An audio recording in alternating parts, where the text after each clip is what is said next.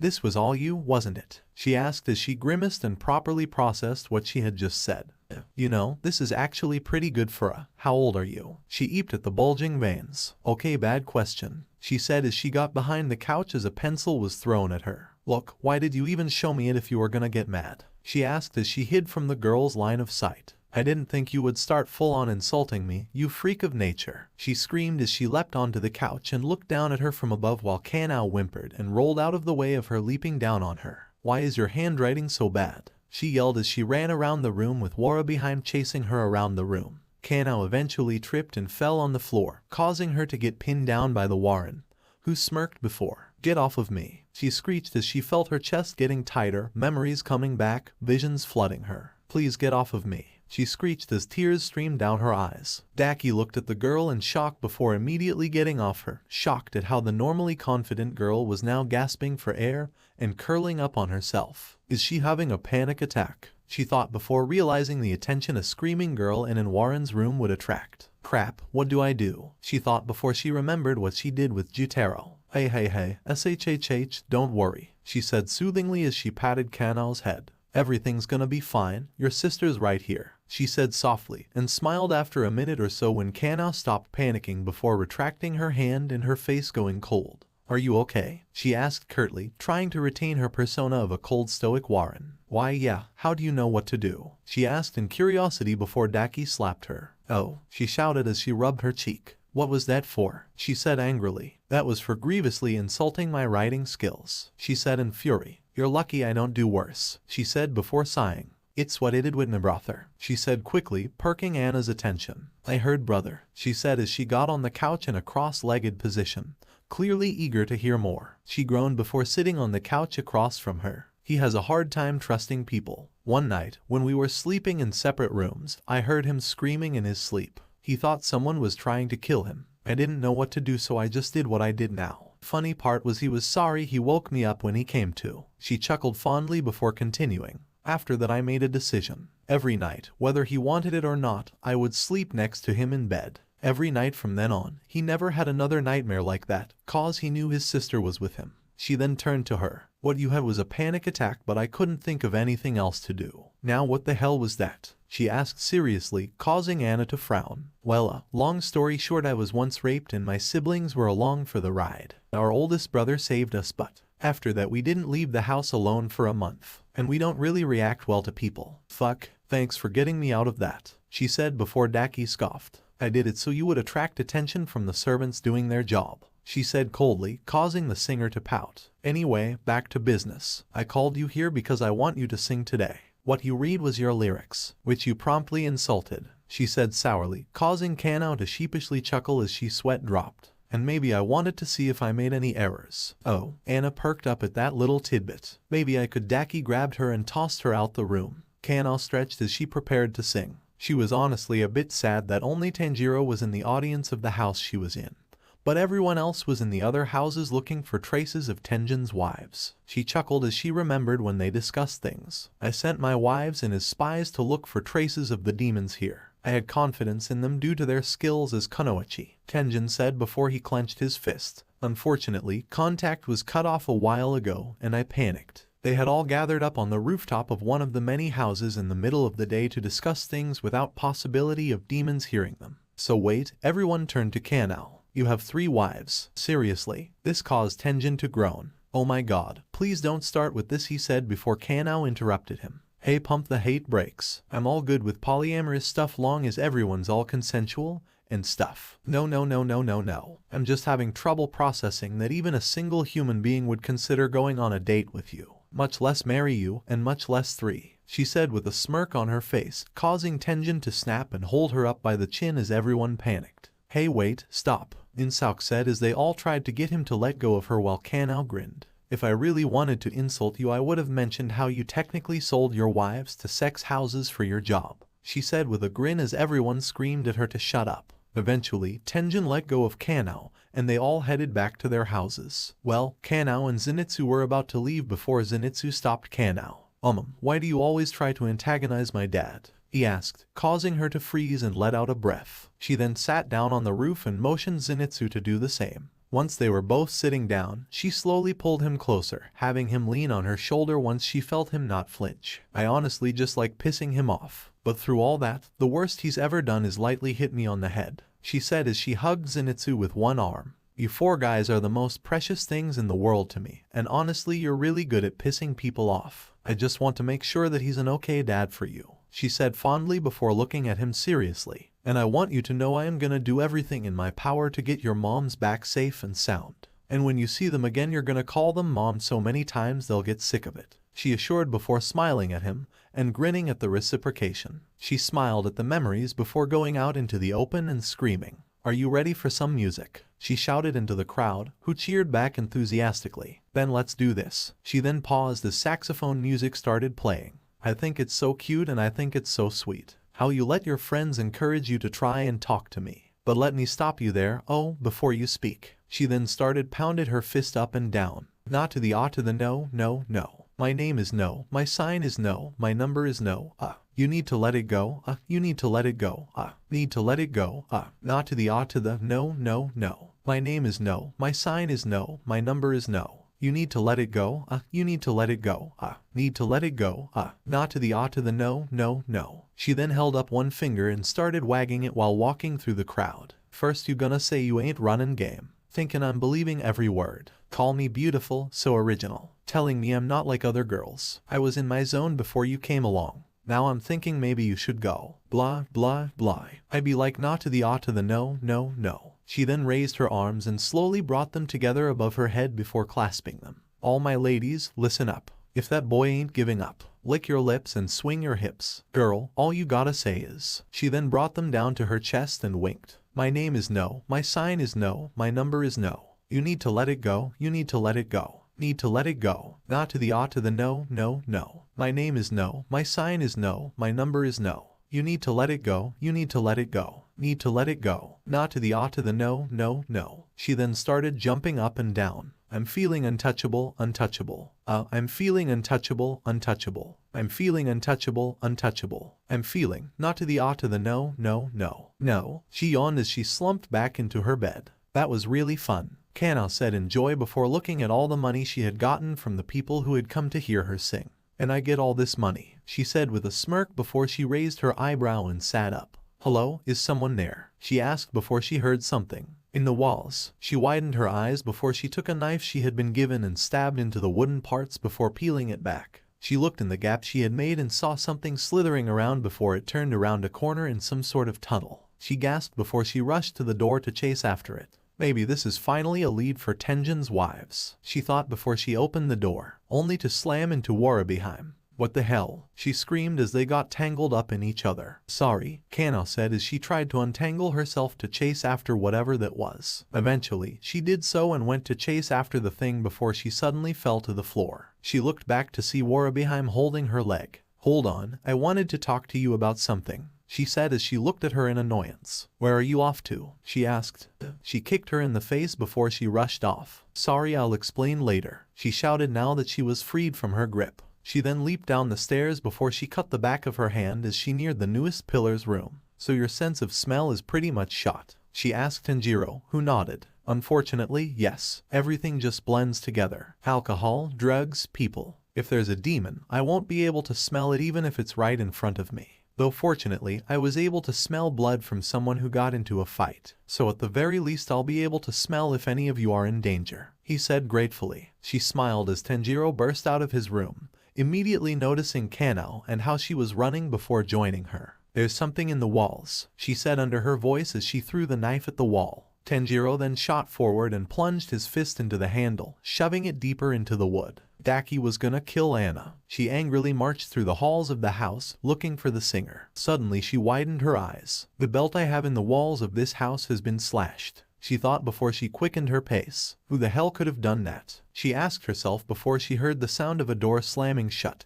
and was greeted by the scene of Anna leaning against the wall and groaning. "You better have a good explanation for why you kicked me in the face," she said angrily before she noticed the drops of blood on the floor and stopped. Oh, 6 minutes later. You could have just told me it was that time of the month. Warabeheim said as Kanao was back in her room with some bandages and cloth. I'm sorry, it was just hard to. You know, she said as she mentally sighed in relief. She was angry when the thing had gotten away, but even more scared at having to explain the situation to Warabeheim. Fortunately, things were a bit easier with the droppings of blood. Now hiding the hand wound was a bit harder, but she eventually managed to bleed it out and now it was barely noticeable. "SOOO, what did you want to talk to me about?" she asked as she remembered the words of the Warren. "I wanted to get some advice on my writing skills," she heard after a while, her voice drenched in humiliation. Suddenly, Kanao slammed open the door with a grin on her face. Immediately, she took note of the look of shock and fear on Warabeheim's face. "I would love to," she said before Warabeheim moved her face away. "I regret this already," she said before she hit her in the side of the head. Once she was knocked out, she dragged her motionless body to her room. "You're lucky I find you entertaining," she said as she sent her sashes to deal with the one who slashed at her belt. "Actually," she thought before speaking aloud and turning to the new mirror. "You should go too. You haven't been out in a while and it's better for you not to get rusty," she said before continuing. "And I don't there's any cause to worry. This is just to make sure things are taken care of quickly," she assured before something shot out of her back and smiled at how much lighter she felt. Tanjiro stretched as he prepared to go to bed. "It's too bad that we weren't able to find that thing in the walls," he thought as he got into the bed and prepared to go to bed. Suddenly, he moved out of the bed before wielding the knife he had been given. He took note of the sashes that were now levitating in the room. "What are these things? Are these what Kanao was chasing?" he thought before he dodged around the room, slicing the sashes with the knife before running to the window. "I need my sword. I can't properly fight these things without it," he thought desperately as he jumped out into the empty streets with the belts chasing him. "Muscle mice," he screamed as he landed on the streets. "My sword," he yelled as the sashes came towards him. "Muscle," he grinned as he saw the sword thrown at him while sheathed and leaped into the air and grabbed it. As he wrapped his hand around the grip of the blade, the sashes wrapped around his body. For 5 seconds, it seemed as if he had been taken care of, before a brilliant flash of flame burnt them all to ash. Tanjiro landed on his feet, wielding his sword, which now had Destroyer of Demons engraved on it in kanji, due to him becoming a pillar. "Guess it's time to get to work," he said before turning to the muscle mice who had his uniform ready for him. He smiled before quickly getting dressed and removing the disguise he had on. He then took in a breath of fresh air, grateful now that the people weren't out and partying. He could smell much clearer now. He then widened his eyes before spinning around and slashing it. Was that a blade of blood? Either way, it disintegrated on contact with the flames that burst from his blade. Sun-breathing second form. Clear blue sky. He screamed in his head before being sent back by the pure force of the attack. He then looked upwards to see a figure on top of it, clearly a demon. The smell of it alone was paralyzing, but not as much as Aaza, though more than him. "I'm dealing with an upper rank, though one that's weaker than Aaza," he thought before he solidified his stance and shot upwards. "Tanjiro Kamado, Sun Pillar, reporting for duty," he screamed as he unleashed his blade on the demon's neck. Inosuke sighed as he laid in bed and angrily itched at his skin. This place had been giving him the creeps ever since he first set foot in here. First there had been the issue of all the weird stuff in the air. Inako said it was called Alsomething, but he didn't like it. The way it interacted in the air made his skin feel all disgusting. Then there had been all the mating that had gone on in the rooms in the house. He didn't like the way it vibrated throughout the structure, and Tenzu had it worse. He could actually hear things like that happening. Needless to say, memories were brought back. One's the kind of the mountain hated more than having to wear something that covered his chest. He had a point he was building up to. What was it? Right, point as he was itching for this stupid mission to get into high gear. Enough with the being a guest in a house. He hadn't been able to find anything. The only actual important thing that had happened wasn't even related to this mission. It had Kanorka learning about the Mark Thinji from Zakata. This mission had been a complete. Suddenly, a something busted in through the ceiling before crawling upside down on said ceiling and bashing through the walls as it stabbed at the ceiling. Once it was out of his room and freaking out the other peasants, Inosuke grinned and broke through the floorboards, calling the muscle mice. Finally some action. He yelled in joy as he thought how cool the ninja were. The 5 senses, rock on. Battle. Tanjiro leaped towards the demon with his blazing sword and slashed at the demon, who blocked with weird fleshy weapons. His sword burned through them, and he felt an incredible scent of fear emit from it. The demon then leaped back and he got a proper look at who he was fighting. It was a tall man of a fairly muscular build, with a black dotted, pale grayish complexion. Within anatomy was quite strange in that his upper torso, arms and legs were all extremely muscular, whereas his waist was incredibly skinny, his pelvis jutting out at an unnatural angle. He had unruly black hair that transitioned to a brighter lime green around the crown of his head, worn messily styled with uneven bangs and several locks. His body and face had noticeable ink-like markings in the form of black spots on his body, and a flowing water-like pattern on his face. He wore little, only sporting a pair of baggy blue pants and 7 pieces of patterned red cloth to decorate his body, 1 large one around his neck and 3 smaller ones around each arm. He tried to get a look at his eyes, but it was too dark and his hair covered the top half of his face. But what threw him off the most were his weapons. They were definitely commas, but they were made out of flesh. Those were what the demon had blocked him with. They appeared to be as self-regenerated as a demon, due to how the burnt parts were in the middle of being broken apart. Right, sun breathing prevents the regeneration of demons unless they tear away at the affected flesh. Upper rank demons are the only exception to this. Instead, it only delays the regeneration. Aaza was able to heal from the scratches I inflicted on him in 2 to 3 seconds. Looks like this demon takes longer, he thought as the fleshy commas returned back to normal. That took 10 seconds. I can do a lot in that time, but this demon is incredibly strong. From the brief clash he just had with him, he could tell the only reason he had cut through those weapons was the flames that his sun breathing provided.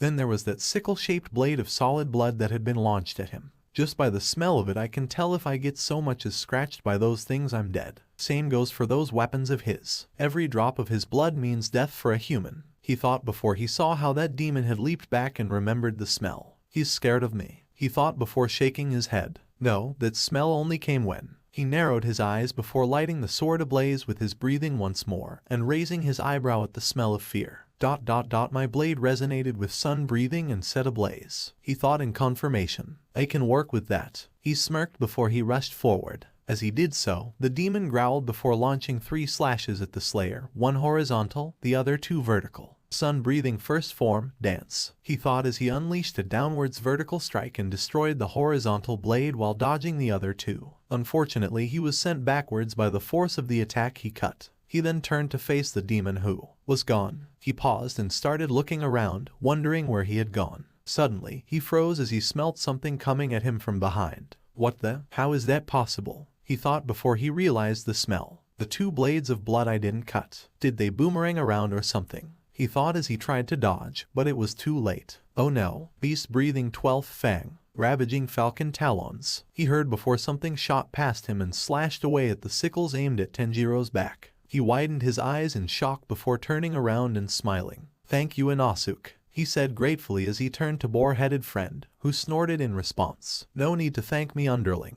It's only natural that I help my minion, he said pridefully before turning to look at something behind Tanjiro, who looked at where the feral boy was looking and he widened his eyes. There where the demon was standing was a hole. That's where he went, he thought in shock before the blades Inosuke had destroyed reformed and he slashed them into nothingness with his sun breathing. These blades are a serious problem, he said with an urgent tone in his voice before he suddenly smelt more demon blood coming from below. He immediately grabbed Inosuke and jumped off the roof of the house and onto a different house before blades of blood burst from inside the house and through the roof. Once the dust cleared, the entirety of the roof had been destroyed. He widened his eyes at that before he looked upwards and saw all the blades of blood levitating high in the air. One by one, they all rotated so that the blade ends of them were all aimed at the 2 slayers. Fuck, he thought before he counted 16 blades shooting towards them. He leaped forward before screaming. Sun breathing 9th form, solar halo dragon head dance. The words rang out as he rapidly swung his sword engulfed in flames that resembled a dragon's head. Unfortunately, contact with the first one stopped him in midair before he destroyed 2 more which sent him back to the roof. He then kept performing the 9th form as blade after blade came after him, Inosuke providing cover for the pillar by getting back to back with him. Unfortunately, destroying 15 blades of blood ended up literally pushing him and Inosuke to the edge of the roof before they both fell off. Now usually, this wouldn't be that bad. However, in this case, the 16th blade coming for their bodies with them in an opportune moment for them to get sliced by the final deadly blade. As they both fell in midair, they widened their eyes before they were suddenly pushed towards the ground as Tanjiro felt feet push into his gut and him and the beast's breath user plummeted downwards. As he hit the ground he regained his bearings and destroyed the final blade of blood. Are you guys okay? He looked up to see Zenitsu on the roof. Tanjiro was about to respond before he widened his eyes before moving as a blade of blood slashed at where he was. Unfortunately, he ended up falling from the roof and landed in Tanjiro's arms as he started spasming.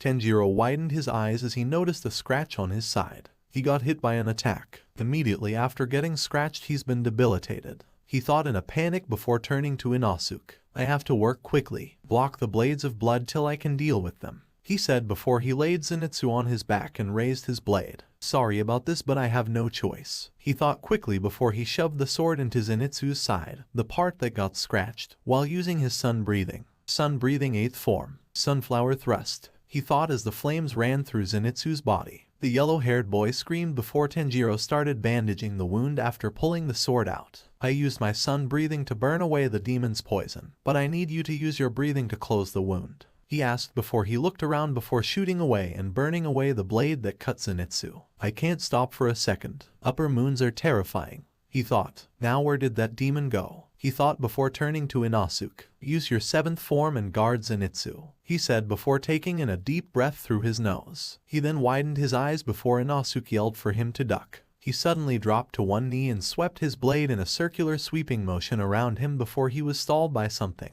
He widened his eyes as he screamed and pushed through it and watched as the demon fell downwards. Just cutting through his foot took immense effort, even more so than his weapons. He thought in horror before the demon swung its kama down at him. This is gonna suck. Genya sat in his room trying to move his heart around like Inosuke did, only to fall to the ground panting. Nezuko noticed and rushed over to him and picked him back up. Thanks, he said once he caught his breath. Guess that whole thing doesn't work if you don't have total concentration breathing, he figured before Nezuko responded. Yeah, I put my lungs down next to my stomach. My heart has never had so much space. She spoke to Genya cheerfully as he looked at her plainly before looking away. I know you were placed with me so I could power up easily, but honestly this has been the most boring week of my life. Nezuko looked at him indignantly in her small form before she started hitting him lightly. What does that mean? We've had tons of fun, she protested as Genya looked at her sarcastically. We've been lounging around the room because we have nothing to talk about. We have tons of stuff to talk about, she denied the demon eater. Breathing styles. Don't have M. We're both demons. I know what the sun feels like. People call you the cutest thing in the world. Have you even seen my face? The amount of people who run away before I even use my powers is enough that if I became a demon and ate all of them I'd rise to an upper rank.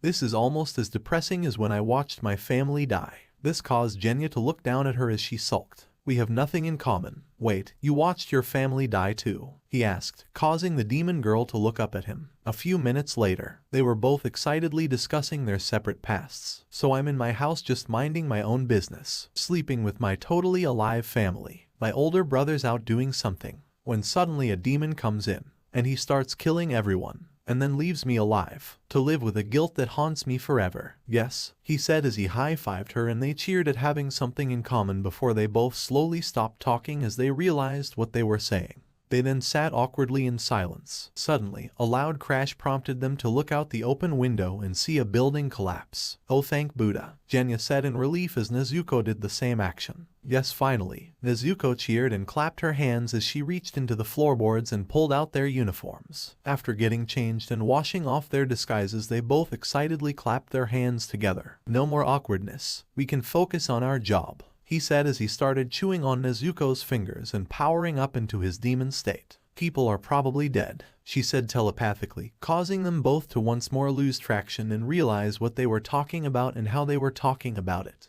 We have a problem, Nezuko whimpered as she held her blade and sulked. Let's never hang out alone again, he said before jumping out of the window and landing on the street. You go back them up, I'm getting some heavy artillery, he said before he ran off. Nezuko nodded at him before she leapt from the window to the opposing roof. Though they both were unable to have an actual conversation and their friendship was based purely on other people, they still had the same thought. Let's get to work. Kanao yawned as she woke up before groaning and rubbing the side of her head. Ugh, what happened? She asked as she looked around before she saw Warabeheim sitting on the couch. Warabeheim, what are you doing? How did I get here? She asked before she received an answer from the Warren. You fainted suddenly and I took you here. she said curtly before patting the couch seat next to her. Let's talk, she said curtly as Kana raised her eyebrow before obeying and plopping herself down on the couch. So, what did you want to talk about? She asked curiously before she heard a crash. What was that? She thought as she got up before being pulled back down by the other girl. Hey, she said as she looked down at her and saw she was serious. I need to talk to you about something serious, she said with a stoic look on her face. Sure, she said casually. You want to talk about your writing skills? I can teach you, she said cheerfully. For instance, how do you spell Warren? O-A-R-A-N, she said before shaking her head. Wait, that doesn't matter, what am I saying?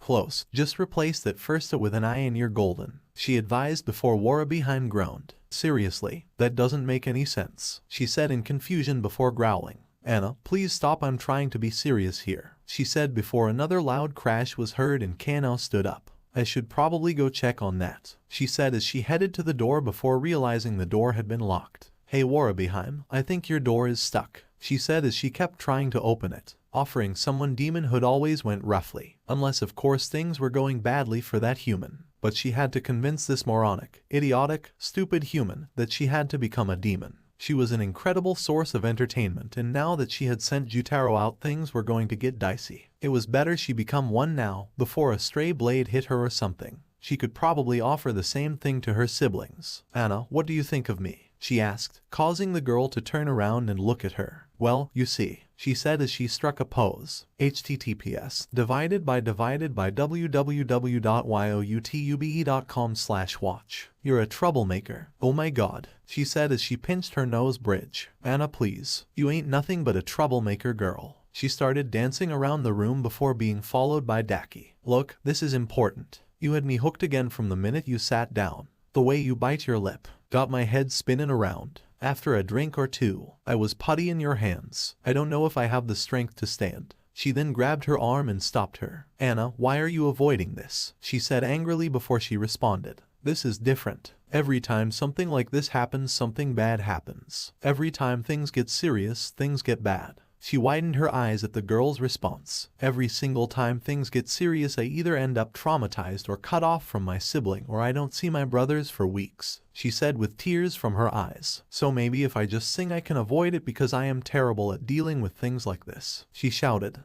Well, sometimes things have to get serious, she said as she had a flash of memory that she didn't recognize. They happen and we have no control over them. So you need to make a decision now, she said seriously. Do you want? Suddenly a sharp pain in her head made her groan before a louder crash was heard as what sounded like a building falling to pieces. She then looked to see Kana with wide eyes. I think my brother needs my help. Yeah, mine too, she said before she busted out through the door. Literally, Daki watched that happen before growling as tearing apart her desk. She then roared and tore apart the walls before she started heavily breathing. 1 fucking week and I am sickeningly attached to a worthless human with no way to healthily deal with huge changes in her life. She then broke through the wall and looked down at the filthy city of drunken sex-crazed humans. I am gonna kill every last human in this town and keep slaughtering and eating and devouring and gorging on flesh until I stop feeling whatever this emotion is, she said solemnly before calling her sashes back to her. She then opened her eyes as her ranking flashed into them. Now who's screwing with my brother? She asked rhetorically before she leaped outwards into the unsuspecting city. Inosuke went in low and attacked the demon's legs, causing him to trip up and allow Tanjiro to slash at his flesh. Unfortunately, the demon's flesh was too thick and his sword got stuck. He widened his eyes before seeing the demon raise his kama upwards to chop him down like a guillotine.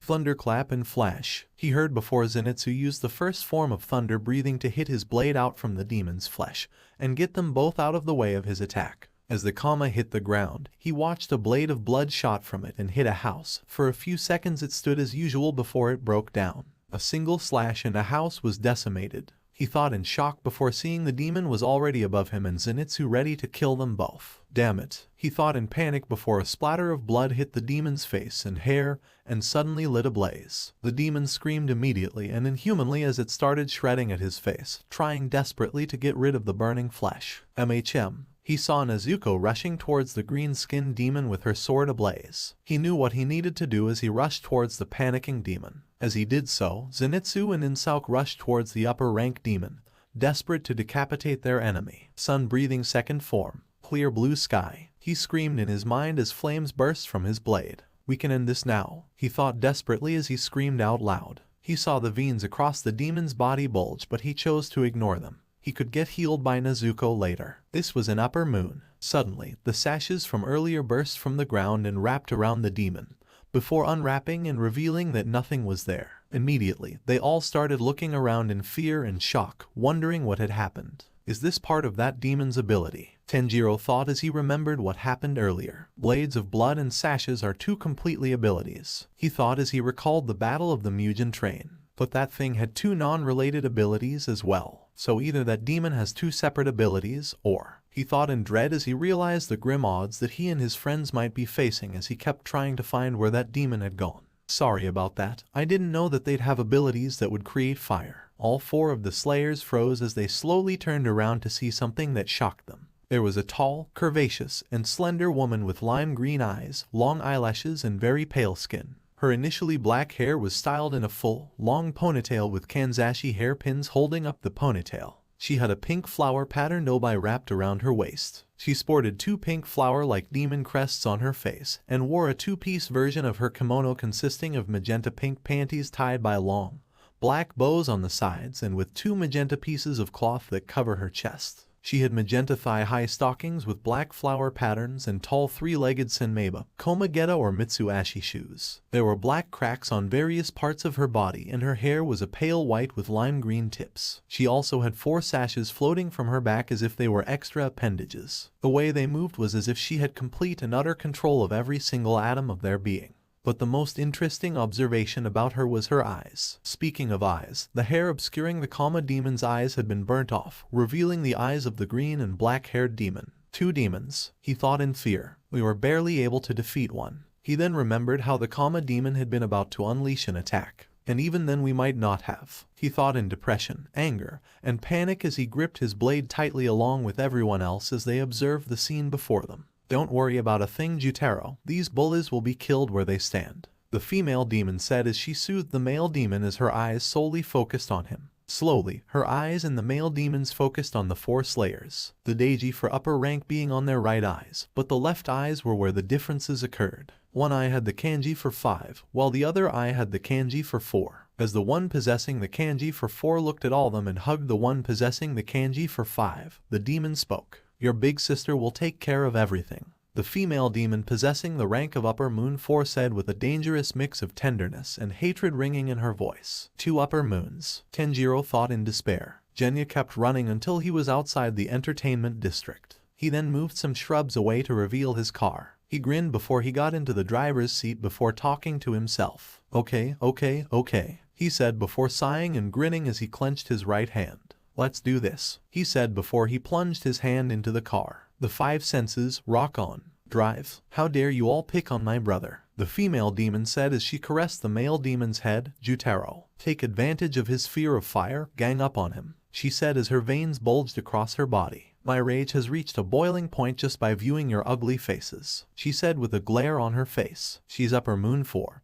but she smells so weak in comparison to Jutaro. And why is she shorter than him? Tanjiro questioned before shaking his head and shooting forward. It doesn't matter, I have to deal with her first. He thought as he kicked he went for her neck, easily cutting it off. He then stopped behind Jutaro 7 or so yards away from him. Sun breathing 9th form, Sun Halo Dragon head dance. He then turned to see Jutaro strangely not panicking over his older sister being killed. Ouch. All the slayers looked in shock at the decapitated head of the female demon, who seemed uncaring that she had just been killed. So you're the 5 senses, she said with casualness, or at least some of them. I guess I can see why he wanted us upper moons to kill you guys on sight. Wait, who's he? Zenitsu asked the head of the higher-ranked demon, who chuckled. Master Muzan, of course, she said with a tone of sophistication before crashes started occurring all over the town. When you shot forward I saw something in your eyes, she said as she looked at Tanjiro. You're an older sibling too, right? The one Anna told me about, though I guessed it wasn't her actual name. Whatever, she said as she clenched her teeth. Not that any of it matters at all. Suddenly sashes came spearing downwards, having arched from around town and plunging into her body as they were absorbed into her. Her body then slowly stood up as a sash came from the neck and reattached the head of the demon, shocking everyone who watched as she stood up as her hair turned white with lime green ends before she started increasing in height before she was soon taller than Jutaro. "Ah, that's better," she said as she sighed before stretching. "It's been far too long since I last fought at full strength," she said before she looked at Tanjiro,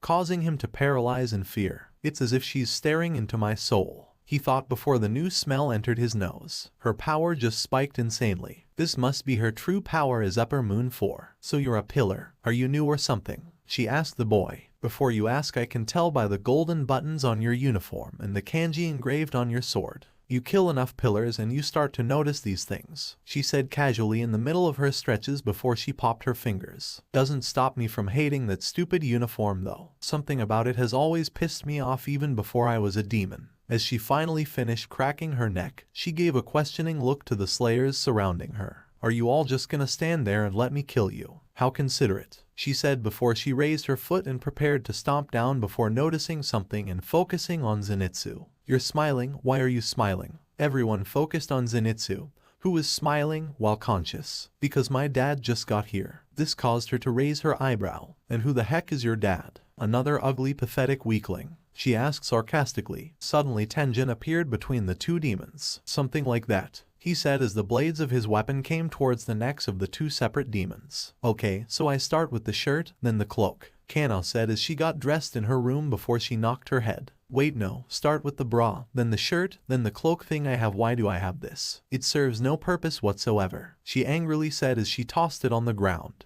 "Actually, this kind of works kind of like a cape," she said as she tried it out. "Okay, up next is the pants part. Put the shorts on first, then put on the skirt so no one sees my underwear." "Fuck, I forgot the underwear," she said angrily. "Why does my uniform have so many parts and pieces of clothing?" she complained as she realized she forgot the hairpins. Daki widened her eyes before she looked to Jutaro, who knew what he needed to do as Blade's blood burst from his body, deflecting the blade at his neck as the blade at Daki's neck sunk into it, causing the white-haired man to widen his eyes as her neck turned into a sash. "You didn't think it would be that easy, did you?" she asked before she stomped her foot down. In that moment, destruction reigned in widespread havoc. 1 second, everything was fine. The next, everything was destroyed as slashes came from the demon's foot. Only pure instinct, skills, enhanced senses, and literal immortality allowed the slayers to avoid getting killed. Tanjiro was sent flying backwards as he countered the slash with a slash of sun breathing. The thing that was aimed at him was destroyed, but the force was greater than 6 of Jutaro's blood blades. And Asuka had gotten better at constantly using the 7th fang of beast breathing like total concentration breathing constant, so fortunately he was able to move out of the way. Zenitsu had fortunately used his hearing to avoid the slashes. He was thankful for the training he had received from his father. Nezuko didn't really need to dodge because as a demon she literally couldn't be killed without a Nishirn blade. They all looked around as buildings collapsed with people inside as they suddenly heard the screaming of people as they became heavily injured and killed. They watched as blood seeped from every single building. They heard as the sounds of the screams of the innocent filled their ears and crawled into the depths of their souls. "Well then, this might be a bit harder than I thought." They all turned to Tenjin and widened their eyes at the sound pillar words before focusing on the current state of the white-haired man, causing Zenitsu to scream. He had taken the brunt of the damage from the 2 demon attacks, and was currently covered in slashes and bleeding from grievous wounds. Nezuko widened her eyes and rushed towards him before she widened her eyes. "Take out one of the demon's legs," she heard before she nodded and got down low before she unleashed her flaming sword on Jutaro's legs. The female demon widened her eyes at the action before something crashed through the rubble of houses.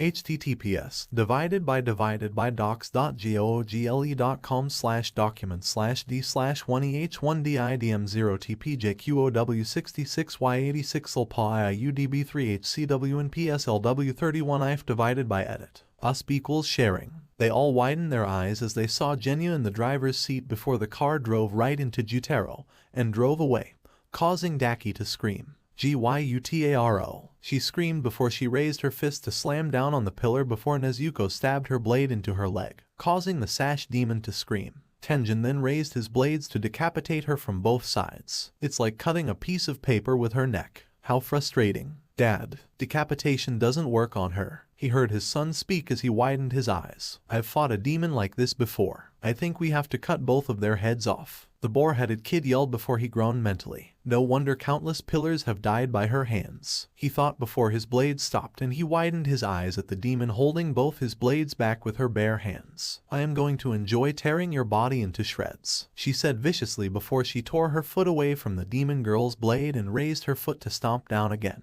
He widened his eyes before he used his blades to spin her around and throw her into the rubble. He then heard Tanjiro scream as he rushed towards her alongside Tenjin. Nezuko, let us know if Genya needs help and call the others. Everyone else with me and Tendi, he screamed as he heard the demon girl make a noise in compliance. As he rushed towards the sash demon, he let himself grin a little. Taking charge. Nice work, kid, he thought in praise. Acting like a pillar. Okay, maybe I didn't think this through, Genya thought as he controlled the car to drive through the entertainment district. He was lucky that Demon's power allowed him to soup up his car. Otherwise he never would have risked bringing it into battle. Though, he thought as he looked at his right arm, which currently lacked a hand. Turns out his hand could pop off and scatter around like a bug using the fingers as legs. It is pretty weird, he thought before thinking of the other downside. Since all my demon powers are absorbed into my right hand, I am currently powerless as long as it's disconnected from me. Though fortunately, he was simply driving through the entertainment district. Creek, with an upper moon currently on the hood of his car. Jutaro, he had gotten the name from Nezuko, was currently digging his comma into the hood of the car and using it to gain a grip. Hey, I don't even have insurance. You're damn lucky this thing is self-healing, he yelled in anger before questioning himself. Wait, do I even legally own this car? He asked himself. I mean, this car appeared as a gift to me, he said to himself before realizing something. You know what? I risk my life constantly, eat demons, and deal with some of the craziest people in the world, including a girl who I believe gets less mentally put together every day. I'd like to see someone try and take this car from me, he said before he shoved his gun into the car before it was absorbed into the vehicle before fleshy substances burst from the hood of the car as a larger gun was formed. The barrel pointed right at a certain demon's face. He grinned as the gun fired at Jutaro, blowing his head to ash and causing his unconscious body to fall off his car. He cheered as he watched that happen. Fuck yeah, HA. He grinned before getting a message from Nezuko. Genya, these guys need to both be decapitated to kill them or they won't die, so keep your guard up. Wait, why, he shouted before a comma pierced itself into the roof of his car. Oh fuck, he said as another comma started tearing at the roof. Faster than it could heal. Shit, he said before Jutaro peeled off the roof and looked down at him as he raised her comma to split his head. Fuck, he said before noticing someone leaping down and widened his eyes. Fuck, quick, kill me now, he screamed, causing the demon to pause. Don't stop, do it now. Oh fuck you, he heard the voice of the descending figure scream as Kanao stabbed her sword into the demon's body. You see me coming and you beg this demon to kill you, she asked angrily before pulling her sword out of Jutaro. Who is this guy? She said as she landed on the car. Kanao widened her eyes before stabbing her sword into the healing roof, keeping the opening open. Genya widened his eyes at this. What the fuck are you? How long have you had a car? She asked angrily as Jutaro, having quickly healed from the injury, looked at the two in a mix of shock and confusion. Ugh, like 4 months, he replied reluctantly, causing Kanao to gasp for a solid minute. You've been hiding a car from me for 4 months. The fuck, man? She asked as she kept keeping the roof open through damaging it. Well, maybe this is why I didn't tell you, he argued back before Kanao looked at him angrily. Seriously, I gasped for 60 seconds bisexual and you only say that? Kanao asked angrily as Genya groaned. Maybe I should just leave you to die, she said casually. You better be joking. I can't believe you're doing this now, he said incredulously before spotting Jutaro looking at them weirdly. What are you looking at? They both yelled, asked the demon who hesitantly backed up before coming to his senses and snarling, causing them both to widen their eyes. Well, that bit was fun. Flower breathing fourth form, Crimson Hanagoromo, she said before she threw a wisteria packet and unleashed a gracefully curving slash that sliced through the packet and onto his leg. On impact, the demon tensed before smiling at the blade stopping a fourth into his leg before faltering. Wisteria poison, not a fan, Kanao asked with a smirk before she severed his right leg, dropping it through the opening as it finally healed up. Practically instantaneously afterwards the leg grew back. Whoa, she said worriedly as she slowly backed up, at least before she realized she was on the roof of a rapidly moving car. She said worriedly as she looked at the menacing demon. You know I usually talk a lot during these things to reduce tension and stress, but it only really works if the other one talks back, you know. Yeah, she said as the comma raised and she sighed. Well, I guess it's time to eat up, she said dejectedly, causing the demon to smile widely before a flesh tentacle grabbed Kanao. She was talking to me, asshole, Genya said before the car suddenly stopped, causing Jutaro to be sent flying. As this happened, Kanao was pulled into the passenger's seat and a flesh tentacle wrapped around her in a seatbelt fashion. Snazzy, she said as she sat next to Genya. You did that really quickly, she complimented her demon-eating friend. And it was a good thing this happened so quickly because Jutaro landed on his feet. He snarled at them before he shot forward. Hang on, Genya said before they started moving in reverse away from the demon who was rushing at them. Good job keeping him distracted till I could eat some of his flesh, Genya praised before pausing and slowly turning to her. You were genuinely more concerned over the fact that I hid a car from you than the whole upper moon, weren't you? He asked knowingly and angrily, causing Kanao to blush and look straight ahead.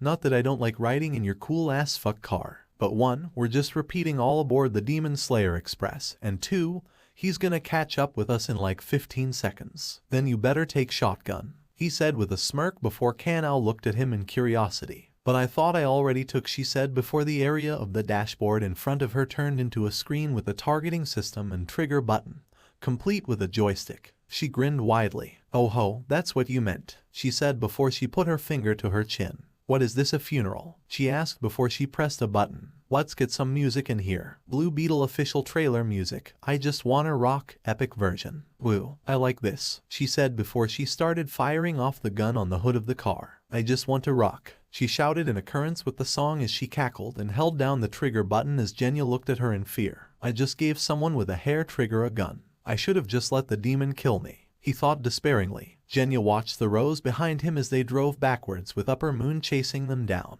Even worse was the fact that since he had to mentally command the car to drive backwards, he gave control of the gun that had been absorbed to.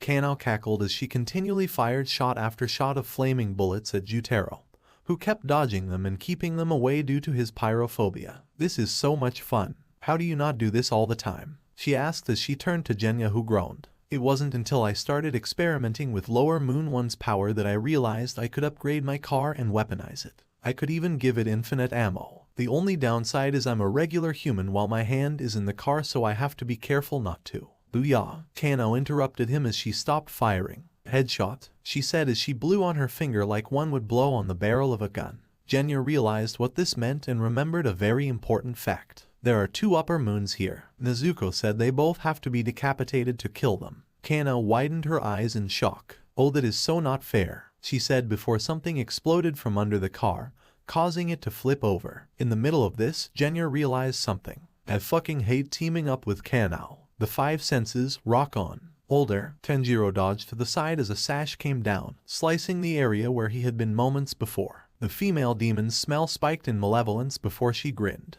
You know it's pointless to resist, right? She said before she dodged an attack by Tenjin by leaning to the side before kicking upwards, landing a hit on him in the chest. Tanjiro widened his eyes before seeing the pillar shrug it off like it was barely anything. Something's going on here, but what? Why was that attack so weak? He thought as he finally got close enough to get at her neck, before she suddenly broke apart into sashes and sunk into the ground. For a few seconds, everything was calm before Zenitsu screamed. Tanjiro move. Immediately, Tanjiro leapt to the side as sashes burst from the ground before they formed the female demon. She can break apart into sashes and sink into the ground and worm around like a snake. We have to get her away from the ground to have any chance of killing her, he thought before he watched her bulk up again. Oh no. Inosuke ran forward as she raised her fist. Beast breathing second fang, slice, he said as he swiftly chopped her hand off in a refined X-shaped slash. She smirked at the boy before she aimed a kick at him before Zenitsu sliced it off with the first form of thunder breath. Zenitsu, cover your ears, Tenjin yelled before the 2 non-pillars jumped back. Tenjin smiled at that before he threw a bomb at her before thrusting his sword forward as he held onto the tip, allowing for maximum length as stabbed into her neck, the force of the bomb sending her flying backwards, towards Tanjiro. Sound breathing second form, sonic point, he yelled before Tanjiro held his sword and prepared to slice her head off, which was hanging by a chunk,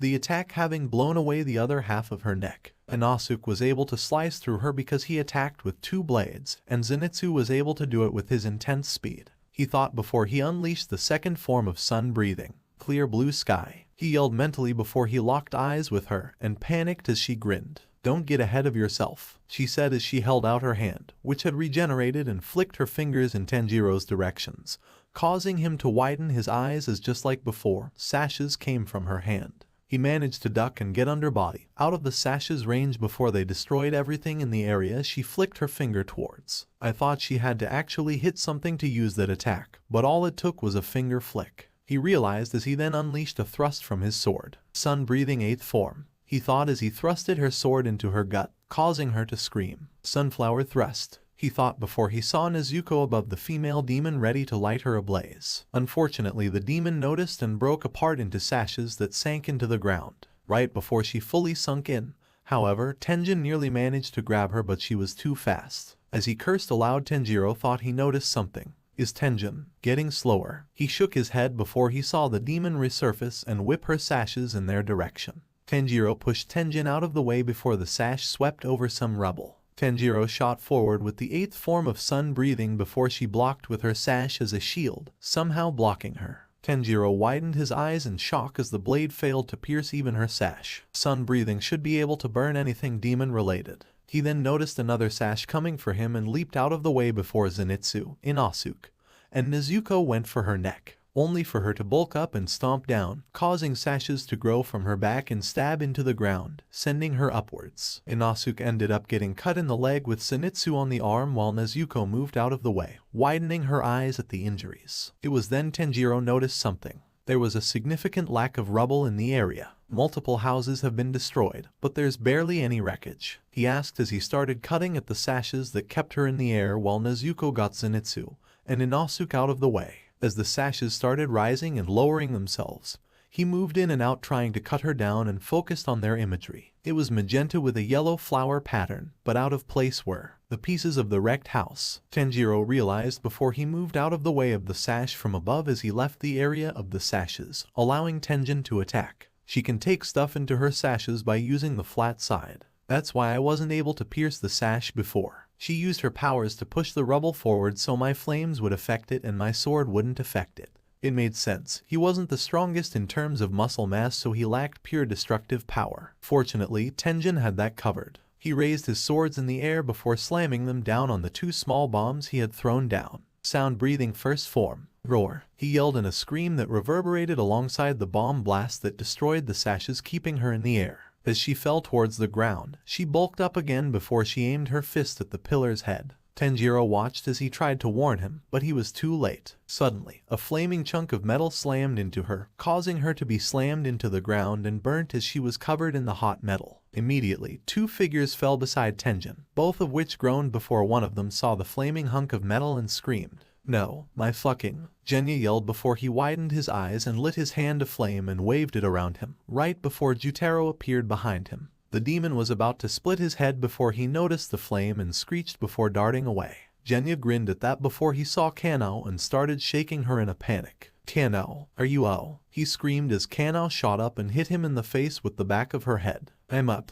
and she then noticed his flaming hunk of a scrapped car and winced. Ooh, that's a wreck. Hate to be the owner of that. She then noticed his infuriated face. Oh right, it's you. Before Genya could scream at her in anger, she spoke again. Hey, your hair tips are yellow, she stated, causing him to pause. What? He said before he held out his gun in the direction of the flaming car hunk. Kanao sighed before holding a tip of his hair to his face. Huh, well that's new, he said before he heard the pieces of metal move and he started firing his gun without actually looking at it. Kanao watched him in awe as her twin brother as she had lied to Warabeheim. That is so cool, she said in awe as he kept shooting at the thing without actually looking in the direction. How are you doing that? Well, it's actually quite simple. First I angle my gun at the unmoving target, then I look at the person I'm talking to while firing my gun, Genya said before his attention returned back to his hair. Now how did this happen? Hey wait, don't you need to refill your ammo? Zenitsu asked as he and Inosuke were healed by Nezuko. Well, normally you're right, but by combining the regenerative powers I get when I eat demon flesh,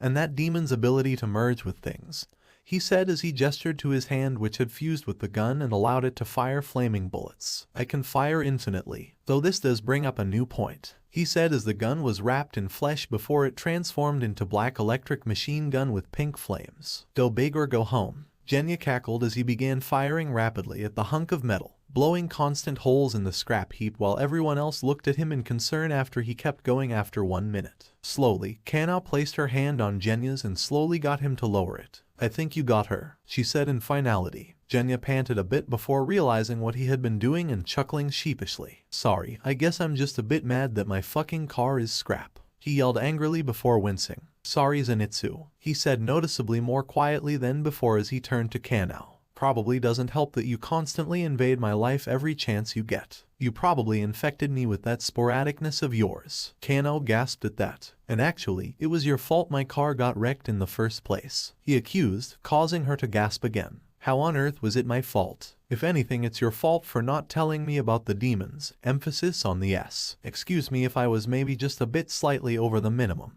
concerned with driving us away from the demon, he yelled before pausing again. Sorry Zenitsu, it's cool, I think I'm slowly getting more used to it, the yellow-haired boy responded, causing Kanao to smile. That's really great to hear buddy, she said before turning back to Genya. Look, we could argue all day on who said what and who caused whose car to do what, but point is Jutero's still Anna, or should I say Kanao. Kanao froze as she heard the voice before she and Genya slowly turned around to see Wara behind. She said in shock. Sure, the outfit was different, but she was definitely the Warren she had been hanging out with. It's Daki, actually, she said curtly. So nice to finally meet your brothers. The eldest, the twin, the second youngest, the youngest sister, and the youngest, she said as she pointed to the corresponding slayers in sequence with the titles before everyone there widened their eyes in shock. Why am I the youngest? Zenitsu asked with a blush while Genya looked at her in anger. What the fuck did you do? He said angrily before Kanao chuckled and looked at everyone with a pale face. Well, you see, it's a very rational explanation. I lied to Wara and told her you guys were my siblings, she said before continuing. But don't act like you haven't seriously considered us actually being family. Never. No. Sorry. Not for a single second since meeting you. MPH. Kanao wilted at that before speaking. Oh, I guess it's just me, she said before shaking her head. Wait a second. You're a demon, she said as she pointed at her friend. And I see you're a demon slayer. Wara or Daki responded in a tempered rage. Had I known that I would have killed you immediately. Kanao processed this in shock before speaking in denial. No. No. I would have known if you were a demon. This is some trick, she denied as everyone looked at her in awkwardness, aside from Daki who looked at her in mock pity. No tricks. In fact, I haven't even used any to hide my demonicity from you, she said dryly, causing Genya to groan as he remembered Kanao's letters before slowly looking at Kanao. Kanao, did you not see she was a demon purely because you thought she was hot? He asked slowly and angrily. At this, Kanao froze as every single slayer and demon looked at her expectantly before she blushed and turned her head. While I had no, she insisted before Genya turned and tilted her head downwards and she got an eyeful of what Daki was wearing, including how much skin was exposed. I am toda. She was left speechless as her eyes took in the image of the female demon wearing only her underwear. Everyone else groaned as she was left starstruck by the view in front of her as Daki groaned. Is she always like this? She asked the slayers as Genya responded. This is depressingly on brand for her random ass, he said grumpily. If there is one person who has issues, it's her, he said before Daki punched her in the face, causing her to snap back to reality. Oh, she said as she looked at her. What was that for? She said angrily. Genya was right, you do have issues, Daki said in disdain, causing Kanao to start angrily shouting and go on a rant. Issues? I was starved and emotionally drained as a child before being sold to my sisters. Then my oldest sister died, leaving me an emotionless husk. Then I go to a demon forest where I'm trained by senseis, only to find out they were dead the entire time. Then my remaining sister tries to kill my friend and then later says she isn't my sister. I then injure 9 people before reuniting with my sister. I then get mind fucked and watch someone I didn't like get hole punched to save me. Then I finally have a crush on someone and she turns out to be a demon. I'm Kanao fucking Kacho. My issues have issues. I'm like a goddamn comic book store with all the issues I have, she screamed before she fell to the ground on her knees and panted as she heavily breathed in and out. Everyone else looked at her in shock before Daki raised her hand. I'm just gonna start the fight up again, she said before she snapped her fingers, and both Genya and Kanao realized the car had stopped burning, meaning the flame had gone out. Jutaro shot from behind the rubble as he began to lower his commas down on each of the Slayers' heads from behind them. Suddenly, a splash of blood was sent flying in front of his face, causing his eyes to widen in realization before he dug his feet into the ground and leaped backwards as the blood exploded into flame. Nezuko shot into the ground between Kanao before racing towards Jutaro, who was rapidly moving away from her and hiding in the rubble. With everyone focused on Jutaro, Daki bulked up and tried to slam her fist on the ground, and as a result slice up everyone in the area, only for Genya to shoot her in the fist and look at Kanao, who was still processing everything. Kanao, get your ass in gear. Don't you remember what we promised? He yelled angrily, causing Kanao to widen her eyes. Around 2 weeks after Tanjiro had been promoted to Sun Pillar, Tanjiro smiled as he looked at his newly built estate. Rich people were incredible. To build something like this so easily and quickly was unthinkable. But his main focus was the two behind him, who were the only ones really comfortable leaving the butterfly estate on there. Genya, Kanao, there's something I need to tell you guys, he said as he smelled their curiosity increase before he spoke. Now that I'm a pillar, I'll likely go out on more dangerous missions, so in case something should ever happen to me I think I should tell you guys this now, he said before he turned around to face them. While I would trust any of the 5 senses and Nezuko, I can trust you both the most. That is because you both have faced a life of suffering that outmatches any of the others, but managed to keep your kind spirits. You both have power and wouldn't hesitate to use it to protect our friends. Kanao, you invented a whole new breathing style to protect us, and Genya, despite the terror you would face for your abilities, you continue to endure. Their crows had been talking and he had been listening. Should anything happen to me, I will trust you both to make sure the group remains healthy, happy, and alive. They widened their eyes, and Tanjiro knew he didn't need to ask them to promise, for they already had. I know I can definitely trust you with that. That was fucking stupid, Genya said as they headed back to the butterfly estate. Tanjiro had told them to go back before they got uncomfortable. Kanao pouted at him before responding. And what was stupid about that? I found it heartwarming, she said as she looked upwards and turned her head away from him like a fancy lady looking down her nose at the commons, and saying it was a bad idea to trust us specifically. We're not exactly reliable when it comes to keeping people alive, he said grimly as they both remembered how Kyojiro had to come save them from Aaza. They both stopped as they remembered how helpless they were. Okay, we don't have a good track record, but I've got to level with you, she said as she looked him in the eye. Aside from Tanjiro, we're the most calm and mature out of the 5 senses and Nezuko. That's actually really bad, Genya replied before Kanao groaned. Ugh, I mean that push comes to shove we look out for them. Like older siblings, we did that on the train and we're gonna keep doing that. She then remembered how they bickered about how she smelled on the train. We've been at each other's throats constantly ever since we met up in the train station, so we know each other inside and out. Genya raised his eyebrow as she held up a fist. If we always have each other's back, we can continue to look out for the others, she said with a smile as she gestured to her fist. And we can live up to the belief Tanjiro has in us. So, you've got my back. She smiled as her fist bump was bumped by another fist. I've got your back. Kanao glared as she regained her senses and threw up a wisteria, and stabbed right through it and into Daki's throat, spearing the poison into her neck before she leaped over and rushed to Zenitsu. Hey bud, I want you to know I am so proud of you right now, she said before bashing the hilt of her sword on his head, knocking him out. But I need the other guy right now to go back up Nezuko, she said before turning to Daki, who was currently choking on the poison, but still looking at her in shock, along with everyone else. You know, you guys are really hard to believe as the ones who killed Aaza, Daki said between coughs as she stood up straight as the poison wore off. Kanao smiled as she looked at her confidently as she felt something shoot by her. It takes a while to get any traction, she said as everyone else finally snapped out of the funk that came from watching her. Inosuke, go help Nezuko and Zenitsu, Tanjiro yelled as the beast breath user nodded before Jutaro suddenly appeared next to his sister, who hugged him tenderly before glaring at them. You're not gonna split us up so easily, she said venomously as they were both surrounded by the 7 demon slayers that were all assigned to the mission. And you're not gonna beat us. We've killed a combined total of 21 pillars, and the obviously stronger of the 2 has been poisoned thanks to my brother. She grinned as everyone paled before looking to the sound pillar, whose face was in a downcast. Zenitsu especially had a look of fear on his unconscious face. That was before he looked up and grinned wildly with a look of joy on his face. Poison? What poison could you possibly be talking about? About when I could flashily eat 101 bowls of tempura udon.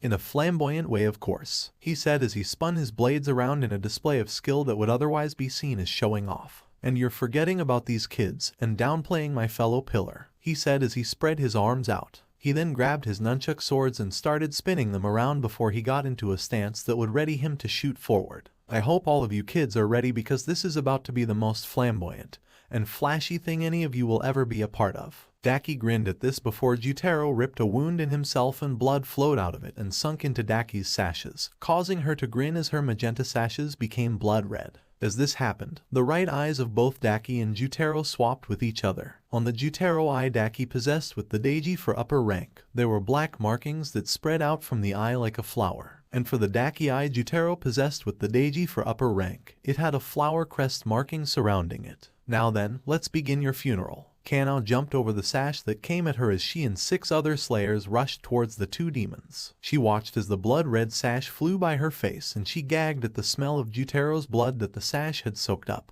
Definitely don't want to get cut by those, she thought as she darted around them. As she twirled in midair to dodge a slash of blood, she glanced at Tenjin. Truthfully, she didn't have the highest opinion of him due to everything he had done since she met him, but she didn't want him dead. Wait a second. Hey you two, answer me this, she asked, causing the demon's attention to move to her. If your poison comes from a living thing, doesn't that make it venom? She asked before Inosuke and Genya attacked at Jutaro's neck while Tanjiro and Inosuke went for Daki's. Daki looked in disinterest at this before retracting her sashes into her body and increasing in size, causing Kanao to blush as the demon bulked up and got such beautiful muscle snap out of it. She interrupted herself as she leapt in the air and aimed her sword at Daki's neck before her thoughts could get any more lewd. The 5 senses, rock on. Fight. Daki saw her and grinned before the eyes she got from Jutaro widened and went on alert. The good thing about Switch Eyes is that while her power decreased a bit, they could communicate telepathically like when Jutaro was in her. Missing. Unfortunately, Jutaro wasn't even that talkative when he wasn't taking. Still, there was a reason he was the brains and she was the brawn. 2. Missing. She was lucky telepathically speaking wasn't on a 1-to-1 ratio in time. Wait a second, she thought as she raised her foot to stomp down and send her sashes out to shred everything in the area.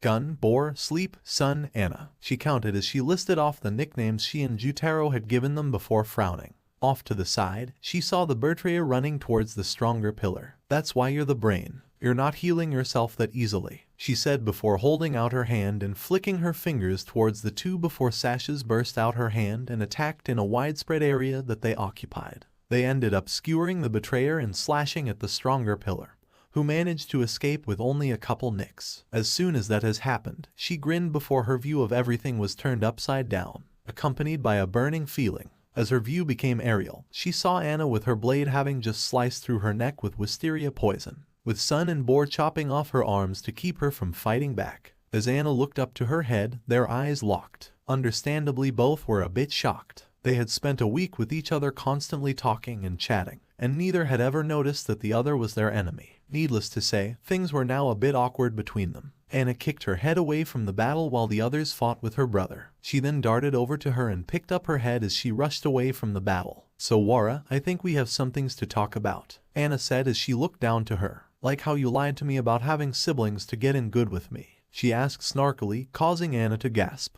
I would never. I genuinely saw them as my siblings, she said before dropping her head down. They just don't really feel the same.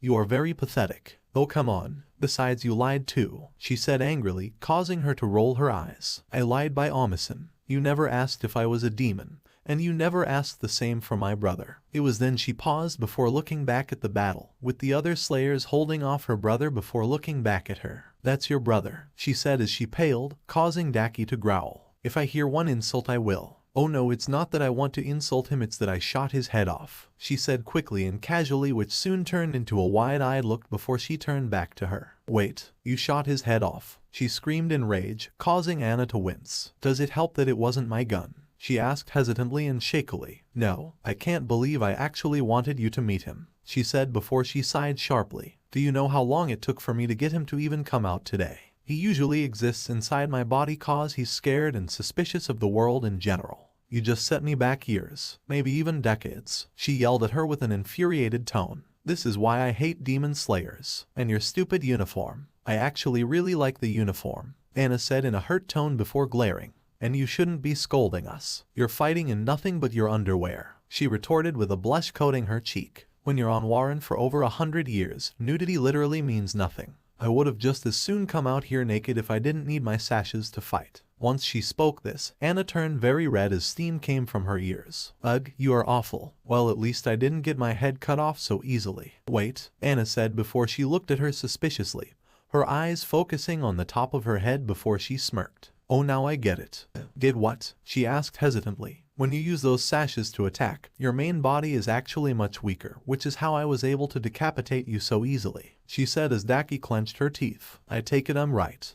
You're very perceptive, aren't you? She asked as she felt her body moving around. You managed to figure out my little trick. She chuckled at that. The hair gives you away. Besides, my perceptive eyes have always been my best quality, she boasted while Daki finally grinned. I think my best quality would be my body, she said before Anna paused in her boast before looking behind her to see Daki's headless and bulked up body raising its fist to crush her head. Fuck, so maybe Kana wanted answers in regards to the Warren, and maybe that had led to her getting distracted, which was now going to get her killed. Suddenly, she was shoved away as the fist came down, destroying everything in its path before seeing Zenitsu having rammed into her, and using thunder breathing to move her out of the way. She paled as she realized that even headless, Daki had enough power to control her body to be a deadly force of death. The headless body turned to both of them before cracking its knuckles before lunging at them, having to crush them by hand due to the sashes being absorbed into the body. She must only be able to reel them in but not expel them when she isn't connected, she figured as she watched the hands aim for both of their faces. Suddenly, Mr. Tenjin got between them and chopped off the body's arms, and Kanao noticed the purple splotches on his body. Immediately, she started looking around. Where's Nezuko? She needs to nullify the poison. Zenitsu, help your dad with the body, she said softly, knowing he would hear her. She watched him nod before seeing him shoot forward and use Daki's raised arm as a leaping board to knock her back. Tenjin smiled at that before slicing into her waist. He angrily gasped before kicking her away. Her body's incredibles dense. Come on already, he said before throwing Zenitsu back and throwing some bombs at the body and raising his blades above his head and slamming them into the body, letting out an explosion that damaged the body and sent it back sliding a few feet. Sound breathing first form, roar. As he breathed heavily, he paled at the fact that the attack barely did all that much before smirking through the pain. This is usually easier when the demons die after decapitation. As he looked around the rubble, he smiled lightly at knowing there weren't any civilians. We need to pin this body down so the others can kill Jutaro, Zenitsu said before he winced. Your bombs, throw them at the body. Almost immediately, Tenjin complied, smiling at his son taking charge as he shot forward at the body, which was already healing from the attack. Lightning breathing first form, dancing sparks. He spun around as he shot forward, unleashing his blade as if he were a fan, slicing the bombs and funneling the explosion into the already healing wounds. Tenjin smiled at this before he threw a bomb at her before thrusting his sword forward as he held onto the tip, allowing for maximum length as stabbed into her neck, the force of the bomb sending her flying backwards. Sound breathing second form, sonic point, he said before sending the battered body flying backwards. Keep up the assault, don't let up. Let's keep up the flashiness and flamboyance. Nezuko widened her eyes as she tried to move before she realized she couldn't move. Wait a second. She remembered getting hit by those sashes and now where was she? She looked like she was deep in the ocean, only it was pink tinted. As she looked around, she saw more and more pieces of rubble, roof, and pillars. Those were all things that Daki. Oh no, no, she thought in a panic. I must have been absorbed by those things when they slashed at me. She remembered how Tanjiro talked about a demon who could make portals to a dark world that was underwater. She thought it just got absorbed into sash patterns, but since she was actually conscious and viewing things, this must be what she saw. She saw a strip of line shaped vaguely like the face of the sashes and looked towards it to see the others fighting. Well, at least she was conscious. But more importantly, how would she get out? I've got to get to Mr. Yuzui. Tanjiro slashed vertically downwards at Jutaro before the demon jumped backwards. Inosuke was there waiting for him as he unleashed his jagged blades at the demon's legs, only for them to get stuck. Jutaro thrusted his body around as he went to split his head. Of course he can spin his body around. Genya said as he shot the upper 5 demon's hands off, causing said demon to scream. He righted his body before tearing his legs away before veins started bulging across his body, causing Genya to widen his eyes. He gripped his kodachi with his right hand. He used his power to fuse his hand with the blade. I did this with the gun, so in theory, use the power of the claw demon and Nezuko to max the power, he thought as the blade sharpened and lit ablaze. Then use Rui's power too. Suddenly, it all condensed into the very tip. Kill this bastard, he screamed as he aimed it at the neck of the demon, who took note of that. Blades of blood came from the neck area. He screamed as the force pushed him back even as he destroyed the blood. Fortunately, Inosuke and Tanjiro pushed him by the legs. Jutaro screamed before Genya finally took his fucking head off. He breathed out as he slowly fell to the ground. Kanao killed Daki, so that should be enough to wait, he thought as he saw Jutaro's head fall to the ground with blood gushing from the neck wound.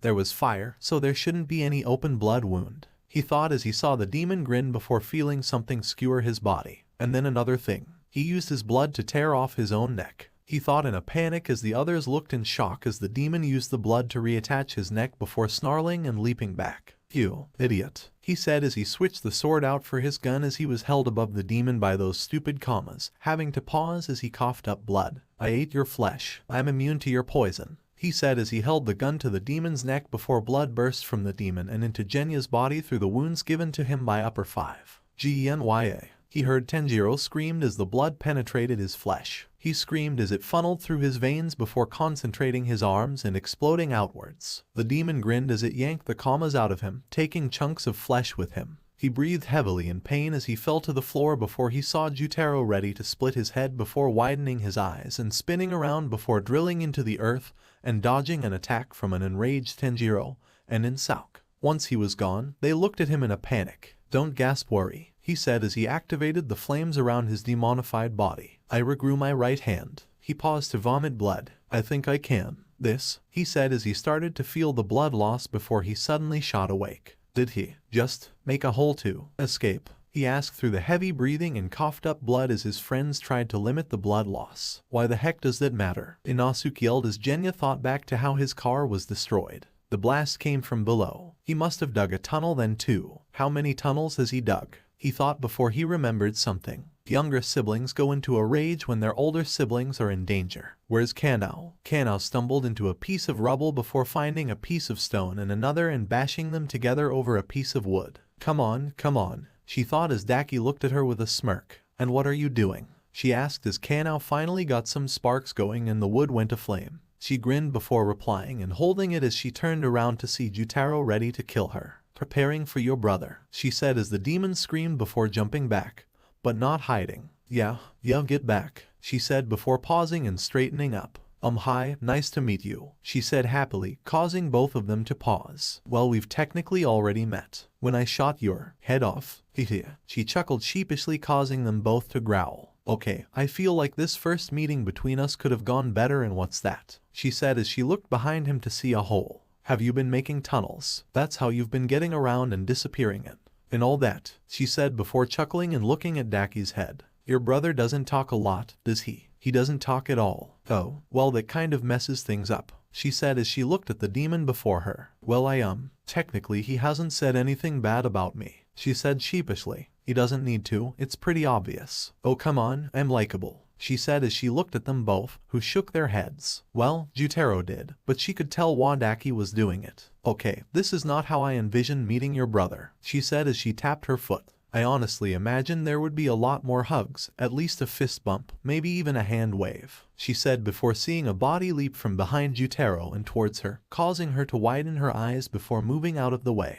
Once the dust cleared, she widened her eyes at the muscular headless body of Daki, picking up the head and placing it back on. "Oh boy," she said as the upper 4 batted aside her homemade torch. "Oh girl," she said before panicking. "Where's Tenjin?" she said as she backed away and saw something that made her scream. Tenjin was laying on the floor, 2 wounds on his back while Zenitsu slumped against a wall. His right leg was lying a few yards from his body. As she screamed, Daki shot her sashes into the air. "I've been taking things from across this battlefield, but I think it's time I give it all back," she said as they shot across the sky and the many pieces of rubble, building, and... Was that Nezuko? "Fuck me, yes, Frito oh my kami." Nezuko screamed in thought as she was suddenly in the air. Immediately, she looked around at all the rubble. She grabbed onto part of the rubble and used it as a stepping point to jump from rubble to rubble. She looked onto the battlefield below as she noticed her friends. No, Sun screamed as he shot towards Daki, who looked at him with disinterest as she recalled her sashes, having shed all the things she had absorbed.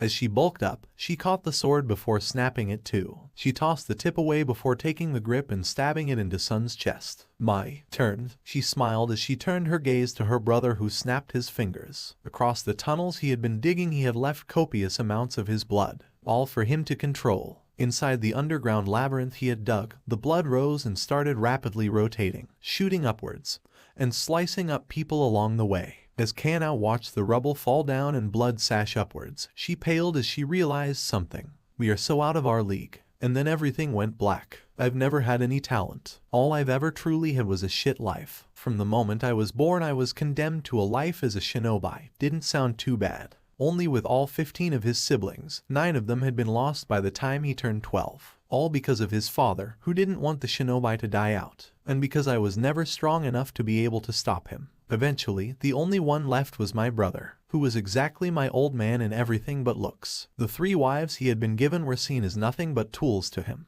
Things to be used and thrown away. I couldn't stand to even risk becoming like that. So he got out and took his wives with him, and stopped his brother while he was at it. Living as a demon slayer was an infinite upgrade. Sure, he had to constantly pick up the slack and do the work of an army since there were only 15 members and was constantly tired.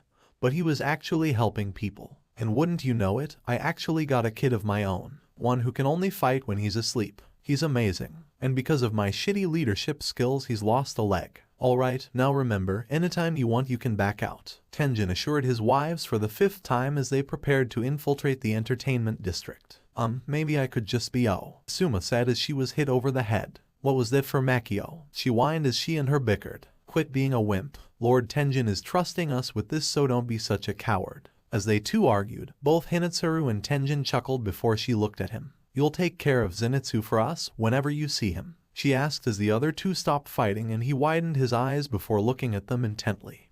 Despite the nightmare he suffered, he still loves you 3. I know that one day he's gonna come running up to and he'll give you one of the most flashy hugs you'll ever be given. So just leave it to flamboyant old me, he said as pointed at himself with his thumb, and they all smiled and hugged him. He stopped by Kyojiro on the way there. He sighed at the unconscious body before groaning. Things have been really unflashy since you got sent into a coma, he said as he leaned on the railing before stumbling a bit at the force of weight slightly moving the bed. Sorry about that, he said soberly before looking at the pillar's sword-wielding hand. Shinobu said you had an incredibly flamboyant amount of blood loss. The working theory is that Nezuko can heal wounds, but not replenish blood. With the wounds you received it makes sense, but a flashy amount was concentrated in your right arm. The same arm that held that demon sword, he said as he thought of Nezuko before smiling. Maybe I'll try it out, could be fun, he said before leaving. After he had freed his wives, he had gathered them all with the instructions he had given them from before. Evacuate the citizens and innocents while we hold off the demons and take care of them,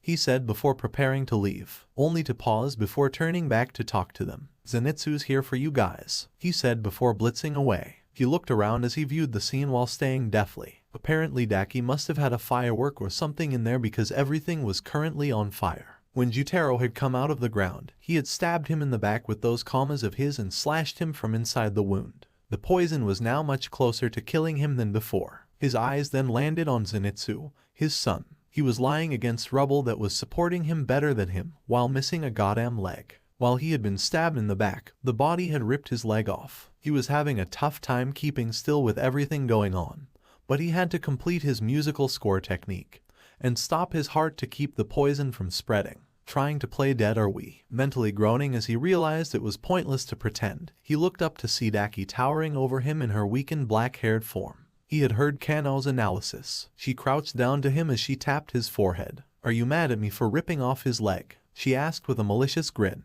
Tenjin widened his eyes in rage as the demon widened her sinister grin before bulking up and kicking him. Let's turn that sound down. Sound pillar, Tenjin Uzui. Kano's eyes shot open before she took in her surroundings, eyes wide at the burning fire of the city. Well, this could certainly be going better, she thought before she tensed her body at the remembrance of the injuries Zenitsu suffered. He's missing a leg. I've got to get to him. She started running through the burning city before stopping and backpedaling. Once she stopped at a point she was able to see Jutaro on a support beam that hadn't collapsed. She looked at that in confusion before realizing the demon's pyrophobia. "Ugh, you can't come down here because of all the fire, what's burning around all out of control," she said with a smirk as she started laughing, causing the demon to notice her and snarl viciously at her. Okay, she said as she put one hand on her knee and the other in an open palm towards Jutaro. "I'm sorry, I shouldn't laugh," she said before she heard an impact and turned her head, only to widen her eyes as she saw Daki kicking Tenjin into some rubble, only to turn her head towards her as she broke the chain holding the pillar's weapons together. "Oh, hello there, Anna," she said before a single moment passed and she was being held by the throat against a support beam. The eye that looked like it was Jutaro's then bulged as she smirked. "You know, I was actually worried that you all might pose some form of a threat to us, but now that I've had the time to look at the memories," she distantly heard Jutaro grunt. "I see the sunrise. It wasn't you that killed him, it was the sun, wasn't it?" she said as she squeezed her grip. "That explains why you all are so weak. None of you ever came close to killing Aaza." Kanao gasped for air as her airflow got tighter and tighter. The Jutaro eye bulged again as she continued. "That boar kid was hit with a slash before rubble fell on him, so he's out. I broke off Sun's blade tip before shoving the rest into his chest. Sleep is missing a leg. Gun had both his arms shredded to nothing. But he might come back from that, so maybe. Either way, the strongest of you has gotten poisoned, so it's all over for you. The traitor is somewhere around her. Then the only other one still in best condition is you, Anna," she said before moving her face closer to her and whispered. "Now I'm going to make you an offer, and you are going to accept it. Become a demon for me," she said intently, causing Kanao to widen her eyes. "Become a demon, and every day from now on will be like the past week." Her face then turned soft. "We'll be able to talk. You could build a relationship with Jutaro, and you could teach me how to write." She then loosened her hold, but it was still constrictive. "You've always done whatever you want whenever, so this is nothing new. Just do whatever you want now. What is the only thing you want to do now?" Memories flashed throughout her mind as she recalled how she had spent the past week. All those lovely conversations, fun backtalk, everything down to the lessons was enjoyable. "If you even want to, you can continue singing every single day. From here to as long as you want," she promised as she looked at her intently. "You with the sad eyes. No, don't pull this shit on me now. Don't be discouraged. If you don't shut up, I will tear your vocal cords out." "Oh, I realize. Ugh. It's hard to take Kura," she screamed as she was literally tossed to the side as Daki screamed in rage. "I hate that song so much," she roared in anger, causing Jutaro to tense as Kanao caught her breath. "And you, why are you so stupid and pathetic and worthless?" she screamed in rage as Kanao looked at her with a smirk before running away from her. "Haven't you read the comments?" she yelled before she was kicked to the side by Daki. As she rolled to the ground, she saw who she was heading to. As she held her stomach, she looked at her with a grin as she crawled back on her ass towards her goal while smiling at Daki. "I'm freaking iconic. If I give up here now, I might lose my fanbase." She witnessed the demon groan at that before she raised her fist. "Why did you run to this bleeding pillar's near lifeless body?" she asked angrily as she took note of Mr. Yuzui's body behind her as she looked at her with a grin. "Did you think he could save you? Or did you come to apologize to him for failing?" she said as she prepared to kill her. "No, I just wanted to make enough noise," she said as the fist neared her face before it suddenly countered by a blade. She looked with a grin as she took notice of the one in front of her. "Hey Tenjin, how we doing?" she said before taking note of his single blade. Daki widened his eyes at the single-bladed warrior before Jutaro lunged to him, towards his eye. Suddenly, flame embers danced in a trail as they shot between Tenjin and Jutaro to block the attack. "We finally have the upper hand." Kanao and Tenjin widened their eyes as for the barefist moments, they saw the flame pillar blocking the attack with his sword. Kyojiro, before they cleared their eyes and saw Tanjiro blocking the attack with a flaming kick as sun-like flames poured from his open wounds, with a new additant to his forehead. Everyone widened their eyes at the one who had saved the sound pillar. Kanao smiled at that before smirking. "I was hoping it'd be hot enough for this to happen." She smiled as Tanjiro now sported a flame mark on the left side of his forehead that replaced his scar. "How's that demon slayer mark feeling?" she asked as Tanjiro grinned. "Exhausting. Now let's go for the win," he said before screaming and shooting forward alongside Mr. Yuzui. As Tanjiro shot towards Jutaro, he winced as the broken sword in his chest as flames spewed from his open wounds. Jutaro widened his eyes at that as he kept backing away while sending slashes towards his body. "Sword? Breathing, flames, poison, ineffective. Daki widened her eyes at the message before she realized the boy was keeping the sword in his chest so that his breathing would resonate with the metal and produce the flames that destroyed Jutero's poison. She watched through the eye she had in Jutero's head as he didn't bother dodging the slashes, instead letting them expose more of the flames that ran beneath his skin. This kid is insane, she thought as she blocked an attack from the sound pillar, who dodged her counter-attack with ease before making quick work of her sashes. I can read it now, he said in joy that made her widen her eyes. That disgusting musical score of yours, he said as he pinned them all to the ground before shooting forward. Knowing her weakened form would lose in an instant, she broke into sashes and tried to flee before she was pinned down by his cleaver of a sword. She growled as she tore herself off before reforming into her bulked form before taking note of what he said. Did he say score? She thought before she widened her eyes. Sound. Pattern. He turned by attack pattern into a freaking song and slashed through it. And with all that poison, injury, and lack of his second blade when he's a fucking dual wielder. She flashed back to a memory of a girl carrying what looked like a burnt corpse. The girl was saying everything was gonna be fine, but that was before Daki started shaking her head. People can't do things like that. Not in a million years. I've had enough of all you humans. She roared as she lunged forward and they clashed. Nezuko ran towards the battle, knowing she could help before she saw Kanao over something. Zenitsu, hey, you gotta wake up. Or would that be a bad thing? This is so confusing, she said before Nezuko saw what she was looking at and froze. Zenitsu was missing a leg. He was missing a leg. He was missing a vital limb. He was permanently injured. He was an amputee. He would be scarred permanently for the rest of his life. Her thoughts slowly merged together as she dropped her sword before her Demon Slayer uniform started stretching before rips were heard as Kanao heard Nezuko slowly succumbing to her rage. But when Kanao looked behind her, all she would see was Nezuko's sword. Oh boy, she said as she grabbed the sword and kept trying to get Zenitsu up. As Tanjiro kicked Jutaro, he tensed as he realized he had been sucked into a fist fight with the demon who used commas. Tanjiro was doing his best against Jutaro, but the fact remained he couldn't decapitate him without a sword. And given all the wounds he had right now, the sword in his chest was the only thing keeping him from dying to all the poison that would otherwise be in his system. He needed help. As the comma went to face, he realized that even if he exposed more wounds, it didn't matter if he was punctured in the face, ergo killing him. Suddenly, a flying foot stomped down on his foe's face, sending him to the ground before he jumped backwards. Tanjiro looked at his ally before widening his eyes. Nezuko now possessed a bigger, taller and curvaceous body and had longer hair that reached to her feet. She had lost her bamboo muzzle and footwear, as well as the sleeves of her Haori and kimono. She had grown a short white horn on the right side of her forehead designed with an irregular crack pattern, along with vein-like patterns in her forehead near her horn. She now possessed a vein-like pattern around her left eye, but her most striking new feature is the red and green vine-like pattern that covers her skin, circling around her arms, legs, and chest.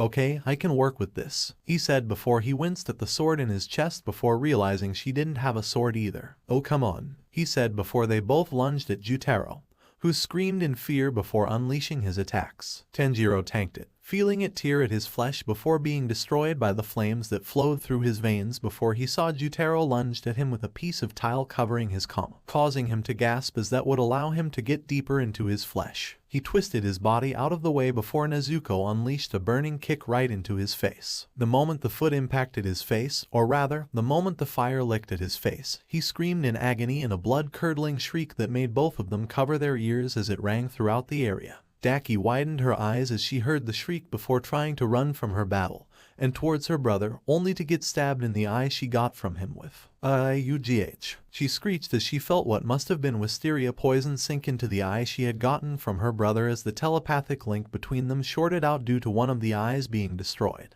No, she thought as continued to fight off the pillar, who grinned as he started getting more and more hits in. Your movements are getting less coordinated. Something wrong? He asked as she screamed and kicked him to the side. As she sent him into the burning building, she pulled something out of her eye and growled at what looked like is this a fucking kunai? She thought in anger before looking around to see a young woman of average height possessing a curvaceous and slender figure with long black hair that she kept tied back into a ponytail. She had big, almond-shaped violet eyes framed with thin eyelashes, eyebrows, and a distinct beauty mark located beneath her left eye, giving her a gentle and kind appearance. She wore a short, sleeveless lavender dress with an irregular square pattern of a darker color, which has a plunging neckline that exposed her cleavage, and was secured tight with a red-violet colored obi where she must have stored her kunai. She wore brown fishnet socks that reached up to her mid-thigh along with light-colored sandals with purple straps. Immediately, she jumped up to the roof she was on before she viciously gripped her by the mouth. "I am going to enjoy tearing the flesh off your bones, you. Who even are you?" she asked angrily before getting stabbed in the back once more. She turned around to see a young woman of average height possessing a voluptuous figure with pale skin and large golden brown eyes framed by eyelashes with prominent ones present on both the upper and lower lashes, and thin eyebrows arching downward which gives her a determined and headstrong look. She had black hair tied up with golden brown bangs which hang loosely, framing her face. She was wearing a red, sleeveless striped dress that ended mid-thigh which also revealed her cleavage and secured with another fucking obi which probably had another kunai.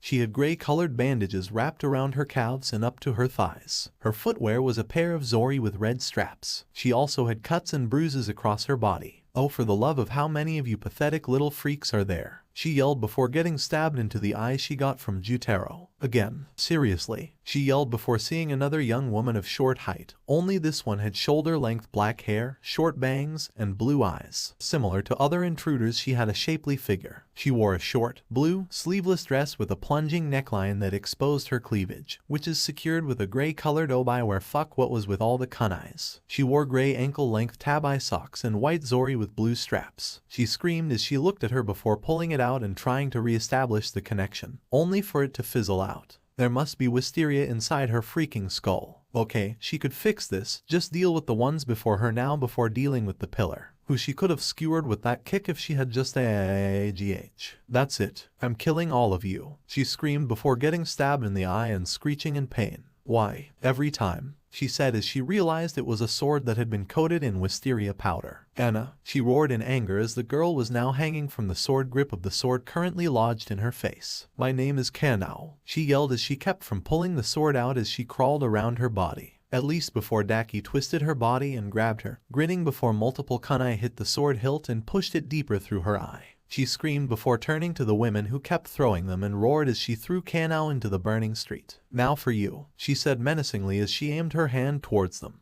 Danger aside, she was unleashing her sashes and killing them all at once. She flicked her fingers towards the three random women, unleashing her sashes as she grinned at the fear on their faces, only for them to be sliced to shreds as a lone figure stood between her and the women. On his single leg. "Stay away from my moms," he said coldly, causing all the women present to look at him in shock. "Yes, finally," she saw the yellow-haired one say before the one with bangs started crying in what appeared to be joy while the first one she had noticed took note of the injury and paled. "What happened to your leg?" she said in a panic, causing the other to panic before Sleep spoke up. "Just get out of here. I'll be done." He was suddenly at her neck, causing her to pale as she was in her weakened form. "In a flash," he said as she realized she was also being attacked from behind the sound pillar. "Oh come on," she screamed in her mind as she twisted her neck out of the way and dodged the attack before bulking up and sending a kick at the two demon slayers which they dodged. She shot after them while roaring before noticing a sword thrown at the sound pillar. "Use this to make up for the one you lost," Anna screamed as the pillar caught it and grinned. "Wait, I know that sword. That's the sword that Pillar used against Aaza," she thought in panic as it came out of its sheath and started changing.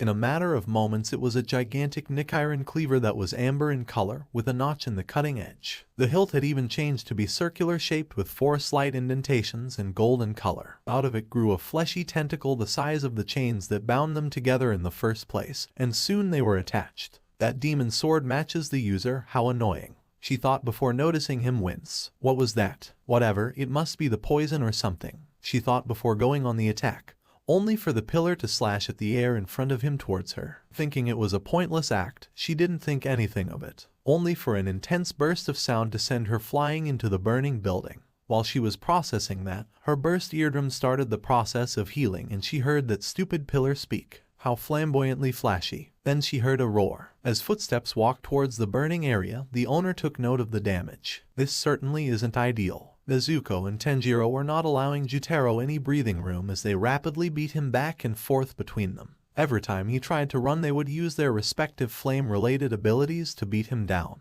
Even as he screeched in rage, pain, and fear, they refused to let up as they roared in anger. Jutaro would be knocked back by a punch to the face, only to be sent back by a kick to chin. Back and forth, it was like switching between two images repeatedly with how much he was getting hit. Then the link snapped. Sister, sister, sister, sister, sister, sister, sister,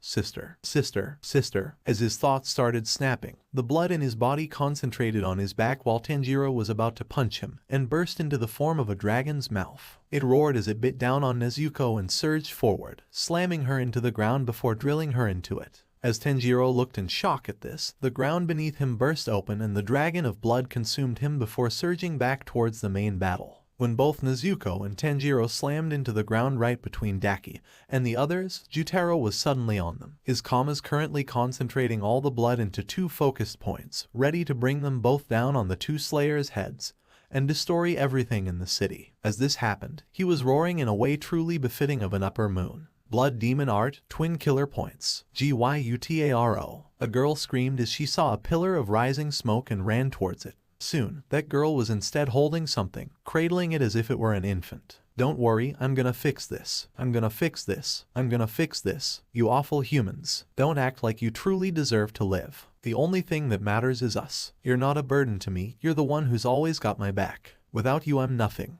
You know that, right? We're unbeatable as long as we're together, and I'll kill anyone who tries to tear us apart. So don't worry, Jutaro, your big sister's got this. The five senses, rock on. The finale chapter. Jutaro was pinning down Nezuko and Tanjiro with his feet as he prepared to slam both of his kama down.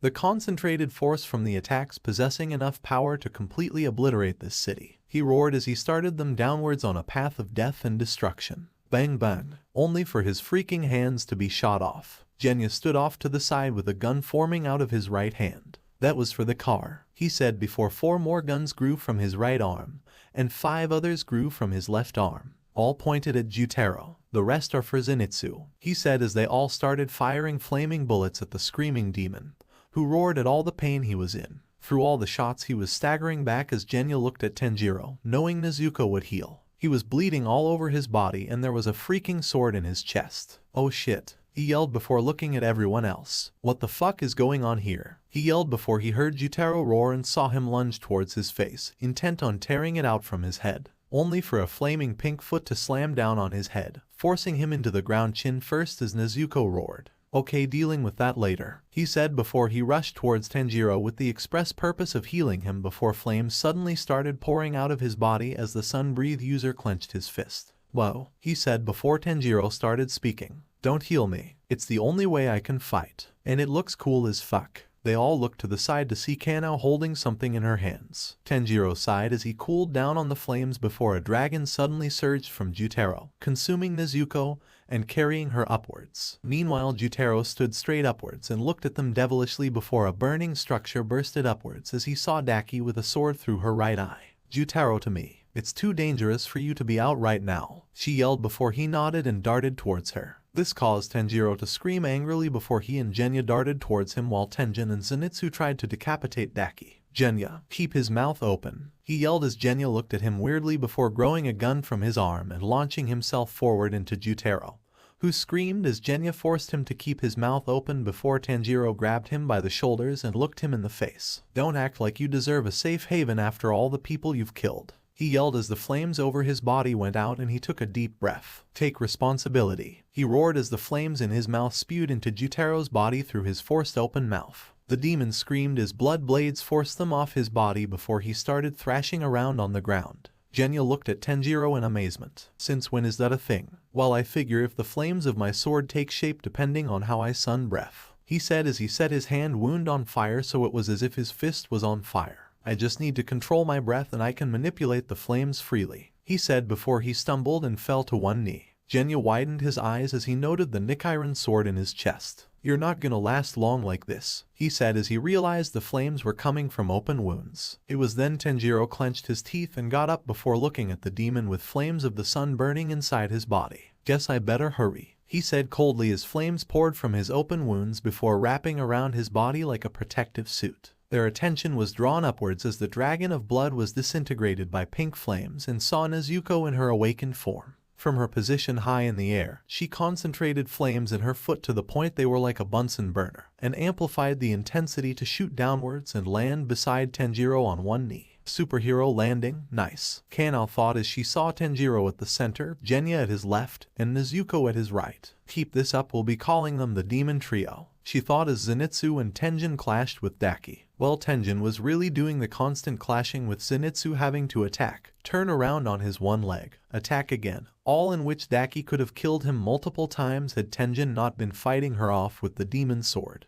And the thing about sound, the more you're exposed to it, the less it affects you over time. If it's too loud, you'd usually go deaf if you were a human, but for a demon, she thought grimly as the attack that sent Daki flying into a building was launched, only for Daki to land on all fours and shoot back at Tenjin after being sent flying. She's slowly getting used to it by preparing for it. Not good, she thought as she paled. I don't have my sword because it's still in her fucking face. Her eyes then turned to Jutaro's body as it started ballooning, and then main concentration was towards. I don't need a sword to yell. Tenjin, Zenitsu, get back, she screamed as the two jumped back just as Daki was enveloped in blood from her brother's body. When it cleared, she stood there looking at all of them in disgust before she sent out her blood-red sashes, sticking them all into the battlefield, curiously not hitting any of them. Tenjin knew this was an opportune moment as the demon shrunk and her hair grew black. He rushed to her neck, intent on severing it from her body, only for Kanao to see something moving in the blood-red sashes and trip him up.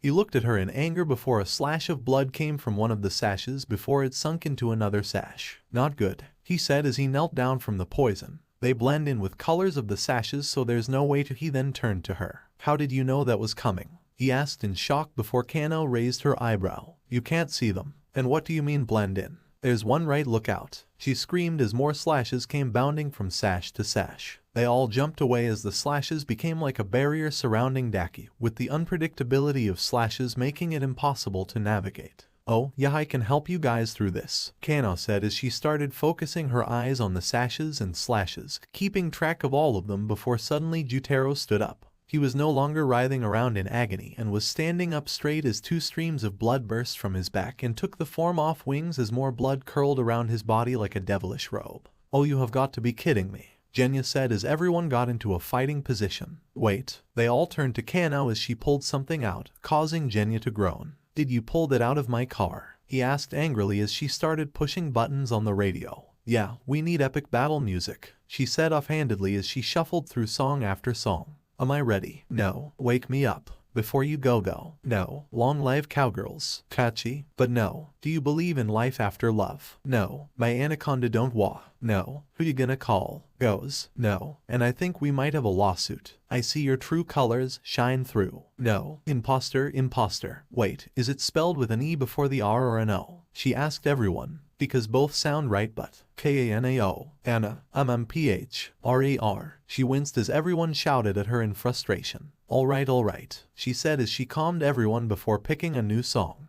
Okay, this is the one, she said before she got into her battle stance. Everyone start in 3, 2. She then started the music. 1. https www.youtube.com/watch. Jutaro roared as he flew forward and hooked Genya by the shoulder, who screamed as he pushed against the ground. Tanjiro and Nezuko bolted after them as the two headed off. Guys, just rush forward and I'll call them out, Kanao screamed as she gave something to Zenitsu as the two ran towards the demon, who started moving her sashes to make the attacks more unpredictable. Zenitsu had to keep pressure on his remaining leg to keep momentum and attack, and Tenjin couldn't afford to stop moving now that the poison had gotten so bad. Fortunately, the hearing of the two made for quick messages. Up, down, left, Tenjin up, Zen right, she shouted out as both slayers moved around in between the slashes, fully trusting the girl to not let them get killed as they darted around the battlefield. All of you freaks, Daki screamed as she sank some sashes into the ground and sent to surround the two. Just need to die, as the sashes burst upwards around the two and their edges folding into them, intent on slicing them to bits. Hey dad, Zenitsu said calmly as he drew his sword. This has been a lot of fun for me. Tenjin widened his eyes as Zenitsu cut an opening, before smiling as he swung the demon's sword at it, blasting the opening wide open for them to continue. Seriously son, he asked as he kept his grin as he dodged a blade before flipping over another two as Zenitsu landed on his leg and he kicked him forward as the first breath of thunder was used and the boy was sent flying forward at maximized speed. You're missing a leg and you think this is fun? Zenitsu smiled as he started spinning around and prepared the first form of lightning breathing. Of course, I'm fighting alongside my flamboyant dad. Tenjin grinned at the statement as he threw some bombs behind him and used the force to launch himself forwards as he prepared the third form of sound breathing. Dancing sparks, sonic ketchupani, spinning swords interacting with bombs as the demon made sonic force repelled the sashes and slashes. And Tenjin yelled as he grabbed Zenitsu and hugged before throwing him towards some sashes, allowing the yellow-clad boy to slice them apart. Having the time of my life fighting alongside my flashy son. Genya roared as he was pushed through the dirt by Jutaro, who was flying at intense speeds using those freaking wings. Ugh, this hurts so fucking much. I can't communicate with Nezuko because of that berserk form she's in. Wait a second, what am I doing? He thought as he realized something. Hey, Jutaro, he said as the demon drove him through the ground. I just realized, he said through the pain. I ate your flesh, he said as the Kama dug deeper into his upper torso. So anything you can do, he screamed as two wings of blood burst from his back and lit ablaze in pink flames. I can do better, Jutaro screamed as the wings engulfed him and burned away his own wings. Genya grinned as they reversed situations and now he was on top, and it was more than that. As Jutaro tried to get away, Genya manipulated his flesh so that his fingers pierced Jutaro's flesh with flaming claws. Oh no, you're not getting away, he roared as they started moving in a different direction. We're turning this flight around, he roared as he started dragging Jutaro into the ground, not wanting him to get the upper hand, and wanting payback. As he beat him into the ground, he saw veins bulge around his body before they were both ejected upwards. It was then Genya realized that he had sent blood blades from his back to push them upwards, and they were all now directed at him. Damn it, I have to keep the fire focused on Jutaro or else he'll break free. But if I keep doing that, I'm gonna get skewered, he thought as he kept avoiding the slashes and blades by flying around. Genya. He widened his eyes as he heard the scream of his name before he started directing them both towards it. Tanjiro, having just screamed loudly, fell to the ground on one knee, aiming to catch his breath while Nezuko was about to go on ahead. Wait, he coughed raspily, causing Nezuko to turn her glare towards him, only to pause as she saw him get into a starting position. She grinned as she got beside him. They both knelt forward and put two fists down around their knees. Sun breathing, he yelled as they both thought of Kyojiro and his smiling face as the ground beneath them. Esoteric art. They then roared as their flames took the form of two dragons each surrounding them before they formed one made from both their flames. Kamado. They screamed in rage as they both shot forward and the flames dragon swallowed the two as Jutaro screamed and the blood blades following them were disintegrated. Unfortunately, the charred limbs were easier to break away as Jutaro grinned and prepared to skewer Genya's face. Tanjiro and Nezuko paled as they flew away from them and the momentum they had built up carried them away. Suddenly, both of Jutaro's hands were sliced off. Insao cackled as he bled from the poisoned wound on his chest. Did you think? He screamed as he stabbed into Jutaro's body to be pulled along with them. Poison would work on me. He stabbed into Jutaro's neck and tore out a chunk before he fell off. Genya growled at that before pulling out a hand and pulling out his kodachi before enforcing it with hid powers and slashed into his neck as he started screaming. Zenitsu and Tenjin were dodging sash and blade left and right, only surviving due to Kanao shouting out directions. Tenjin screamed as he was slicing on both arms by a sash and a blade before screaming. Zenitsu, he screamed as he held out his leg and prepared for the pain. This is it. On his dad's command, he tensed his remaining leg before shooting forwards at maximum speed, injuring his dad's leg. Godlike speed. Daki screamed as all the blades of blood and sashes she sent at him were destroyed as her came for the neck. Out of panic, she retracted everything and bulked up so she could defend herself as she held them out in an X-shaped cross as she roared when the blade impacted her arms and sent her flying back as she turned her neck to sash. Zenitsu screamed as he desperately tried his best to kill her, and as he did so, something amazing happened. Daki widened her eyes as something appeared on Zenitsu's sword hand, trailing all the way up to the right side of his cheek. Are those patterns of lightning? Genya screamed as he roared and sliced through Jutaro's neck, and it fell to the ground. Final awe, he yelled as he fell to the ground and rolled around. Ouch, he said before he noticed someone bounding across the roofs. Is that? Zenitsu kept trying to slice her neck desperately as he reached into his pocket and pulled out what he had been given by Kanao, a packet of powdered wisteria. Daki widened her eyes as she realized Jutaro had been decapitated. Wait, if you kill me then, she screamed as the powder was poured into her neck. Please, I'll do anything, she begged desperately. Suddenly, a blast of force pushed Zenitsu away and fell to the ground. Daki looked at this in shock before something was thrown into her mouth, causing her to start coughing before her eyes went white and she passed out. As Jutaro's head rolled towards them, something was thrown into his mouth as well before the same thing happened to him. Kanao looked in shock at this before turning to the one who saved the demons, along with Tenjin, who fell to his knees. So you say you'll do anything?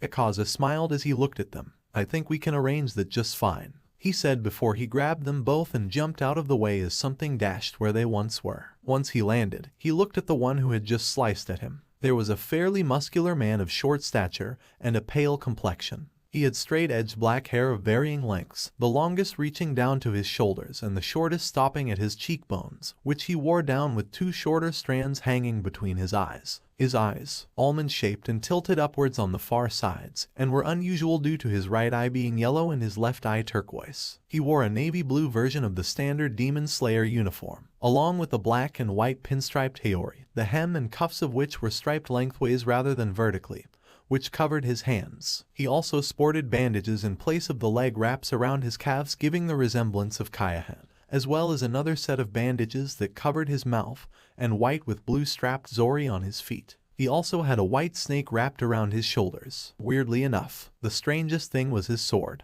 It was a heavily modified Nichiren katana similar in appearance to an Indonesian kris sword, with the sword's shape modeled into waves resembling a slithering snake, which was lavender in color. His katana's handguard was a gold circular shape engraved with two snakes connected by several plant-like patterns. A demon defending other demons. That's new. The serpent pillar, Obanayaguro said before he readied to attack again. As everyone arrived at the scene, all of the five senses properly viewed things as they realized that their little secret was out. And they only had one thing to say to that. Fuck, the five senses, rock on. End. Chapter 1 Trailer. Chapter Text. Someone was working in a dark room before they heard the door open. She continued typing on their computer as he sighed before they spoke. I should tell you, the last people who came in here demanding I change my story. Her eyes then glowed red. Left here with swords in their oh hey Kanao, he said as they saw the only living flower breath user. Hey there Saiyaku, she said as she waved her hand in greetings. How have you been? Good. I've been updating my stories, doing orientation, partying in.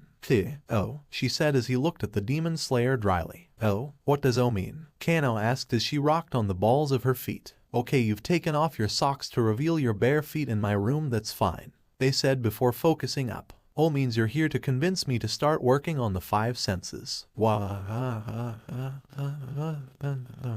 Okay, you can't keep writing it to substitute actual dialogue, Kanao accused before the writer responded. Screw off, of course I can, she said as he sighed. Look, I just want a break from Demon Slayer. Maybe work on my other stories. Seriously, come on, what do those other stories have that we don't? She said as she went to the writer's computer. Adventures of the Equestria Girls. Reminds me of childhood when I didn't joke about how much easier it would be to just not get out of bed and waste away. And also just start using my computer without my permission. Okay, it looks like that's the only other one you update. Come on, she said in an accusatory tone as the writer groaned. Look, that one is special to me. It holds a place in my heart that nothing can ever truly perfectly fit. And like your story, I have an actual plan for it. Oh, like you did Saiyaku-mono? Kanao asked as the writer paled. How did you know about that? They asked in a deathly hiss as she glared at her. I checked you out. Look, you made me fourth wall breaking and caring about my friends. Not a bad combination, but it does mean I know when things out of a character's control are happening. I just want to know that me and my friends aren't going to fall into writer oblivion. How much of this is just you wanting the others to call you their sister? He asked with a grin. Okay, a lot. Not gonna lie, it was a dick move by you to do that, she said grumpily as the writer raised their hands. Hey, you guys live the story, I just tell it. Like it or not, those guys aren't gonna tell you they see you as their older/younger/twin sister, she said with a look before he sighed. Look, I am not going to abandon you guys, you don't have to worry about that, they assured Kanao. It would just really help if we had some insurance. And maybe a flat screen TV, she asked as she got on her knees and begged the boy, who sighed and pinched the bridge of her nose. Fine, I will give you a trailer. She looked at Kanao, who gave her puppy dog eyes, and he sighed. And a flat screen TV, Just go back to the waiting room. Oh, that's how you found about SaiakuMono. You met them in the waiting room. Yeah, you are lucky they haven't found out how to get here or it would be a massacre. Yeah, for them. You're dark. And you're lucky you're one of my favorites. You don't want to know what happened to Shinobu, Tenjin, Sanemi, and Jaiomai. They said dryly before a portal opened up beneath Kanao. Wait, WHA. Kanoa screamed as she was sent back to the waiting room. SaiakuMonoNarrator sighed as she turned back to his computer. Now then, they said as she started up some tunes. Let's get to work. Suo, I bet you're all wondering about some things. Kanao said as she faced every pillar in the Demon Slayer core with the master sitting in the sunlight besides them. They were in the garden area where they had first held the meeting to decide to let Nezuko live. How did my hair get this good? How does watching someone mean I learn how to use their breathing styles? She heard a cough from behind her as she looked into the shadows of the house. Why should you let these fair demons live? She asked with an awkward chuckle. Who's ready? And when you walk by every night. I think we need to get back to where things got out of hand. Kanao said before Daki interrupted. You used the wrong where, she said with a grin at her teacher being wrong. Oh, shut up.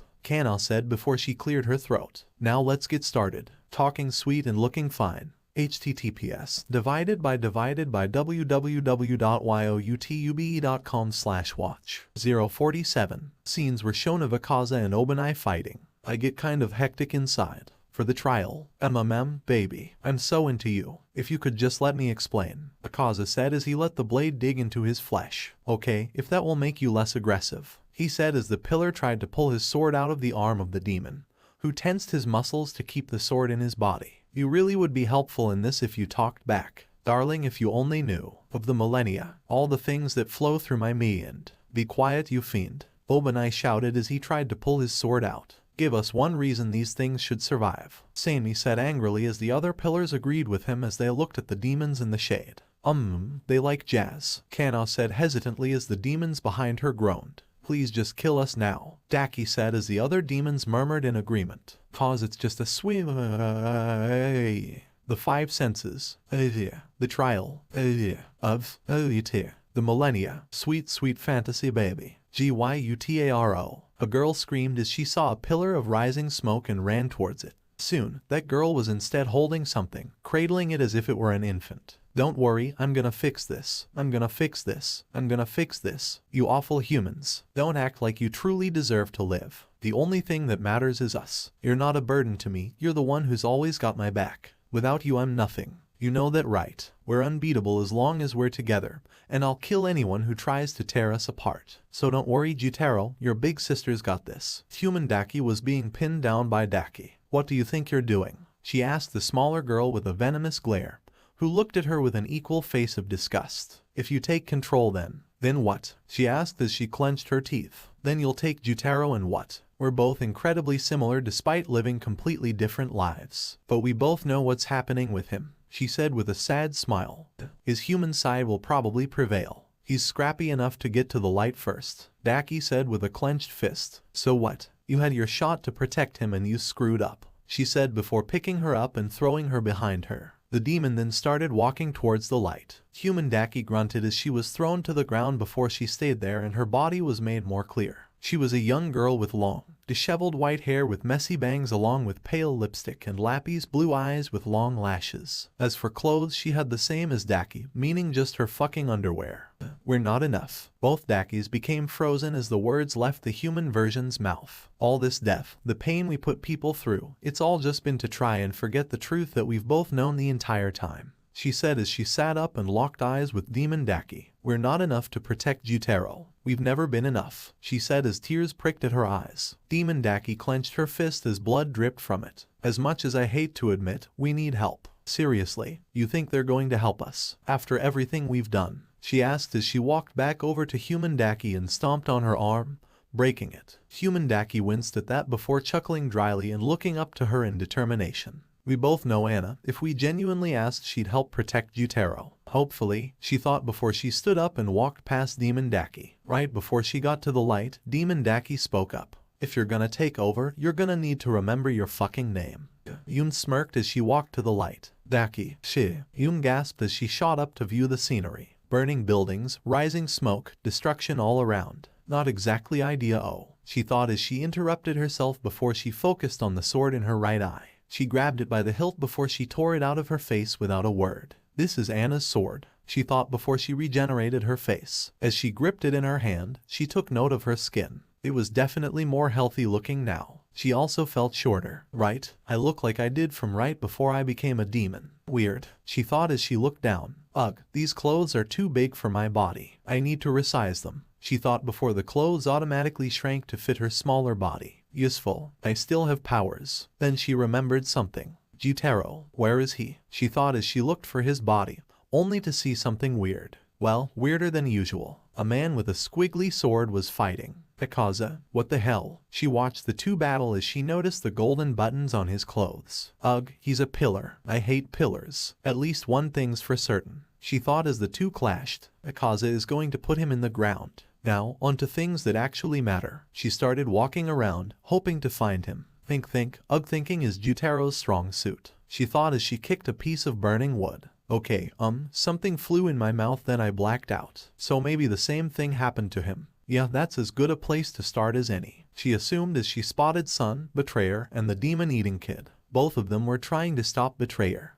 She's in berserk mode. Don't see that nowadays. Well, not often, she thought as she hummed before stepping back as the Betrayer slashed at her. Ugh, I'm not interested in you, she said as the other two held the Betrayer back. They were obviously shocked but she didn't care. She walked past Sleep who was crying in pain as the stronger pillar comforted him, and the three women who threw fucking kunai at her. She walked by the two without a single thought to them as she looked for Jutaro. Shut up, you're being loud, she said as the crying got to her ears. As she walked away, she paid no heed to the looks of confusion she received as she finally took note of a pigtailed girl bandaging Sleep's leg, or what was left of it. Finally, Anna, you are being obscured by this giant pillar, she said as she shoved the man out of the way. Listen, we need to. She was interrupted by literally being knocked away as Anna fixed the bandages. Anna, listen to me, weenie. She paused mid-speech as she saw her face. She was crying. His leg is gone. He is missing a leg because of you, Anna screamed as she jabbed a finger in her chest. And all you can think to say is shut up.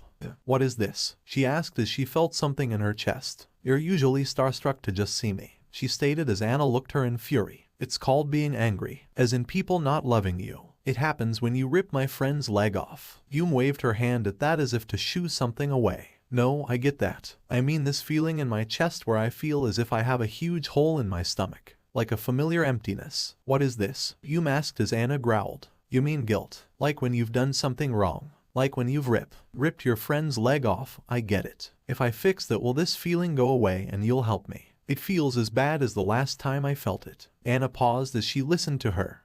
I mean in all technicalities, yes. But Yum picked her up before placing her to the side. She then turned to Sleep. As the pillar and upper moon clashed, and Betrayer was held back by Sun and Demon Kid, she paid no mind. Hey, you wanna become a demon? Aaza clashed with the pillar with the weird swiggling sword. Look, this would be a lot easier if you just calm down and let me talk. Things would be easier, he said before the pillar started moving in a zigzag pattern. Wait, he's curving so it's more like a serpent. Well, that would explain the sword at least. The pillar looked at him with a glare of hatred and disgust before he moved behind the demon with a blinding speed with clear intent to slice his head off. Well, blinding wasn't really the proper term to use here since he was fighting a former upper moon, specifically upper moon 3. He moved out of the way and angled it so that it would go into his torso. Once there, he tensed his muscles to keep the sword there. There, now that we can't fight anymore. Shut your mouth, you filthy demon, he said angrily as Aaza sighed. Okay, maybe I should focus on what I came here to do, he thought before he turned to look around and look for Tanjiro. He said happily as he took note of the golden buttons on his very shredded uniform.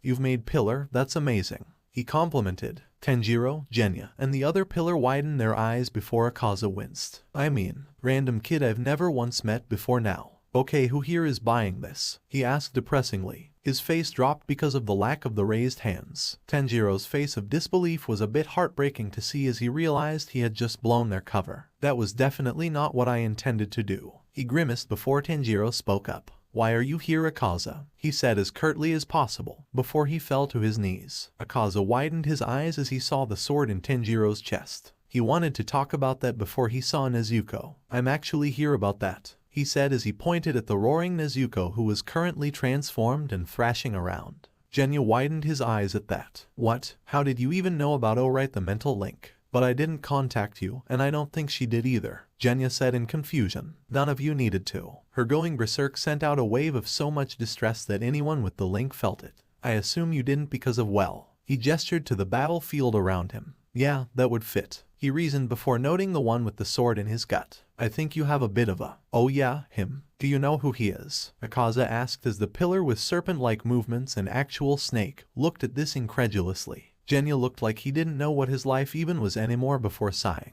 Obanayaguro, serpent pillar probably gonna kill us for allying with a demon. Thanks for blowing our cover by the way, he said angrily, causing Aaza to wince. Sorry, he said as he looked to Genya before he grabbed Obanai's hand to keep him from letting go of the sword, all without looking at the serpent pillar. He then turned the antagonizing swordsman with a kind face. I kind of need to deal with her, so could you please let up on attacking me? He asked kindly. Be quiet, you fiend. Obanai shouted as he tried to pull his sword out. Aaza sighed before Nezuko threw Genya and Tanjiro off and roared as she continued to rampage. Aaza sighed before speaking. Sorry about this, he said before he shot his fist into the stomach of the pillar, breaking his ribs and sending him flying back into the debris. He then moved to Nezuko and caught her fist. She growled as she kicked him in the face, not flinching at the attack. Even as she lit her limbs on fire, he didn't move.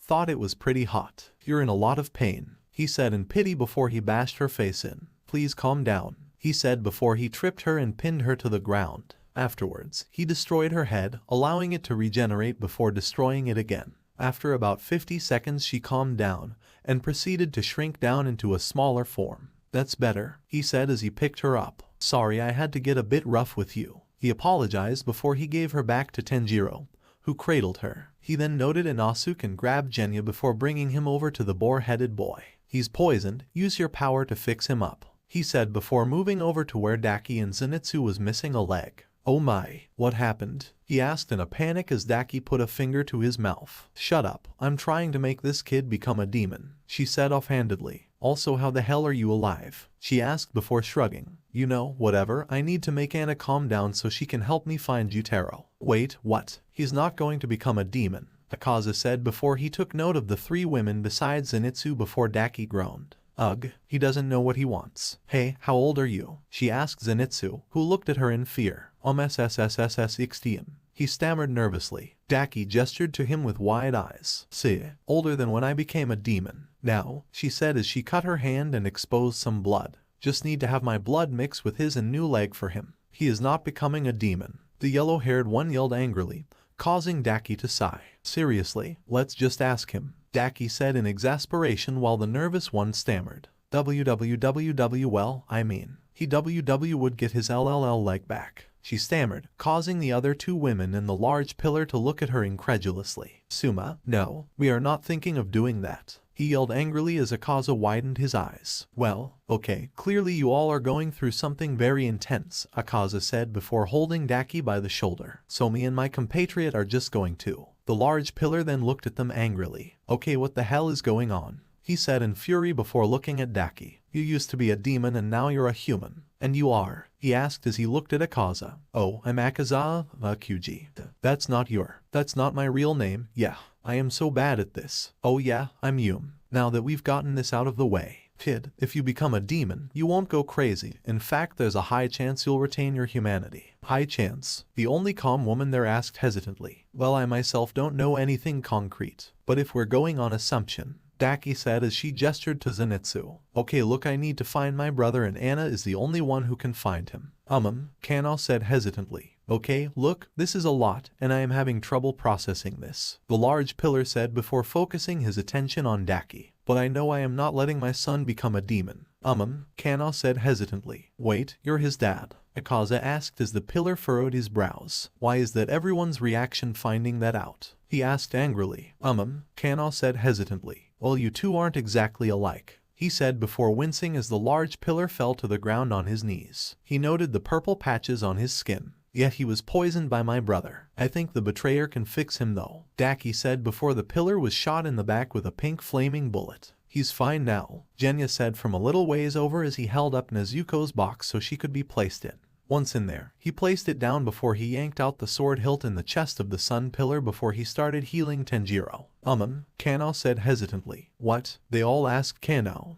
You said you were looking for Jutaro, right? She asked hesitantly, causing Daki to nod. Yet he's right there, she said as she pointed to an unmoving body of a kid who looked actually very small. His skin wasn't pale and his hair wasn't green, and he looked to only come up to Kanao's waist, but that didn't matter. Immediately, Daki shot over to him and cradled his body. She rocked him side to side as she sat down with a smile on her face and looked at Kanao. Thank you. He thought he heard her whisper, causing her to smile. Daki then turned to Zenitsu. Offers off the table, no demon time for you. IWWW isn't gonna take it. He replied through the tears, causing the large pillar to smile as he recovered from the poison before flexing one of his hands. Looks like the wounds that demon sword gave me were healed too. Nice, he said as he checked it out. Speaking of the sword, wow, Aaza said as he looked at the discarded weapon. Everyone else turned to look at it in wonder as Genya and Tanjiro came over and widened their eyes. The sword had turned back to normal with only one change. Now it was a rainbow of colors, rather than just hot pink. Well, Nezuko uses multiple breathing styles, so in theory it makes sense that it would be a rainbow of colors. Tanjiro wagered before the large pillar spoke up.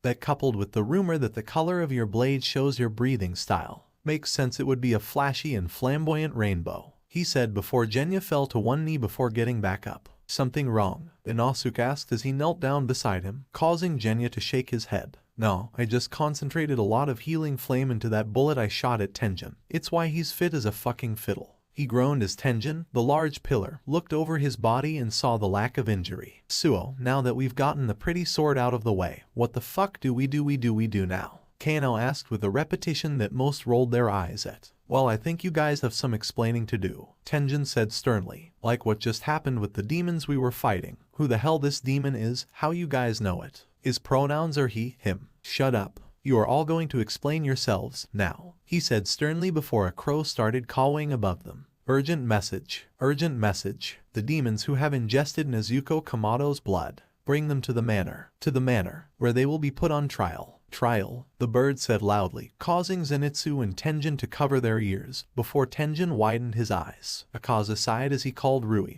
telling him where he was and to bring everyone. He then turned to where he had been fighting. Should I do something about the pillar I kicked into the rubble? Kanao sighed as she stretched. This has been a really low energy comeback. Hope the fans aren't angry. We have fans, Genya asked. The Five Senses, Trial of the Millennia. So after that happened, the Kakashi came, started cleaning everything up. I stepped on a comb, so that was fun. I don't think the person was using it anymore, so I think it's all good. Genya was walking when he fell to his knees at seeing a flaming hunk of metal. Yeah, the car was wrecked, so that was depressing. Real bleak. Genya was curled up into a ball as he looked at it, with Kanao patting his back. As this happened, Daki walked up to them. Anna, your uniform's ripped, she said before patting her back and heading off. Luckily, Genya could heal them all, cause they were definitely all injured. Zenitsu was being tended to by his moms and his dad. Everyone else was just really tired. Aaza was feared, but there was some relief when he went to his human form. Daki was still holding Jutaro, as if letting him go would cause him to disappear. Fortunately, some umbrellas had survived the wreckage, so those could be used to shield the three demons from the sun. Could have fucking drove there if I still had my car, Genya grumbled before Kanao came up. Come on, it's not like it's gone forever. It then exploded even more so. Okay, it is gone forever now. Genya then slowly turned his head towards her with an intense glare. I'm gonna put a bullet in your head.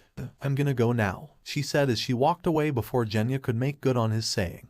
Obanai was being carried back in a stretcher because the sun had risen, preventing the flames from being used to heal him. They were all heading back to the mansion for the trial of the millennia.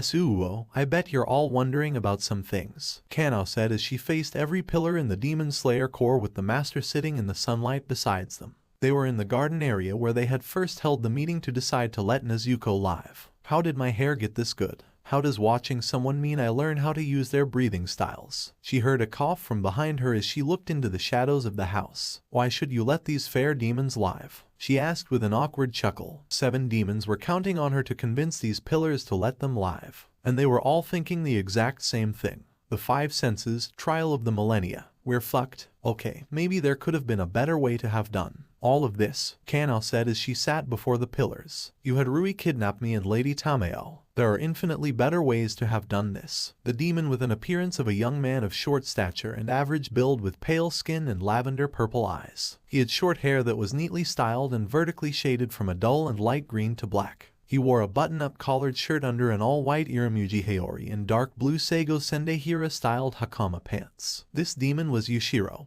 and when he yelled from behind her, causing the pillars to be on guard, Kanao turned around and glared at him. Well, you two weren't gonna work with the core unless we took drastic measures. And you aren't helping. Speaking of Tameo, she was a petite young woman with long, dark brown hair, parted in the center and worn braided back into a large, low bun, which is held in place by a floral Tama Kenzashi hairpin. She had large, gentle eyes that initially did not possess pupils, only a haze of lavender that fades to dark purple the higher it goes, and notably red lips in contrast to her pale complexion. Tameo wore a dark purple medium-length hamongi kimono that is decorated with wavy pale purple tree branches and red flowers, and a cream-colored teiko musubai obai to secure it around her waist, as well as plain white socks and violet zori sandals. We haven't come in contact with the Demon Slayer core because of. She looked at the pillars on guard and seeing her as a monster. This, exactly this. Kanao frowned at that before Shinobu spoke up. Kanao, please. She froze at the voice of her sister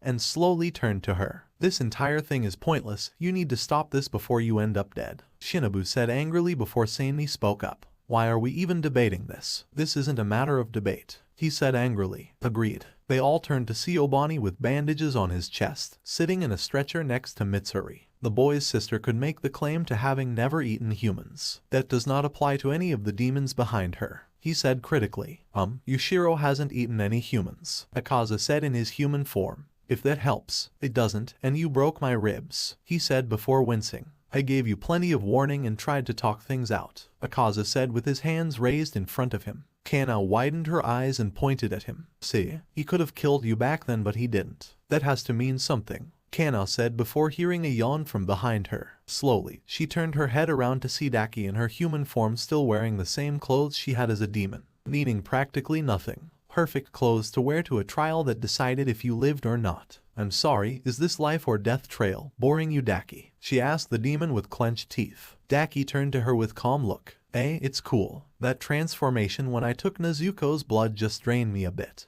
Oh yeah, Chain fell right to sleep when she took some of her blood, Rui added as he rocked her sleeping body in his arms. Oh, that was interesting, Aaza added. I didn't start feeling the effects until a while after though. I guess the sleepiness depends on how powerful you are as a demon, Kanao wagered. Yeah, that makes sense. They all turned to Mitsuri. I want to believe you all, since you all seem so nice and cute and adorable. What's it to you? Daki asked with a glare. But you all have eaten humans and that can't be forgiven, Mitsuri continued as Kanao hit her fists together. Son of bitch, she said with a clenched mouth before hearing Daki sigh as she stretched. Hey, I wanna see if I can drink alcohol now. Anyone got some? She asked as Kanao smacked her own face. Wow, it's like you're trying to make me loose. She groaned as she dragged her hand down her face. Yes, I don't exactly wanna say bad things about someone doing so much for us, Tameo said. But would it be possible to have someone like, say maybe, Tanjiro, represent us in this trial? She asked, causing Kanao to slowly turn her head to her and with a gaping mouth before she sharply took a deep breath. Tanjiro is still sleeping from the blood loss and stress on his body from the Demon Slayer mark. Nezuko won't leave her and she can't talk. Inosuke's body was under stress from the potion and work. Genya would probably make things worse. And Zenitsu is missing a leg. I am quite literally the only person who can help you here, she yelled as she breathed heavily in and out.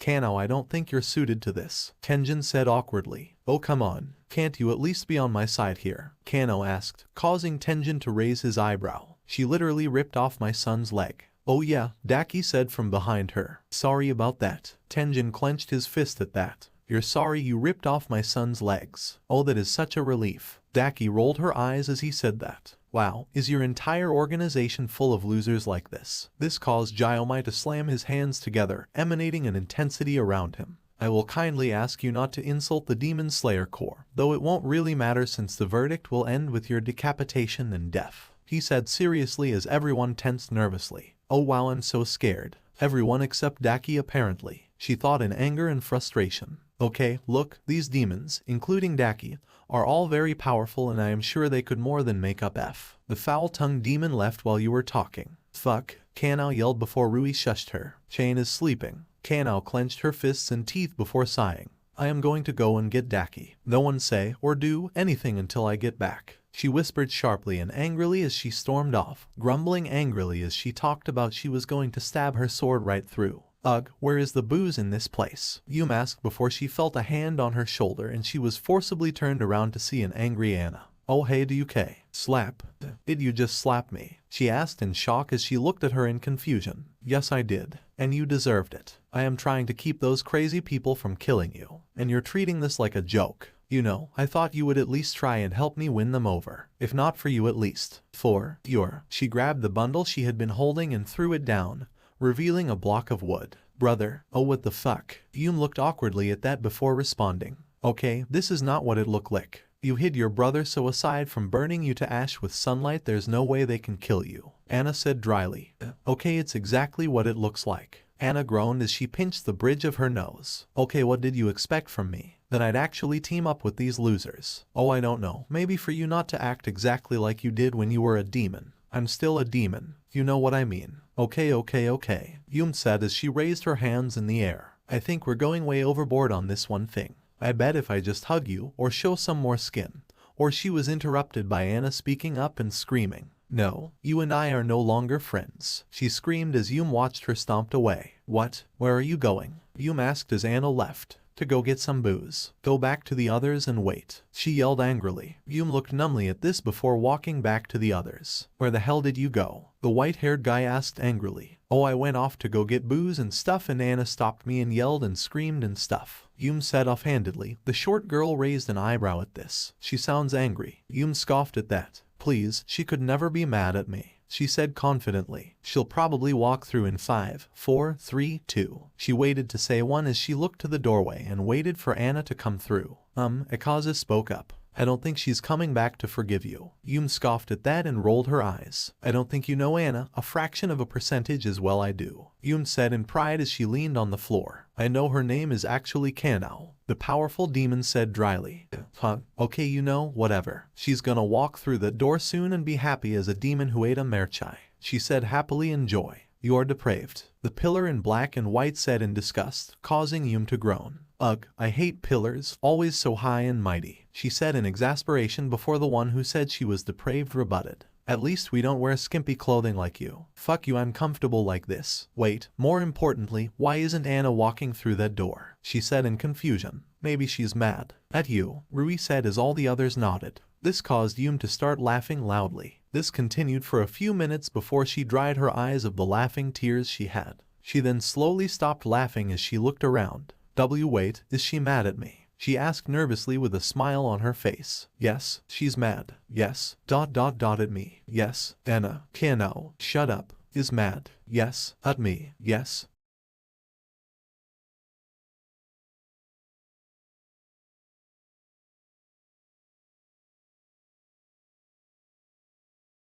What? The largest one there asked in confusion. No, that's not a thing. What are you doing? Trying to join your loser club, she said angrily. Maybe I don't call it a loser club, Rui suggested dryly, causing Yum to glare at him with fury before pausing. Wait, that's actually a good idea. Hey frail guy, what's your organization called? She asked, causing the pillars there to look at her angrily before the frail guy chuckled. It's called the Demon Slayer Corps. Oh, that explains a lot, Yum said. I always thought the core part was like a corpse, cause I turn people into corpses. Okay, we're getting off point. How do I get in with you guys? And us? And the other demons or whatever? Look please, I am willing to do anything to join this organization, she said as she looked at the frail guy before the scarred guy spoke up. There is no way we are doing this. And why do you care at all? He screamed angrily as he walked up to her, staying in the sunlight while Yum was at the edge of the shade. You're a disgusting demon. You've probably killed hundreds of people by now. Because I didn't care about those people. But I do care about Anna. And when you live a life like mine, you value the things you care about. You kill, maim, slaughter, and mutilate anything that threatens it. You're not helping your case. The loud pillar said.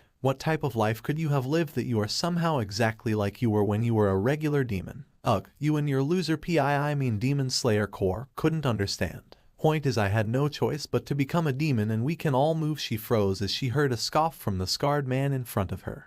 What the flaming fuck did you just say? She asked angrily as she clenched her fist. Oh, he grinned. Is the demon angry? Yeah, the demon is angry. Well, I'm just saying there is no way on earth I would ever choose to become a demon, the man said angrily as Yum clenched her fist. Okay, you know what? She said as she walked backwards and sat down. Gather around everyone. It's fucking story time, she said as she made herself comfortable. Cause you all think you know everything about me, right? That I'm a monster. Well, buckle up. Cause I guarantee that in the same position, you all would have done the same thing. Cause this story starts 113 years ago today. And for the record, I wasn't born on Earth. I was born in hell. My story begins in the entertainment district. 113 years ago. I was hot. Had a brother. Fire. The end. Yum said before seeing everyone there looking at her. What? That wasn't a fucking story, the scarred man said angrily. You just said a bunch of words that didn't make sense together. What did you think? I was just gonna tell a bunch of strangers my backstory. That's insane, she said before leaning back down. The scarred man looked at her angrily before scoffing. Whatever, all you damn demons and those who let you live are gonna be on the chopping block anyway. Huh? Daki laughed. I'd like to see you. Wait, what? She interrupted herself as she noticed his words. Once she said this, the short one looked at her with a sad look. Yes, for protecting you demons, all the slayers that have been protecting you will be executed. Daki widened her eyes before noting how the other woman demon became depressed and cried. Aaza clenched his fist in anger while Rui gasped in shock. Okay, she said before sighing. Let me tell you the real story, and to add to the authenticity, I'll even use my sashes to create imagery on them so you can follow along, she promised, before the pink-haired one spoke up. Mr. Giomai sees through echolocation. Bit of an oversimplification of it. The large dude with the beads said. Is there a way to give the images depth? Ugh, she said before she extended her sashes and folded them up so they would be able to make shapes before coloring them in so that they looked like her. There, everyone happy? Good. She answered her own question angrily. She then composed herself before sighing. Now let's get on with the story. The Five Senses, Trial of the Millennia. Daki, Yum and Jutaro, Upper Moon Duo, Origin. The Entertainment District, 113 years ago. It was a bleak area. The sun was beating down even as it neared into the evening. There were starving people everywhere. Infants wailed before they were soon silenced. It was unbearable. As this happened, a smiling girl walked through the streets. She had white hair, green eyes, and a light pink kimono. Except for fucking me. 7 years old and I have everything. I have a nice face. I'm well fed. My life is awesome. What part of this is sad? Shut up and let me tell the whole story. Back in the story of my life. The smile then left her face as she entered her house. It was destitute, sad, boring. Someone like her should be living in paradise, but all she gets is this fucking place. She then heard a woman in pain and she smirked. The one who gave birth to me is giving another child. Good. They'll be pretty like me and I can use them to make more money. Then I can finally move out of this dump. Hell, if I were one of the ones who had sex I could make more, but I'm not spending money on those herbs that keep me from getting pregnant. The noises then stopped. Finally, she thought before entering the room, excited to see her new, beautiful wife.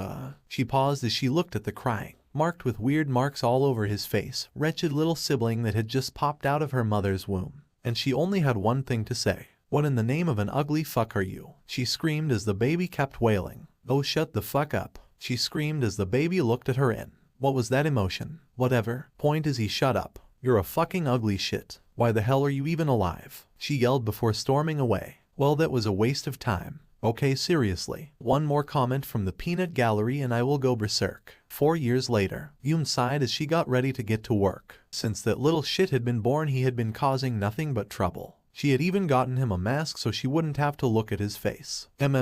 She looked to the side to see the little thing looking at her from around the corner of her small fucking house, peeking his head from right behind the corner. He had something in his hand but she didn't care. And what the hell do you want? She said as he whimpered from behind his mask, probably sniveling and tearing up. I'm leaving. Now you know the rules, don't bother anyone, and don't take off your mask. If anyone finds out you're related to me I'm screwed, she said as she headed out the door in a huff. Absent-mindedly she stepped on something but she didn't care. Fucking hell, she said annoyingly before she heard her stomach grumble. In her anger she had forgotten her lunch. Stupid. Fuck, she didn't even have a name for him because he was so worthless, ugly, and pathetic. She grumbled as she sat next to another worker, who looked as angry as her. Out of pure boredom, she made conversation. Let me guess, brother Troubles, Yum asked dryly. Oh my god, yes, the other said in exasperation. I do everything for that ungrateful shit, and he sells me to this fucking house. I was there for him every day of his life, and this is how he repays me. And that's not even the worst of it. Yum widened her eyes as the girl continued. Wait, there's more. Yeah, that little shit literally stabs me in the back so he can rob me before he leaves me to this house. WWW wow, she stammered. Yeah, anyway, let me guess, your brother did something similar. Hey, does your brother have hair and skin and is alive? Yum asked as the girl shot up. Yeah, he went over there in that general direction. Take this knife and go get your revenge, she said as she patted her back as she ran off. Yeah, go get him, she said as she got a hesitant look on her face. Maybe this is telling me something, in an incredibly non-subtle way, that could be described as lazy writing. Elsewhere, a person in a chair working on a laptop held up the middle finger. Whatever, I'm not trying to be a good sibling, I'm trying to survive here. Besides, he hasn't been trying to be a good sibling to me, she thought before thinking back to this morning. He was being creepy, hiding behind the wall, with that thing in his hand. She then widened her eyes as she realized what he had been holding. A flower that she had stepped on. You know what? It doesn't matter, she thought as her stomach grumbled again. What does matter is getting some food in this stomach, she thought grumpily before she noticed a commotion outside. What the hell was going on? She wandered outside to see the crowd and widened her eyes. It was the kid. He was wearing the mask and holding. Oh my god, he's holding my lunch. She froze as she realized the boy she had treated like trash for 4 years was bringing her lunch, and still wearing the mask. What happened then? Well, in the entertainment district they say. Yum's heart grew 4 sizes that day. Yum then clenched her chest before falling to one knee and groaning. And naturally she wouldn't react well to that. She pounded her chest and tried to acclimate her body to the new heart before she stood up and shook her head. Ugh, well that was weird, she said before she walked up to the crowd. What are you hiding under the mask, kid? One of the people asked as they kicked him around from person to person. What's in the box? Oh my god, I bet it's a dead rat. The people kept mocking him and laughing at him before the mask was pulled off, and they all gasped at how his face looked. Oh my god, look at his teeth. They're all crooked. His eyes are all bloodshot. Look at how skinny he is. Is he gonna snap like a twig? The crowd laughed and jeered at him as he curled up and sobbed. Before a voice spoke up. Wow, you're right, he is skinny. Never really noticed that for him being my brother, Yum said, catching the attention of everyone. Speaking of which, she said with a chuckle, no one does that to my brother. She then gave one of the people there a knife before forcing the person to stab someone else repeatedly. Oh my god, she just killed that man, she said as everyone screamed and ran away before she strolled up and skipped over to the sobbing boy. Call the samurai, she said sarcastically. Maybe a new fashionista given her attire. She then looked at the sobbing and picked him up. Now then, let's go have some fun, she said as she carried him, though did frown a bit as the whimpering continued. She placed him down near the river and hummed in thought. Okay, first things first, you need a name. His head raised at that as he sniffled. Okay, sensing you would like that. Okay, let's think this through. You are small, wimpy, skinny, scrawny. He frowned as he scooted away. Okay, I have a lot to make up to you. I owe you that, she said with a frown before widening her eyes. Oh, that's an idea. I owe you something. You're collecting a debt. You're a Jayu. He covered his face as she shouted. Oh sorry, she said with an awkward chuckle. A bit on the nose though. How about Jutaro? He turned his head to her with wide sparkling eyes. Okay, sensing we like this name, she said with a smile before he clapped his hands softly. Okay, definitely going with that, Jutaro. She then picked him up and made it so his legs wrapped around her neck. Okay, now you grab my hair so you can. She winced as he pulled on her hair. Yep, just like that, she said before noticed some wounds on his legs. Hey, who gave you these? She asked as they headed home, only to get her answer as he tensed once the house was in view and she heard their mother yelling as someone plowed her.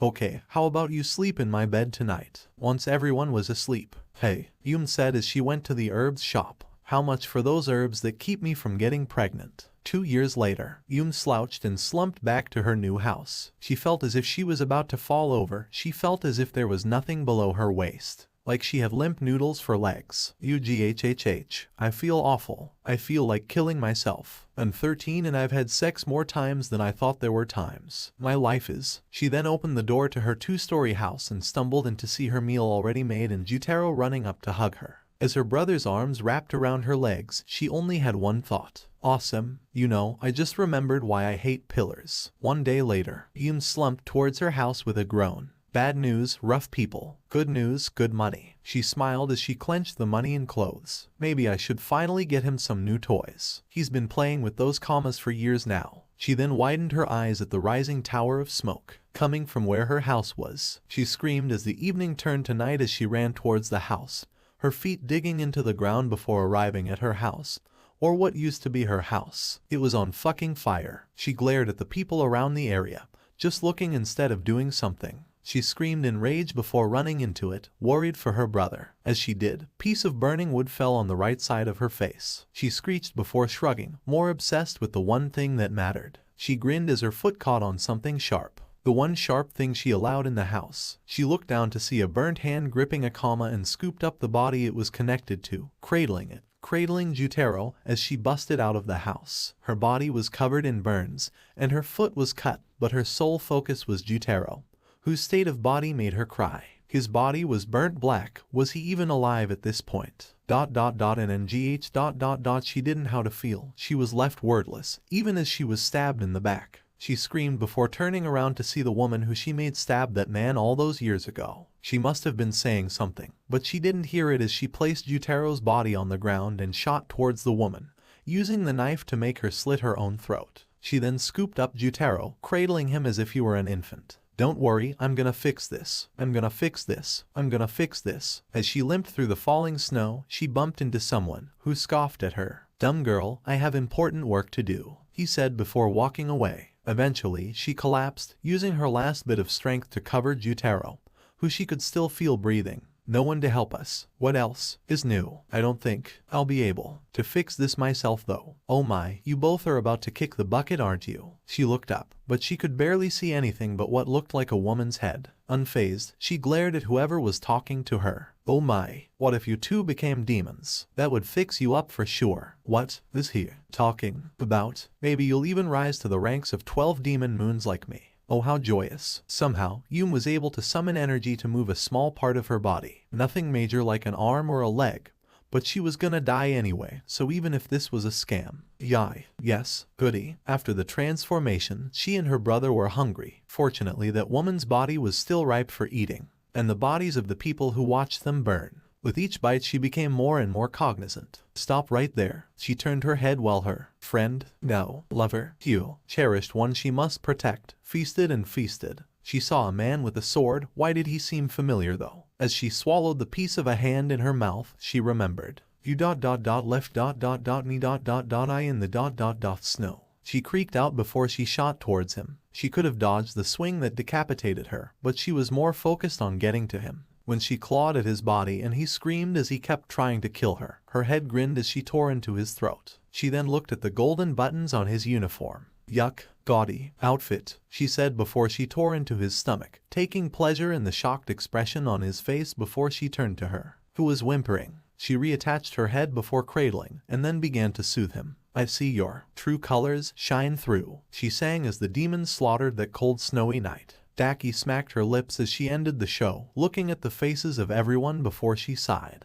Yeah, take a picture, it'll last longer. I killed a pillar who left me to die, yada yada yada yada. Afterwards I quickly ascended the ranks of demonkind like a total girl boss, and became an upper moon, taking my brother with me of course. She then paused before sighing. Look, you guys are all high and mighty and whatnot, but he didn't care about me until I became a demon. And I guarantee the only time those people who treated my brother like trash ever knew about demons was when I tore their throats out with incredible violence. Definitely not something kids should be exposed to, she said before looking at their faces, probably not able to believe what they were hearing. Look, maybe some humans don't deserve to get killed, but don't you dare try to pretend that this isn't true, she said before glaring at them. Humans were monsters long before Muzan walked the face of the earth. She then chuckled dryly. I mean, look at me. I treated Jutaro like shit for most of his human life, and he never did anything to deserve it. He was burnt alive and did nothing to deserve it. Turned to a demon where even more people saw him as a monster and did nothing to deserve it. Despite everything that happened, he never did anything wrong. And what was his reward? She let the answer hang in the air. Look, Aaza didn't have to come here for this. He could have just run away with us. At the very least, you can't deny he and Rui genuinely want to work with you. You cannot deny that. Please, just let us work with you and... She then raised her eyebrow. What is it you guys are trying to do? The slayers in the area paused at that question before the frail guy spoke up. The main goal of the Demon Slayer Corps is to kill Muzan Kibutsuji. Yum looked at them all for a few seconds before she burst out into laughter. She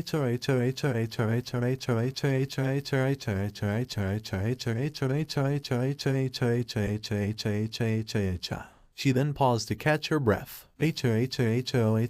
She then slowly stopped before she saw the looks of shock on everyone's faces. Oh fuck, you're serious? Someone was typing in a chair before they heard a portal open and sighed before speaking without turning around. What do you want, Kanao? It asked before they spoke again. I gave you your precious story and flat screen TV. Now must you interrupt me more? I am in an incredibly sour mood right now. So unless you plan on getting back to your story, I would suggest you leave before I decide to relieve you of your miserable life. Starting with those fucking eyes of hick. What? She said before turning around to see Kanao laying on his bed while laughing. Are you drunk? It asked before seeing purple stuff on Kanao's nose. And did you snort wisteria? What gavit? Kanao asked as she bounced up and down while the writer looked at her angrily before sighing sharply. What do you want? Tshhshhshswmjik, she said before shakily getting up. Oh, you don't need to, they said before ducking as Kanao swung her sword. What are you doing? Abrakta. Kanao paused as his sword flew out of her hand and sliced the laptop, causing the writer to freeze as he looked at the laptop as it broke into 4 pieces before glaring at Kanao with a look of fear and wrath. Do you have any idea what you just did? The amount of carnage her rant was interrupted by Kanao pouring out of there. Veins all over the body of the writer bulged before blood spurted from the body as it screamed, only for them to freeze and look the pieces of the laptop as the broken electronics started glowing. Fuck me, what the hell are you going on about? The scarred man said angrily as Yum continued to laugh. You guys beat Muzan, not even if you all teamed up. She cackled as she leaned back to the floor of the mansion. No human could ever beat Muzan. Heck, not even a demon could kill him, she said as she laughed. Why yeah, you guys are screwed. No one or thing or being could ever kill Muzan. At this, Aaza raised his eyebrow before humming. Well, there was one person. Every human and a demon turned to him as Tameo looked somber. Who on earth are you talking about? Obanai asked as he pointed to them. Tell us now. The strongest human that's ever lifted a blade. Maybe even the strongest human who's ever lived. Tameo said with a sad look. The progenitor of total concentration breathing. Yoriichi Tsujakuni. The 5 senses, trial of the millennia. Verdict. Who? Hume asked as Aaza looked at her before beginning to explain. When you fought Tanjiro, did you experience any flashes of memory that didn't seem to be your memory? Aaza as Hume hummed before shrugging. I didn't really pay all that much attention. Besides, Jutero's the smart one, so you'd have to ask him. Okay, why don't you think we stand a chance against Muzan? The scarred man asked before turning to the frail guy and bowing in apology. Forgive me for my rudeness. The frail smiled before dismissing it. It's fine, but I am curious myself as to your question. If you may, miss. Yum sighed before gesturing to her and Aaza and the bundle of wood she had them believe was Jutero. Let's look at your track record of upper moons so far. Aaza was only able to be beaten because you turned him. Even then he would have killed that pillar if not for help from the same demon who turned him. Even then he wasn't even using half of his full strength. Aaza nodded somberly at that. Then let's look at me and Jutero. His poison would have killed the humans there if not for Betrayer stepping in again.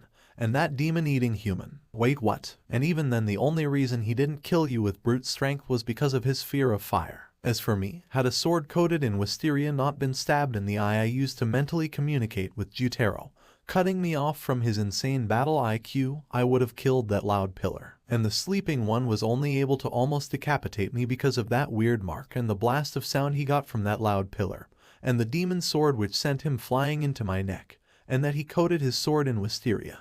Why didn't you just pull the sword out? The pink-haired girl as Yoon groaned. What part of he's the smart one didn't you get? She asked grumpily. Look, the point is, so far you've all only survived upper moons through sheer luck, turning us, and a whole lot of skill. But you can't turn any of the other upper moons. We don't intend to. The snake guy said before Aaza spoke up and glared at him. Good, because as bad as you think we are, the upper moons left are the worst of the worst. If they didn't have Muzan to keep them here, I guarantee at least one of them would leave Japan. Nothing could stop any of them. And it doesn't bode well that 2 of them are stronger than me. That's not even counting Muzan himself. I can see your battle spirits, and I can tell you that you'll just be tougher to kill to the top 2 demon moons. The other pillars sweated as they realized just how out of their league they were. They had trained for most of their lives, or they had trained intensely, and all it would amount to was lasting longer than the average human against an upper moon. Which is why we need to work together, Aaza said honestly. If Muzan ever catches us, we will face a very horrible fate. Yum raised her eyebrow at that, now that she was interested in avoiding.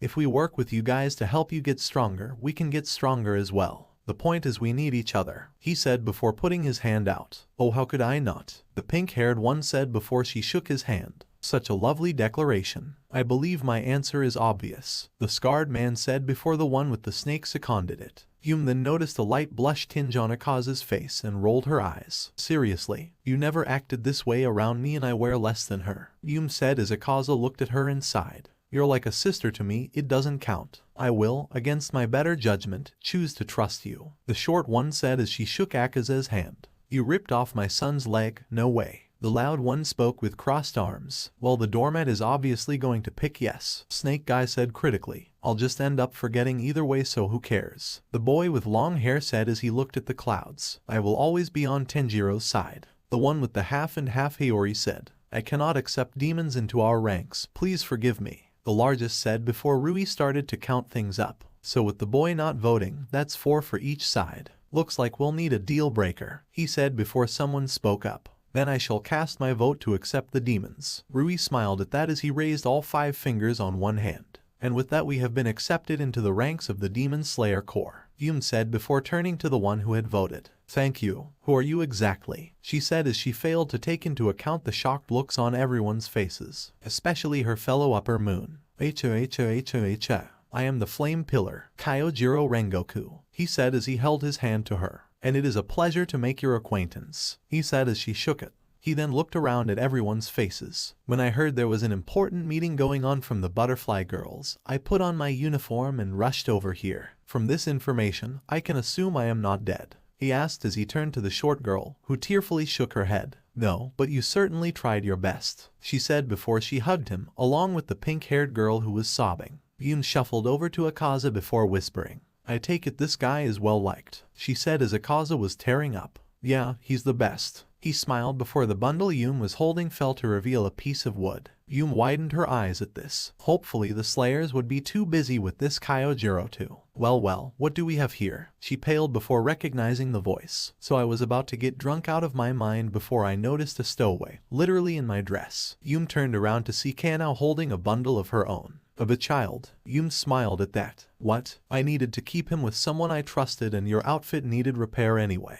she said before something shot from the bundle into the ceiling. The other pillars looked to this as Yum kicked the wood to the side and sighed. Jutaro, you can come down. These guys are friends, she said as she opened her arms to Sky before something shot into them and she hugged the child. She smiled as she was hugged by the boy. She then turned to the scarred man with a smirk. The scarred man looked at this before sighing. I will never accept you. You don't need to, you just need to not decapitate me, she smirked. Later. Afterwards it was simple. Tomorrow, a full meeting discussing the specifics of the upper moons would be detailed, as well as how demons would be integrated into the core. And also, but for now, there was something much more important to do. Kyojiro knocked on the door of the Flame Estate as he sighed. Once the door opened, he spoke with all the volume he always did. Greetings, father. He was cut off by Shinjiro wrapping his arms around the swordsman, who froze in shock. Before he could respond, he noted that his father, who he remembered always being drunk and angry, was crying into his shoulder. I've missed you so much, he said before he broke down and sobbed. As this happened, Sanjiro came in and gasped before he wrapped his arms around the two of them and sobbed as well. Tears came into Kyojiro's eyes as he was enveloped by the love of his family. Kanao smiled as she watched from afar. This is completely normal, us watching Kyojiro's reunion with his family, she said as she and everyone else from the Demon Slayer Corps watched with her. Yes, sure, whatever, Yum said casually. Now where am I gonna live? Why, the only place possible, Kanao said before she patted Aaza's back. But you're gonna stay with Kyojiro. Everyone widened their eyes at that. That doesn't seem like a good idea, he said immediately. Oh, it isn't. But it will be Hilarious. Oh, sorry, Hilarious. Damn it. Hilarious, Kanao said, finally in the correct spelling. That was weird. This whole thing has been weird. The Five Senses, Trial of the Millennia. And, suddenly, a blast of violet comet came careening into the ground, shocking everyone before something came out of the crater it had created. It crawled out as smoke came from the body as it skulked towards Kanao. You idiot, it said before it plunged its hand in through Kanao's chest. You broke it. Now you're gonna help me fix it, it said before they both disappeared. What the fuck? Chapter 1 Jenya's Vacation Trailer. Chapter text. Kanao gasped as she was suddenly in an endless space. There were stars everywhere and they were all different colors. What the hell? She gasped before she was plummeting to the ground. Oh my god, 5,000. She screamed before she realized she was still falling. What is going on? She asked as she felt her stomach in confusion. Wait, I thought I was like punctured through the torso. She suddenly hit the floor. Oh, she groaned as she got up. She then looked around in curiosity. The floor she was on was liquid-like, but more reflective and solid. She slowly stood up and saw she was on an orb-like structure. There were lines reaching from it to other reflective orbs, though they were much smaller than the one she was on. Where am I? Suddenly, a rift opened up in front of her and someone walked out of it. It was a hot pink skeleton with ragged clothes. It also had a hood that covered its face. It then flipped up the hood, revealing a person with black skin and pink hair as skin regenerated on the hot pink bones. Finally, you have no idea how long I've been a fucking skeleton thanks to you, he shouted before he picked her up by the throat. The amount of suffering I've been through is indescribable. The pain itself was enough to make me black out and wake up. Who are you? She asked before her throat was ripped out. She widened her eyes as she was tossed to the ground. After a few seconds her throat regenerated. She shot up as she gasped for air. Oh, she screamed before she was slashed vertically in half. She then regenerated herself and shot up, only to see herself, or another one of her. What the figure groaned before snapping his fingers and sending one of them away. You were so evenly cut the regeneration repaired both of them, creating two of you. The figure grumpily explained. And what did you mean? Who am I? Well, let me guess, you're God. I'm the one who fucking made you. Koyoharu Gotauge. I'm gonna kill you until you remember, he said before the top half of Kanao's body exploded. After a few seconds, her body regenerated. Okay, this is starting to get old. WOAH, she said as she covered her chest. Some clothes please. Be lucky I didn't do it to your lower half, he said grumpily before he snapped his fingers and a shirt appeared already dressed on her. You really don't know who I am, Kanao hummed before widening her eyes. Oh my god, you're the one who wrote this story. SaiakuMonoNarrator, otherwise known as Nash, and you broke my laptop. Now you're gonna help me fix it. Whoa, Anderland. Well, you're S. Call me Na, he calmed down before continuing. Call me Nash, he said calmly as he tried to calm down. What happened to you? She asked in shock. You're all black skin, pink hair, used to be a skeleton. Which one? There are so many, he yelled after he reached his hand out to attack her, only to pause as she flinched. SSSS, sorry, I've been in constant pain ever since you broke my laptop. The explosion from the laptop ruptured a rift in the space-time continuum, turning me into a fucking pink skeleton. Unfortunately, the scarification didn't get rid of the nerves, so for the past day I've been in constant pain. How did he sigh before explaining? When characters break the fourth wall, things get weird. And since my laptop connects to your world, and since you broke it, the rupture did that to me. And I'm not a skeleton now because this place is different. And yes, I regrew everything. And I got here because I found other ways to connect to the world. And I know what you're going to ask next because I created you. Anything you think of I would eventually think for you. Now shut up your face and let me continue. Okay, she said hesitantly. Now then, fortunately once here I was able to procure a new body, but since it came from my mind, it looks different. I'm not going to be able to get back to normal until this, he said before summoned two halves of the laptop, is fixed, and I need you to help me. You saw how I was when I came to get you. I can't last long in any world but this one or else my flesh melts off, and I become a skeleton again. It took me forever to shift dimensions to the point I could get you. Point is, you need to help me, or else I will keep you here forever. Then I'll annoy me forever. I thought of that, as evidenced by my speaking, he said before snapping his fingers and summoning all the games, devices, and books anyone could ever want. You'll be here for eternity with all the entertainment you can want. I don't get it, that sounds exclusively beneficial, Kanao said hesitantly. Oh ho, it will be, he said before he dissolved into dust. Call me when you're ready to play ball. Kanao looked at where he used to be, going to speak before she saw all the stuff. It couldn't hurt just to play a bit, could it? A while later. And it's the final Monster High movie. Great 100 movie arc. Really sealed in it with the multiple crossover movies with Ever After High, she said happily before she remembered something. Oh right, I'm ready to play ball. Good, a voice said before a woman appeared with the same color scheme as Nash. And before you ask, I am today. Okay, what do I need? Just the most powerful glue ever that I put into keeping two franchises together. Some of the funnest series I've ever watched and which were cancelled before their time. Monster High and Ever After High. Kanao grinned at that before she was snapped away. Nash sighed before she smiled. Finally, Kanao smiled before ending up in an area filled with treasure and gold. Where am I? She asked out loud before a message appeared in front of her. She read it in curiosity. Vault of Secrets in Ever After High, get the mirror and then you'll be out. Simple as that. Kanao rolled her eyes before looking around to see the gold and coins and swords and chalices. Ugh, where am I supposed to find one? She paled as she saw hundreds of mirrors. Handheld ones, pocket ones, tall ones, short ones, long ones, and... okay, this is just getting annoying. She groaned before seeing a skull with a bow on one of the mirrors and smirking. There we go, she said with a smile. Nice full body mirror. She smiled before grabbing it. Afterwards, she was whisked away. She screamed before landed back in the place she had begun. With the mirror intact, she smiled before something appeared behind her and threw her to the side. Yes, she looked at Nash holding and cradling the mirror. Finally, for so long I've been trapped here, unable to go home, unable to join the stories, they said before they broke the mirror to pieces and laughed as she held up one of the pieces. I only need one more thing, they said as they calmed down before looking at Kanao, who widened her eyes before the mirror piece was stabbed into chest, to mix it with the lifeblood of a character who sees the dimension beyond her own. Emphasis on the life, I'm afraid, they said with a wicked grin. What? She said as before cracks started spreading from the stomach wound as Kanao gained a pain expression. She started screaming before she fell to the ground. Nash turned around before sighing, completely at peace. They had been meaning to retcon Kanao anyway. She was always so troublesome, so bothersome, so pointless. They paused as they heard the screams of the one behind her.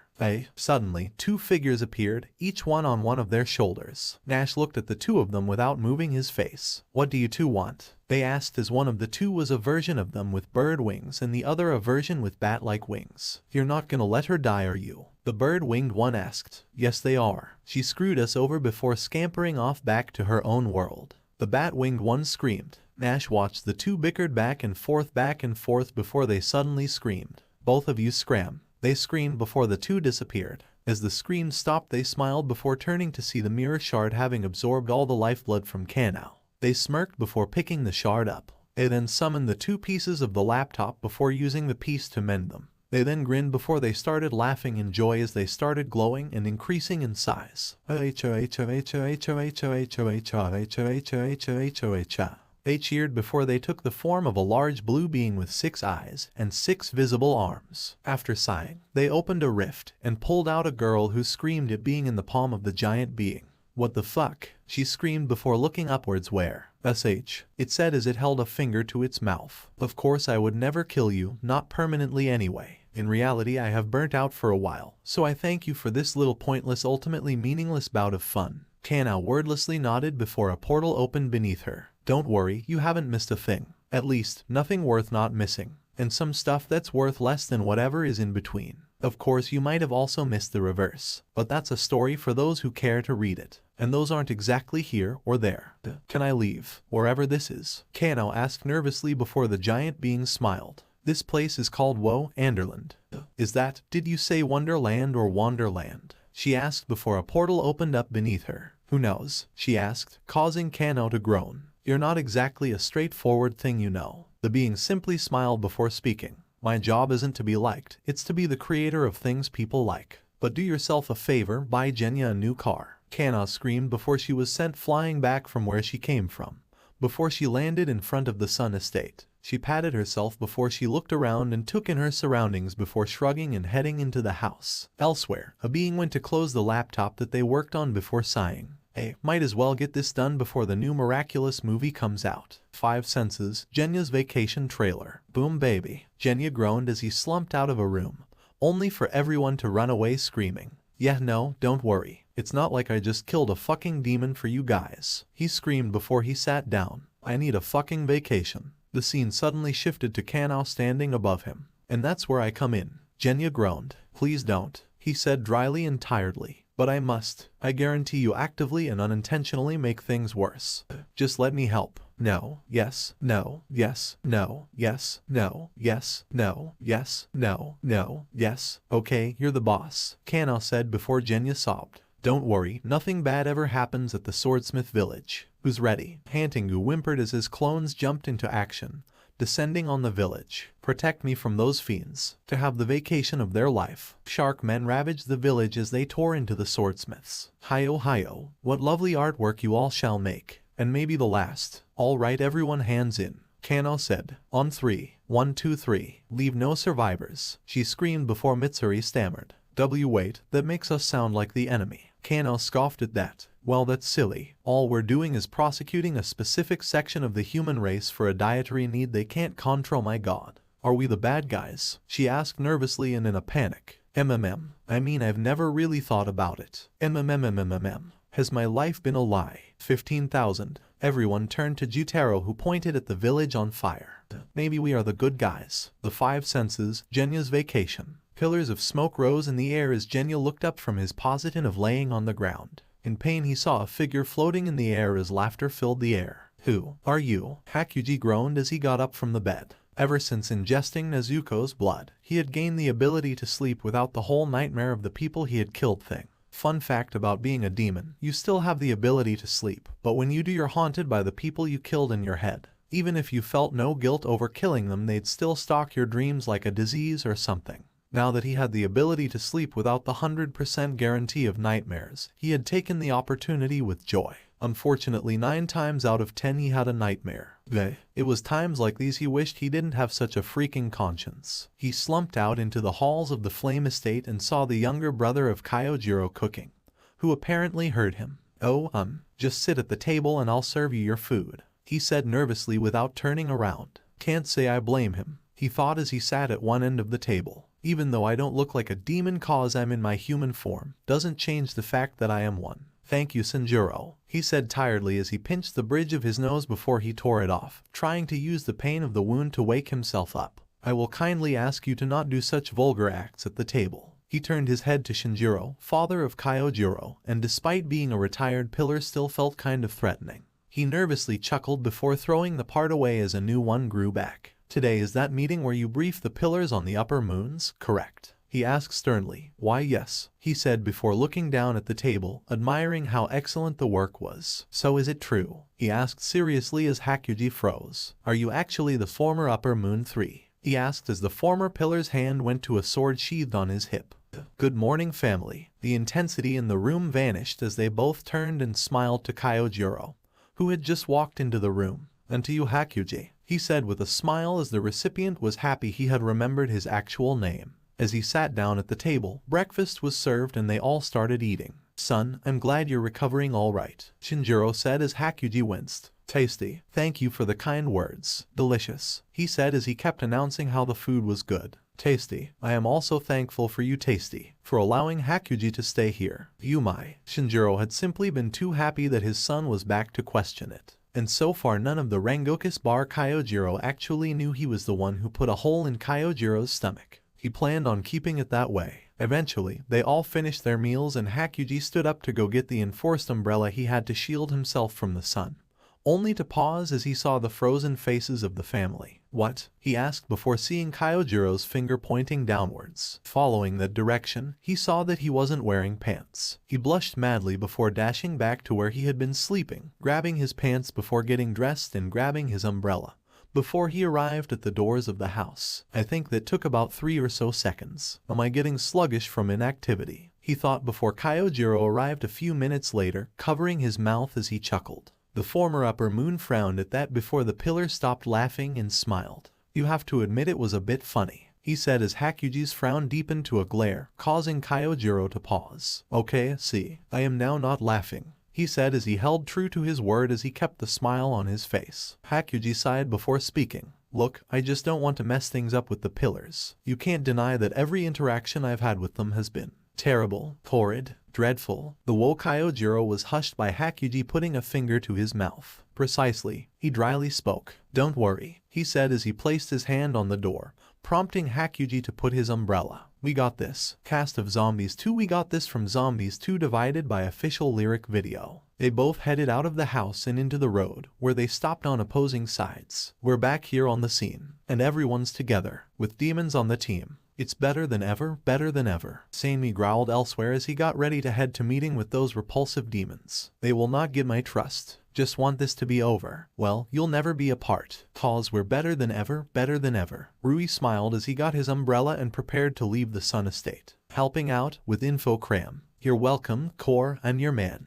To build a place where everyone can cheer. I'm making demonkind cool, not feared. He was then bonked on the head by Yum, who rolled her eyes. Making progress? That sounds great. But what's the price we have to pay? She asked before Kanao slid into the hall. Ready for a new day, ready for a change. People, demons, everybody say. The demons and humans all sang as they headed to the mansion, or where a Kakashi would be to take them to said mansion. Hey, we got this. Teaming up to make progress. Change the rules, you can't stop this. Together we rise, you know we got this. Hey, we got this. Teaming up to make progress. Change the rules, you can't stop this. Together we rise, you know we got this. They all stopped singing as they were all at the mansion. Kanao skipped to the garden as the others who were singing paused.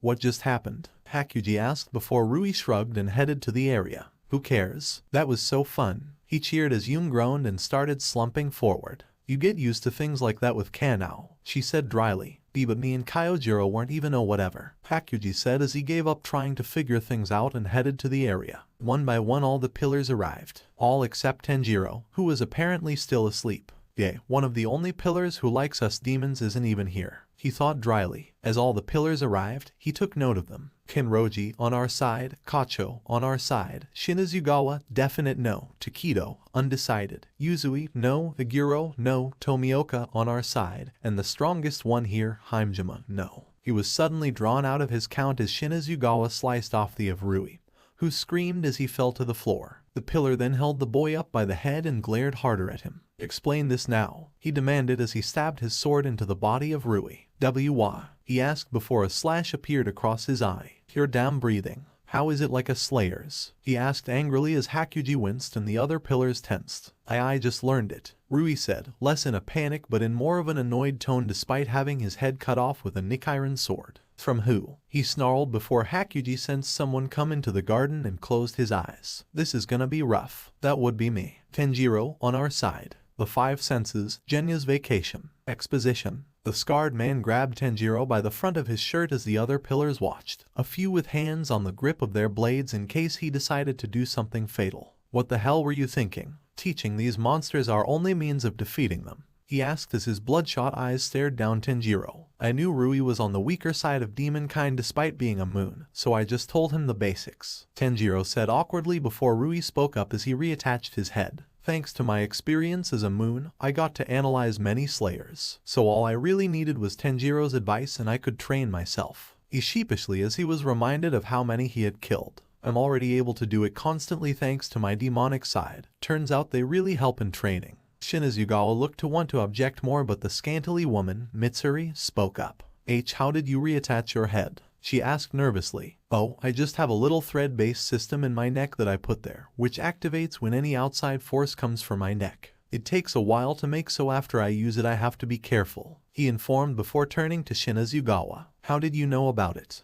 Okay, getting the message, he said as he moved behind Yum. They would have talked more but the master Yubayashiki chose that moment to arrive. As per last time, he was sitting in the sunlight surrounded by the pillars. Suo, Tanjiro said as he and Kanao sat with the demons. What do you have to tell us about the remaining upper moons? He asked before Hakuji widened his eyes and put his hands together. Right? Who should we do first? He asked before Yun spoke from the side as she laid down. Try the jigsaw face creep, she said offhandedly as Kanao moved next to her. Hakuji sighed before speaking up. Right then, let's count him down I guess. Upper Moon Phi. 6 actually. Upper Moon C. Wait, he should be 4 now because of me and Jutaro left. Yun corrected, causing Hakuji to stop talking as he looked to her. Is that it? He asked. Any other corrections you wanna make or can I finally do this? Hey man, I'm not stopping ya, she said cockily as Kanao leaned down in front of her so they could face each other, causing both of them to smile. Hakuji groaned before speaking. Alright, Upper Moon 4, Jayako. He is, well, he sighed before turning to Yum. Can you? Can I what? She asked without looking at it. You know. Nah brah, you gotta say it.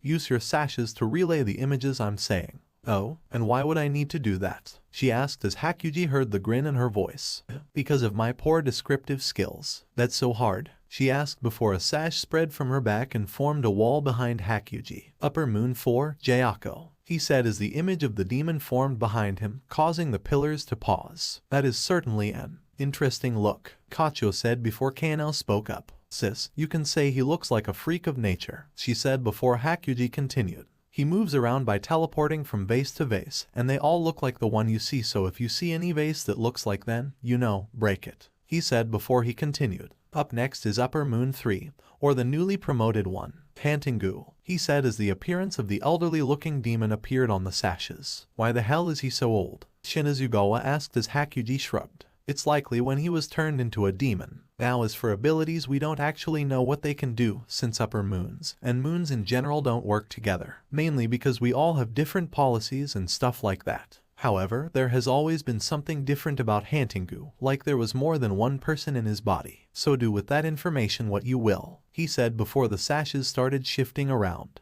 Kano, you remember when you asked me about him on the Muzan train? Well, you're about to get your answer. Kano sat upright as Kacho looked at her in curiosity before widening her eyes. Need Upper Moon 2, Dauma. He freezes things, he said as Kano and Kacho both, ironically, froze. He prefers to eat women because of their high nutritional value. Also, he has a cult, so he has a surefire way of always getting a supply of humans to kill, he said before he moved on to the final one. Upper Moon 1, Kokishibo. He said before Tanjiro spoke up. Why does he have a sword? The sun breather asked before Hakuji widened his eyes in remembrance. It's because of the breathing style he uses. The other pillars froze at that. The breath of the moon. Are you telling us this demon created a breathing style? Hajime asked before Yun spoke up. You're not exactly wrong, but he didn't make it as a demon, she said as one by one, the pillars paled. Every demon moon knows this fact, that the pillars of the Sengoku era were the strongest pillars the world has ever seen. And Upper Moon 1 has been in his position ever since the Sengoku era. I think they get the point, Yun said tiredly without looking at it. One of your pillars from the Sengoku era turned traitor. As the pillars processed this, someone heavily breathed as he walked into the area.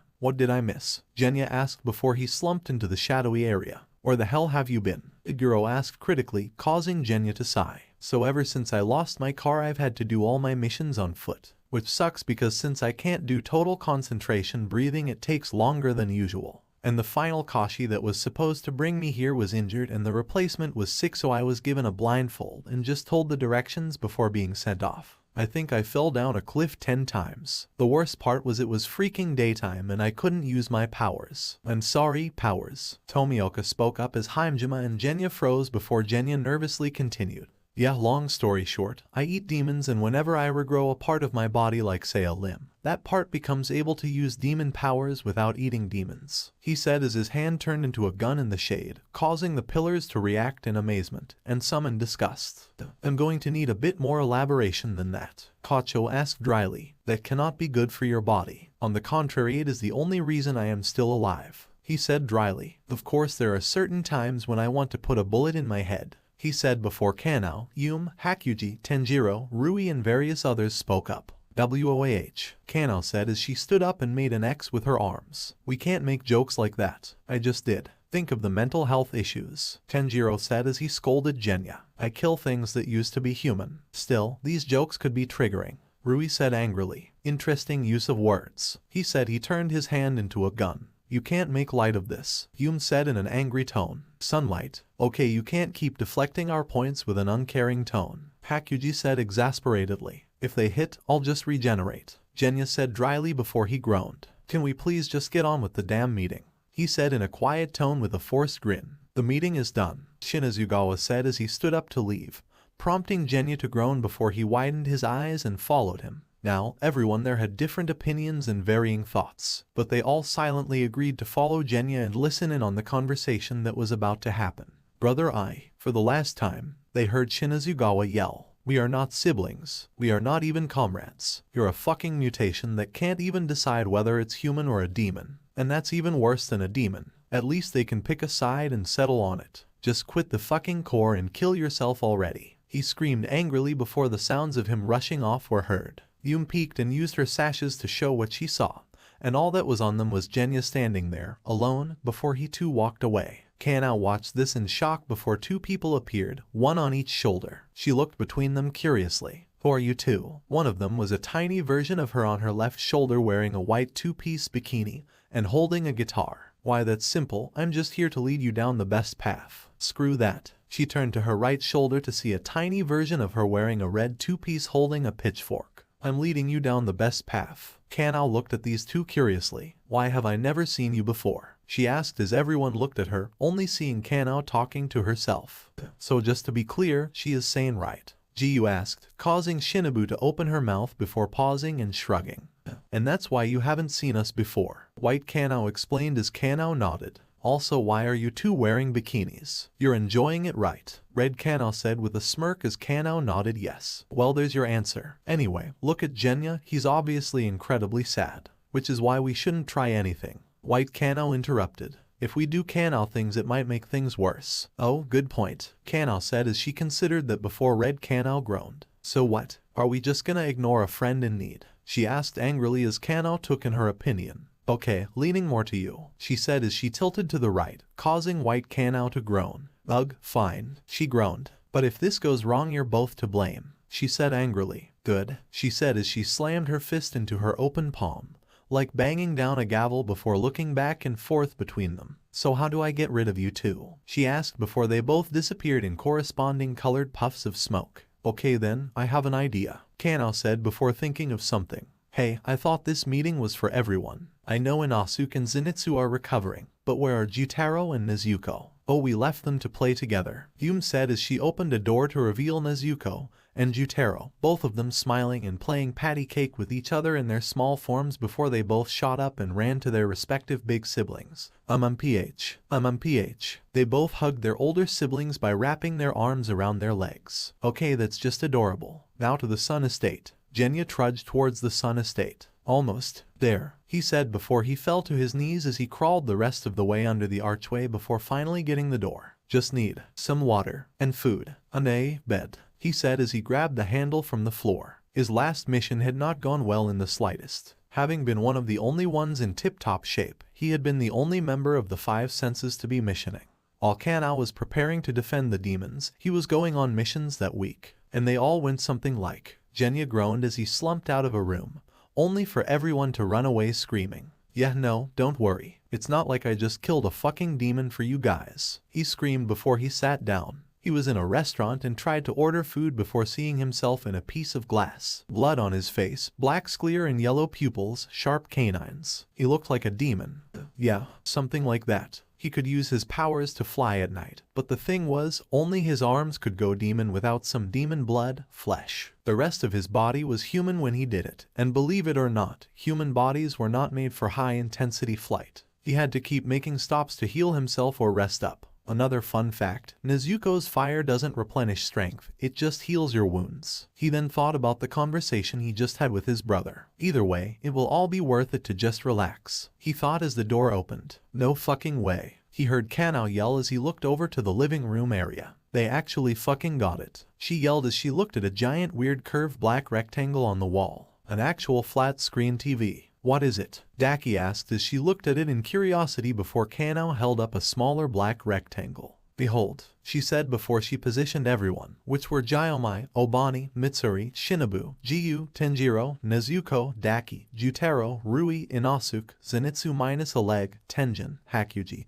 and Kyojiro onto the couch and clicked the remote. Everyone tensed as the thing lit up and showed stuff, entertainment. She cheered as she joined them on the couch. They all looked in awe as Genya crawled to the wash area by going behind the couch. He paused, thinking maybe he could join them. I am so glad everyone I care about is here to witness this with me, Kanao said happily, causing Genya to freeze before he crawled into the washroom. As he closed the door behind him, Kanao turned around to see the door to the house open and paled. Oh fuck, Genya sobbed as drenched himself before leaning against the door from the inside of the washroom. Fuck me, why did I think this day would go well? Why did I? The door suddenly opened and her fell on his back, looking up at Kanao who was standing over him and looking down at him. Hey bud, she said sheepishly. Were you crying? No, he said dryly. My face is just wet from the water, also I'm butt naked. he said blandly, not really caring anymore. Yeah, I noticed, but if I stop now I'll lose momentum anyways. Or anyway, depending on how you swing. I tried to cheer you up and that failed because of the flat screen TV, and because I didn't notice you crawling in to hydrate yourself on bath water. Up yours. Rude. Anyways, you need a vacation, and that's where I come in.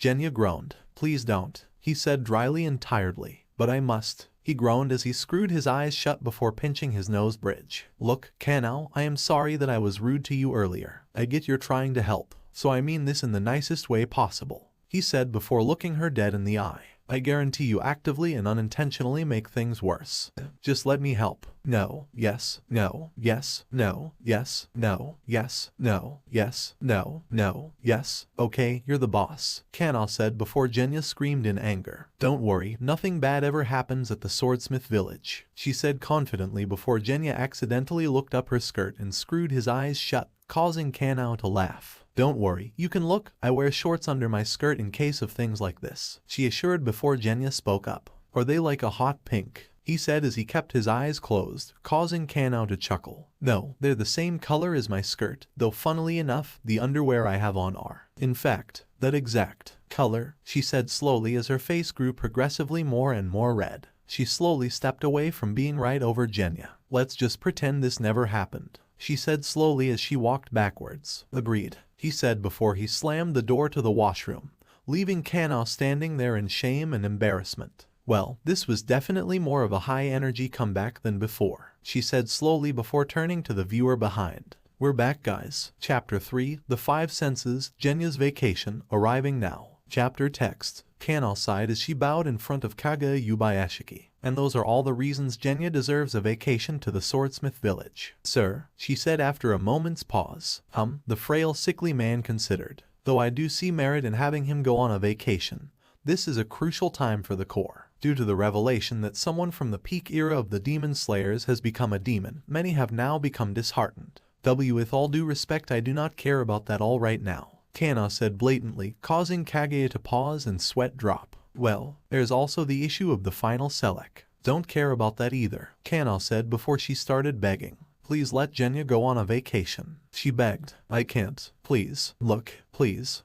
Please. I will see what I can do, Kaguya said before Kanao remembered something. In a meeting previous to this point in time. So, in regards to Nezuko's sword, Tenjin brought up. There's something up with it. When I picked it up it turned into a copy of my sword. Yes, Kyojiro said. The same thing happened when I picked it up. Only when I used it, bright orange flames burst from the blade, healing me and allowing me to attack with actual flames. Tenjin widened his eyes at that. When I used it, it created a blast of sound. Yeah, that hurt a lot by the way, Yun complained. I think you burst my eardrums. You killed a ton of people in our fight and Rai ripped his leg off. Yeah, you said that a lot, Yun said offhandedly before Shinobu spoke up. When I inspected the both of you, it seemed you both had lost blood in your sword-dominant arm, she said before Seimi spoke up. So what? The demon sword stole their blood? He asked angrily before Shinobu shook his head. No, and yes, I believe it mixed their blood with the demon blood in Nezuko's sword to create a blood demon art, or what their blood demon art would be had they gained one as demons, Shinobu theorized. I hypothesized that its true form is actually the rainbow version. It was just a hot pink version due to how much demon flesh and blood it was made from. Though it is just a theory, she clarified before noting how Kanao was grinning. So what you're saying is, could I get a demon sword? She asked Kage Yubayashiki, who paused. If I mix Nezuko's blood and my blood into a sword, I could get a cool demon sword. Well, I don't necessarily see a problem with it, Kaguya said, causing Kanao to jump in joy before she paused and bowed back down. Thank you, sir. This is even better than the time I was a lone collector. Kanao kicked down a door and stormed into the house, shocking the resident. Alright bud, I'm here for the 1,000 yen you owe, she said before looking at who owed the money. It was purple vampire puppet with a monocle. Right on time, he said as he moved to a chest and opened it up, revealing the money. Oh wow, Count, you actually have all the money, Kanao said as she moved to take it before her hand was slapped by the vampire puppet. Oh, she said as she rubbed it. What was that for? I am the Count, so I must count the money for you. Oh, you don't have to. 1 yen. 2 yen. 3 yen. The worst part was since he had all the money I couldn't take it without me being arrested for robbery, so I had to wait there for about an hour, Kanao said as Kaguya was paused in shock.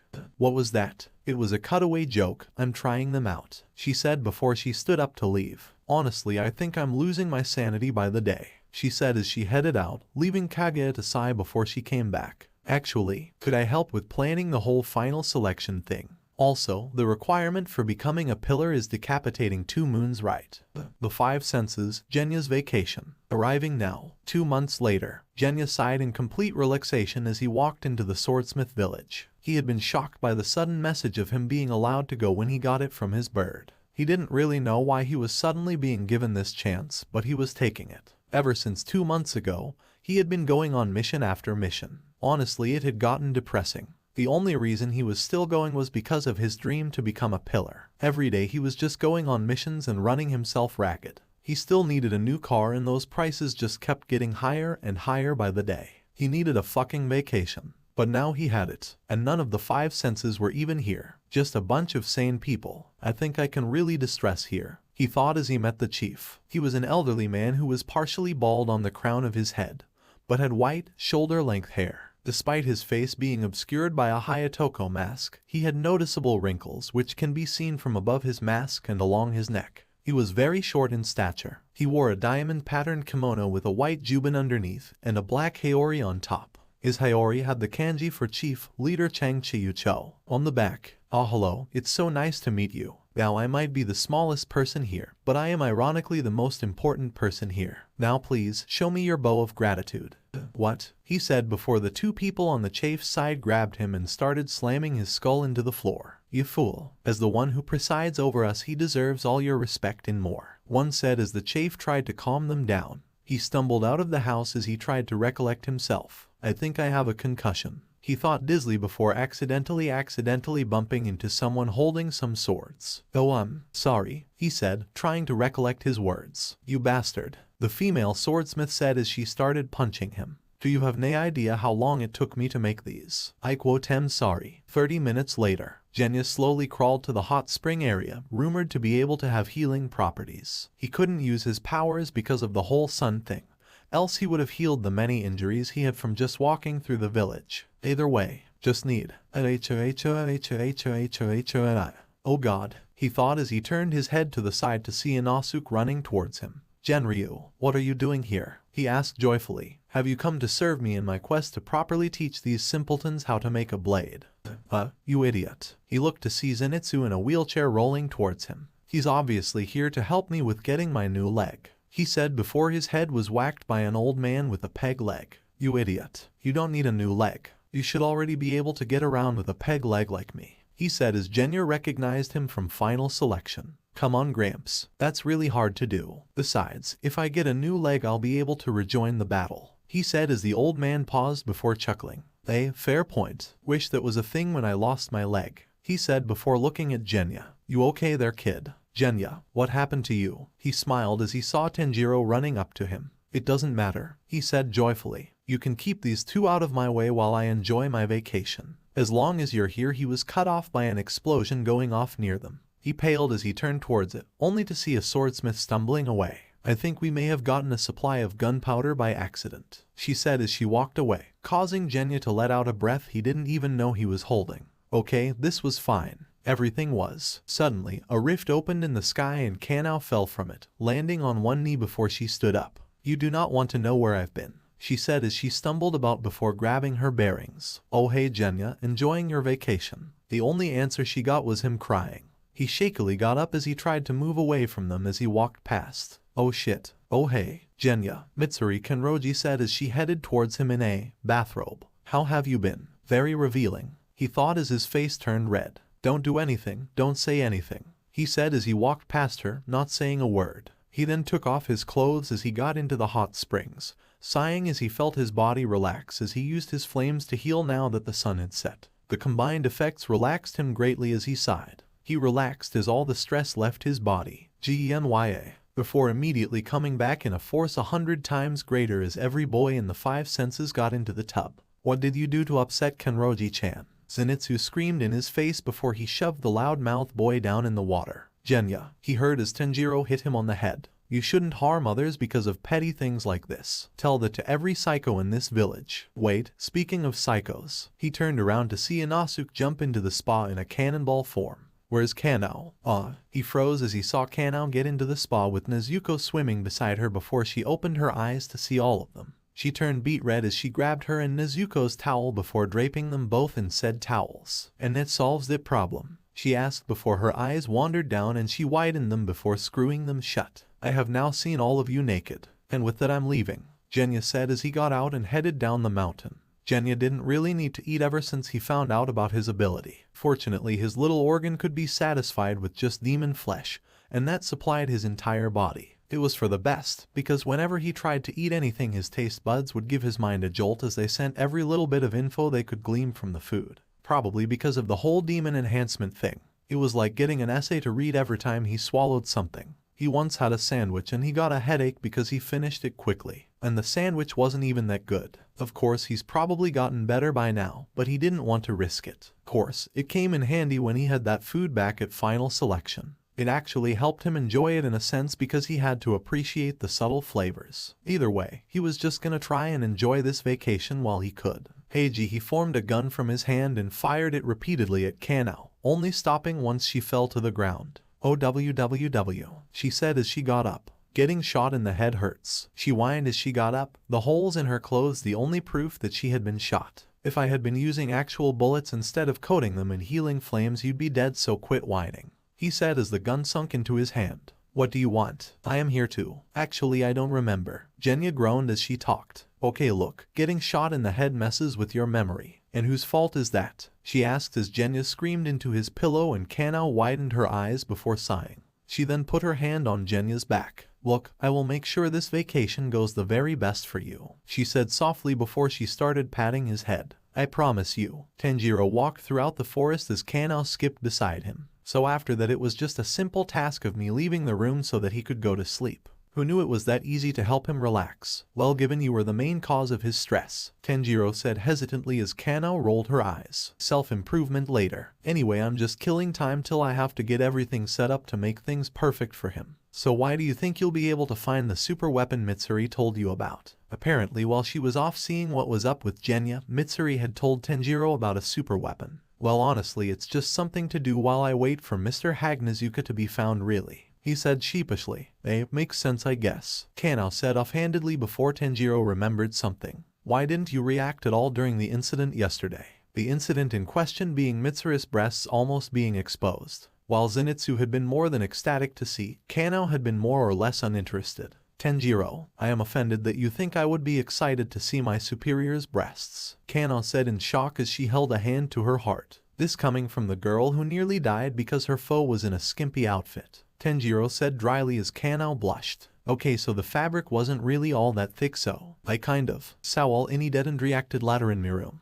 she said quickly before she rushed off, leaving Tanjiro to process what she said before widening his eyes and dashing after her. Wait, since when can you see through fabric? He yelled in shock. I trained myself to do it, okay. And it's only the thin ones, she said as she looked back, only to see Tanjiro giving her a look. Why are you looking at me like that? She screamed before she ran into a tree. She groaned as Tanjiro helped her up before smacking her on the head. Oh, be lucky that's all I did, he said dryly before he noticed something. Is that Nuakairo? He asked as Kanao tilted her head and saw the youngest pillar. Tanjiro noted he was arguing with a kid, and behind them, why Yoriichi? In a previous meeting, inherited memories, Tanjiro asked Hakuji, who nodded. He had remembered seeing someone who looked like how Yoriichi was described by the former upper demon, only it was in a dream. Apparently it's a thing where your ancestors pass down memories. It's actually really common, Hakuji said as the other pillars were listening. I feel like we'd notice if we got memories that weren't ours. Tenjin spoke up. Well, it doesn't have to be anything special. Maybe it's getting out of bed, eating a meal, things like that. It doesn't help that they come in when you're asleep, so they could easily be mistaken for dreams. My guess is because Tanjiro fell into a mini coma after stressing his body from the mark and sun breathing he saw Yoriichi. Or rather saw the memory of an ancestor who saw Yoriichi, Hakuji explained. To think Muakairo's ancestor saved Tanjiro's ancestor, Kyojiro said as Yume and Hakuji raised their eyebrows. What? Yume asked as she looked around. Who's Muakairo? She asked, causing Hakuji to sigh. Did you honestly not pay attention when we were told their names? He asked dryly as Yum groaned. Why do I have to care about these guys? They're not gonna last long anyway, she asked before Hakuji pinched the bridge of his nose as he looked at the pillars. Needless to say, they weren't happy about being talked about like that. Ignoring your very rude comment. Muakairo is the descendant of Yorichi, he asked as Kaguya nodded. Okay then, neat, he said as he took note of that. Even if he can't use sun breathing, he must be powerful, he remarked as Gyomai nodded. Yes, he was able to become a pillar in 2 months. A remarkable feat for one so young. Didn't Tanjiro become one in like 6 weeks? Yum asked Hakuji and Tanjiro winced. Maybe he's the actual descendant of that Yorichi guy, she suggested as the pillar gripped their blades. And Muakairo looked at a cloud. Either way, as of now, it's prudent you all get as strong as possible. Which means getting your demon slayer marks and maybe getting demonic swords. Sammy scoffed at that. No way am I going to go and get a demon blade. It's bad enough we've given you sanctuary, and that one of our pillars let you stay alive. If it were up to me, this is just like what happened with Yoriichi. They all turned to see. Ah, Tameo, so nice to see you again, Kaguya said as the female demon smiled. It's been very nice actually meeting you in person. The same goes for me, Sir Yubayashiki, she said as Yum raised an eyebrow. Why do you sound like you know each other from before this? She asked as Tameo looked at her dryly before she widened her eyes and got into a proper position for respectful sitting. The Yubayashiki family has long since known about her, he said calmly as the other pillars looked at this in shock. But she must have killed scores of humans if she knew Yoriichi, who lived in the Sengoku era. Obanai protested as Tameo sighed. Yes, it is one of the reasons I never made an attempt to work with the Demon Slayer Corps. The sins I committed before I regained my, well, in a sense, humanity. Those cannot be forgiven. Though I have been able to become accustomed to working at the butterfly estate, I truly never wanted to come here, she said as she looked at Hakuji and Yum, who tensed before Yum turned around. Hey, I didn't bring you here. That was all Rui, she protested as Hakuji glared at her. Wow, way to be a team player, he said dryly. Point is, Tameo said, trying to get them all on track, or back on track. When Yoriichi spared me after I was freed from Muzan's control, he was banished and exiled from the Corps, only spared seppuku because of the kindness of the current Yubayashiki head, she solemnly recalled as she looked at the pillars before her. If you don't learn to work with demons, you'll be defeated for sure, she said grimly as each of the pillars processed this. The five senses, Genya's vacation, meeting of the mist, present, what are you doing? Muakairo asked as they stopped him from. Actually, what was he doing? Oh right, the battle doll. You do realize that by interfering with me, you're preventing lives from being saved. You're a pillar, I think, he said as he looked at the one in red. Don't you know what it means for a pillar to be held up? He asked seriously before he turned to the kid. Wow, what's gotten you so? Blank, the girl asked him, causing him to pause. Blank, what does that mean? He asked as he focused on her. Is that an insult or a compliment? The girl paused as she hummed in thought. I guess it could be interpreted either which way. It really does depend on your point of view, she said as Muakairo looked to see. What was he looking for? Hey, what was I doing here? He asked the girl, who paused. Okay, Muakairo's an amnesiac. Glad that's been specified thoroughly, Kanao thought dryly. When she told the Kotsu and Tanjiro to leave with the machine that looked weirdly like Yoriichi, she didn't think through what she would do with an amnesiac pillar. You and I were about to go hang out together, she said slowly, only being able to say things off the top of her head because she couldn't think of a plan. Really? He asked as he looked at her curiously and tilted his head. So cute, she thought as she resisted the urge to hug him. Yes, I mean come on. Would I lie to a kid who's amnesiac? She asked as she crossed her fingers. What were we about to do? He spoke slowly before Kanao grinned and took his hand. We were about to head off faster than a sloth, she said happily as Muakairo tilted his head. But sloths aren't fast. Oh, this cutaway begs to differ. A sloth walked out of a motel as a girl laughed from inside. Geez, that was fast even for me. Easiest money I ever made.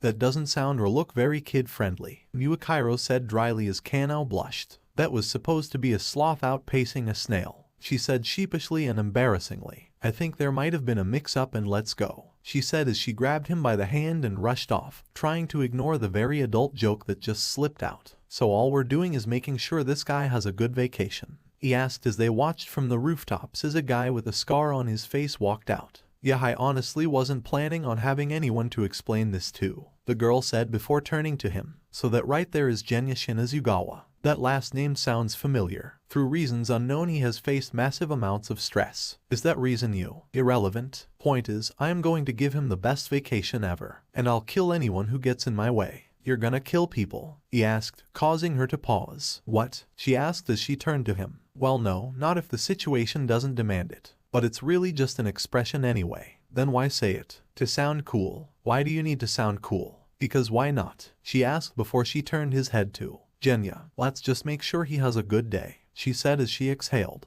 Why would you want to do that? He asked curiously. That doesn't sound like it serves any purpose, he said as he tilted his head once more. Well, look, he does a lot of stuff for me and I just want to do this one thing for him, she said as she looked him in the eye. He's always been there for me, and if when you do something good for someone it comes around in the end, I wanna make sure it goes back to him, she said before Muakairo widened his eyes. Hey, what was that you just said? He asked as he pointed at her, wanting to hear those words again. She raised her eyebrow before she turned her head to the area below them. Alright, Genya's on the move, let's go, she said as she took his hand and led him from rooftop to rooftop before pointing at a swordsmith carrying some swords. Okay, right there. Those two are gonna bump into each other and then the swordsmith is gonna yell at Genya, meaning we need to knock him down now. Why not just stop them from? He was cut off by Kanao asking him a question he would remember for a while. What sounds more fun? She asked as she gave him a pebble. I've seen you throw pebbles at a curved angle before, so fun, he thought as he turned to the swordsmith and looked at the pebble in his hand before tossing it up and catching it. He then pitched it before throwing it towards the swordsmith, which hit him on the head, causing him to drop his swords. Kanao then pulled him down when the swordsmith's head whirled around. Nice shot, she whispered to him as she laughed and covered her mouth to keep silent. As she did, his mouth curved upwards in a small amount that shouldn't even be noticeable. It even went back to normal after less than a second. But it was an amount.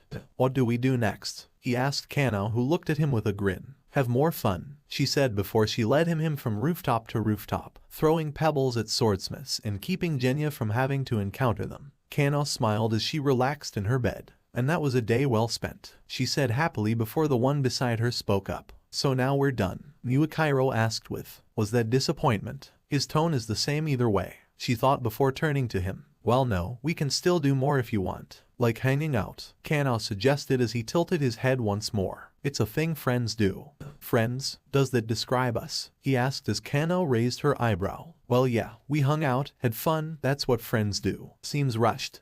Well you're not wrong. It usually takes a large amount of time, mutual interests and goals, shared understanding, and meaningful experience. Like a lot of stuff, so technically no. Okay, it is so hard to tell what he's feeling, she thought as she looked at him as he titled his head. Would you like to become friends? Why not? She grinned as she snapped her fingers. Montage time. Genya smiled as he walked about. Today was great. No more angry swordsmiths, no line at the spa, and no Kanao. Nothing against her, she was. Just a lot. And he needed some downtime. He walked by a building and was going to continue before he paused and walked backwards. He looked into the house he had passed and saw a metal leg. Must be what Zenitsu's getting, he thought as he inspected it. It's structurally sound, the main problem is the whole using it thing, he thought before he took it into the shadows. What the heck? No real sweat off my back, he thought as he shrugged before he tore off his left ring finger and placed it inside the leg, hiding it from the light as he grew back the digit and placed the leg back where he found it. Redirecting the control allows me to grow it back. Neat, he thought before he headed off. Taisho era secret. When the pillars learned of what happened to Kyojiro, they all went to his hospital room to talk to him. One at a time, these were their reactions. Hey, you're all still, and you're still more flashy than me, Tenjin said as he leaned against the hospital bed he was in. You were always so valiant. Even now, I doubt you would even complain. And even if you did, it would be that you were letting people die, Gyomai said sadly as he stood over Kyojiro's body. Mitsuri sobbed as she sat on her knees and cried over Kyojiro's body. Even now you're trying your best to die. How so like you? Shinobu said as she checked his IV bags. Why are you asleep? Muakairo asked with a blank tone. You said we'd do our best as pillars. Those damn demons did this to you. I'll kill every last one of them, Seimi said angrily. Even now I'm unable to believe it. How could I? Obanai asked as Kyojiro's still body bore into his eyes. Gee, you just hugged the body. These past few days have been great, Kanao said as she walked with Muakairo, who gave a slight smirk. If you mean messing with the swordsmiths to give Genya a vacation, then I suppose. Kanao turned to the smaller boy and grinned as he continued. Then I suppose you are correct. Huh? She cheered as she hugged him, causing him to pause. You're adorable, she said happily as she picked him up and twirled him around. Once he was placed back down, she smiled at him and he looked back at her with a look of fondness. You're very nice, he said as she stopped at where he was staying. Aw shucks, thanks, she smiled as she hugged him. Night Muakairo, she said before she headed off. Hanging out with Muakairo was surprisingly fun. She took pleasure in singing with him, dancing with him, and joking with him. She stopped outside Jenya's room and opened the door to see him sleeping with headphones. Yeah, knowing him, those are demon enhanced. He is not waking up anytime soon. She smiled as she leaned on a vase in the room, only to eep as she accidentally pushed it off. She braced as it broke and shattered against the floor. As she slowly turned to Jenya, she smiled as he was still asleep. What was that? I'm trying to sleep. Everyone else in this place, however, Kanao thought before she left the building to clear her mind. A swordsmith was walking back from the spa. Aw, I stayed too long. This is gonna suck tomorrow, he complained before something took his attention. My, what a fine vase, he said as he walked towards it, intent on picking up the fine white vase with green leaf patterns on it, only for black tentacles to stretch from it, grabbing the masked smith and pulling him in as he screamed before he was pulled into the vase in less than a second. A few seconds later, blood burst from the vase and the smith was spewed out, only he was different. His body was contorted and his limbs were twisted in different directions than what they should be at. My vases have been destroyed all over Japan, a voice said as a demon with the kanji for 4 came out of the vase. But they were always destroyed when they neared a specific region, he said angrily to no one. After creating a radius, it was so clear. This village, that was what lay in it, he said happily before the warped swordsmith made a noise of pain, causing him to groan. Shut up, you're ruining my moment, he yelled before a vase was created out of his flesh and shot a stream of water at him, slashing his body into pieces. Being forced to come here with Hantingu was annoying, but there are worse demons to have come here with, he said gleefully as he monologued. Once we destroy this place and reduce it to ashes, he said as vases popped out his body and terrifying beasts formed from them. Those demon slayers will become as threatening to us as any old human. Jayako yelled to the skies as his beasts hurried towards the village. Hantingu whimpered as the upper demon hid in the bushes. Please, you must all hurry, it said to 4 others. Those villains are all planning to kill me, it said as hands covered its head. What's even worse is that my lord is enraged. Every last one of them must be killed. All who oppose my lord must be slaughtered on the spot. The demons screamed in terror as they headed to the area where the swordsmiths were sleeping. The 5 senses, Jenya's vacation. Assault. Ugh, Inosuke said angrily as he stomped about outside as he tried to clear his mind. That noise woke me up. How am I supposed to enjoy these new swords without a good night's rest? He shouted angrily as he held up his 2 newly made swords with Nurtaka's blood and his own. The others had gotten blades like that except for Tanjiro. The idiot thought since he wasn't properly used to sun breathing just yet, a sword like that might be too much for him. Well, just goes to show how awesome he was. His sword sparkled in the night and had black bandages wrapped around the grips so he could swing them round and round. Even Inosuke could appreciate how shiny the blade was. And he jumped out of the way as something slashed at the area he was just in. He growled before he turned to see. What? Wow, I figured that Boarhead would prevent you from seeing me, said a tall young adult woman with a lean muscular build and long wavy hair that went past her shoulders. There were 2 curved horns on her forehead and cracked markings under her eyes. Also there was something written on her tongue. She had pointed ears and sharp nails on each finger, and a weirdly overjoyed expression. The weirdest thing was bird parts. She had 2 large wings on her back and raptor-like feet armed with sharp talons that took the place of her hands and legs. And she only had pants like his that were tied together by a chain of large round pearls. She also had wrappings around her chest area. But what Inosuke focused on was the narrow gold eyes with the Deiji of upper rank and 3 engraved into them. He had been taking lessons. How fun, she said. She flapped in the air. Hey, he said as he pointed his sword at the demon who was flying in the air. I thought the demon who was your rank was some old fart. But you don't even look that much older than me, he yelled as the bird girl looked confused. How could you? Whatever, she said before she roared. Only as she did, weird yellow energy built up in her mouth before sound screeched from it. Right towards Inosuke, she snarled before he readied his swords at opposite sides. Beast breathing second fang, slice. He screamed as he slashes in an X shape at the sound waves as they rammed into him, only to be sent flying back into a house. Ugh, he said as he got up before he smiled under his mask. This is gonna be fun, he thought as the demon flew towards him. Zenitsu put down his leg as he wheeled outside. Well, his new metal leg. It had been finished and he had been given it. He was going to wait till tomorrow to test it out, but why wait? After a few minutes of awkwardly fastening it onto his stump of a leg, he shakily tested it out before he walked with it. Kind of awkward, but I can get used to it, he thought with a smile as tears graced his eyes. It's been so long since I actually walked, he thought happily before he tensed and shot out from his position next to his wheelchair before it was destroyed. Was that lightning? He thought as sounds of battle graced his ears, causing him to look around before he was forced to move out of the way of another lightning bolt. Where are these coming from? He thought in a panic before he looked up and widened his eyes. You've got to be kidding, he said in panic as he gripped his sword that had been made from Nezuko's and his own blood. Do you have any idea how infuriating it is to have to deal with you? An angry female voice said as a tall young adult woman with a lean muscular build and long wavy hair that went past her shoulders. She had 2 prominent curved horns on her forehead and markings under her eyes that give her face a cracked appearance. She also had some kanji on her tongue he couldn't read. As if to add to sharp nails and pointed ears, that angry expression on her face was terrifying.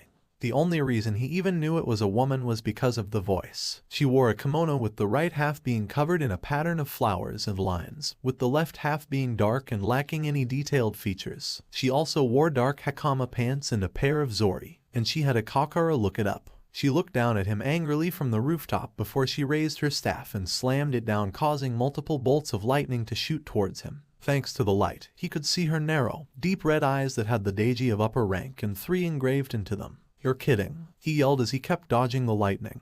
The first woman I meet in a while and she's a demon, he screeched as the female demon snarled. Quit your blithering and die, she yelled angrily before she aimed one right at his back, thinking it would be an easy mark, only for the brat to turn around, unsheath his sword, and spin around as the bolt was absorbed. As he landed on both feet, he spoke. L lightning breathing. S2nd F worm. Curved bolt, he yelled as tears came from his eyes and he looked up at the demon, who glared at the boy in confusion. It's my first battle after getting my new leg, and it's an upper demon. How is that fair? He screeched as more lightning shot towards him. Tanjiro sighed as he walked about, trying to get his body tired enough to go to sleep. His sense of smell had been messed with by the hot springs here. Honestly, he was having trouble sleeping with the excitement of that Sengoku-era sword being honed at this very moment. He had left Nezuko back in the room so she could sleep. Not that he was fully sure she needed it. He suddenly tensed before he jumped out of the way, only for the spot he was just in to be blown away as he felt a burst of air right in front of his face. He looked to where it came from and blushed. Wow, that would have sent you flying.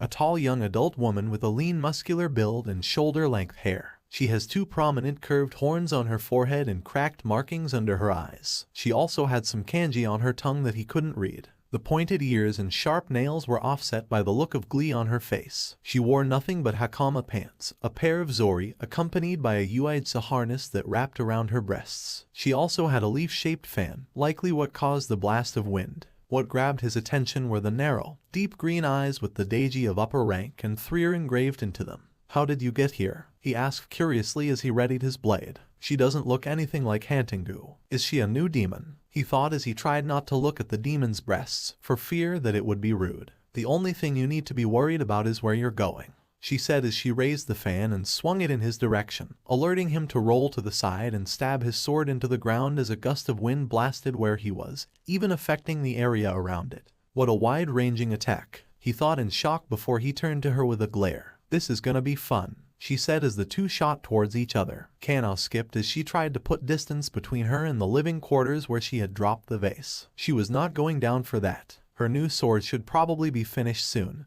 maybe even right this moment. The reason it had taken so long was because she had requested they mix wisteria in with the sword. Usually she had to coat the sword in wisteria, but this could revolutionize demon slaying. The only problem was being able to put it into the melted ore without it being destroyed. Eventually they decided on putting it into little capsules and placing them into the ore. The only problem was now the wisteria couldn't do anything. But if her sword did what she thought it did, she'd deal with it easily. She climbed to the top of a building and looked around at the village before she noticed something scurrying in the forest area. Huh? What is that? She thought as she walked across the rooftop. Is that a field mouse? Or like a really blood demon art, weeping spears? A somber voice said before Kanao widened her eyes and jumped vertically before she looked down at the one who had spoken as one of her ponytails was cut off. Oh come on, she yelled angrily as she took in who she was fighting. It was a tall young adult woman with a lean muscular build and shoulder-length hair. She had 2 prominent curved horns on her forehead and cracked markings under her eyes. She also had the kanji for sorrow etched into her tongue.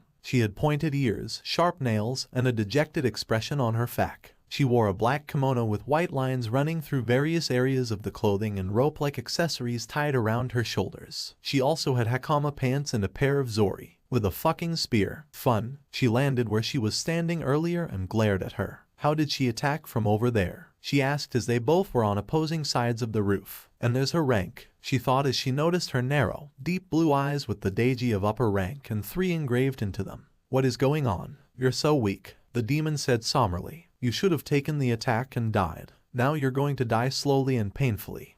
And not sure how to feel about that, Kanao said as she readied the sword she was using until she got a new one. But if you're planning on ruining Jenya's vacation, I'm gonna do to you what John Wilkes Booth did to Abraham Lincoln.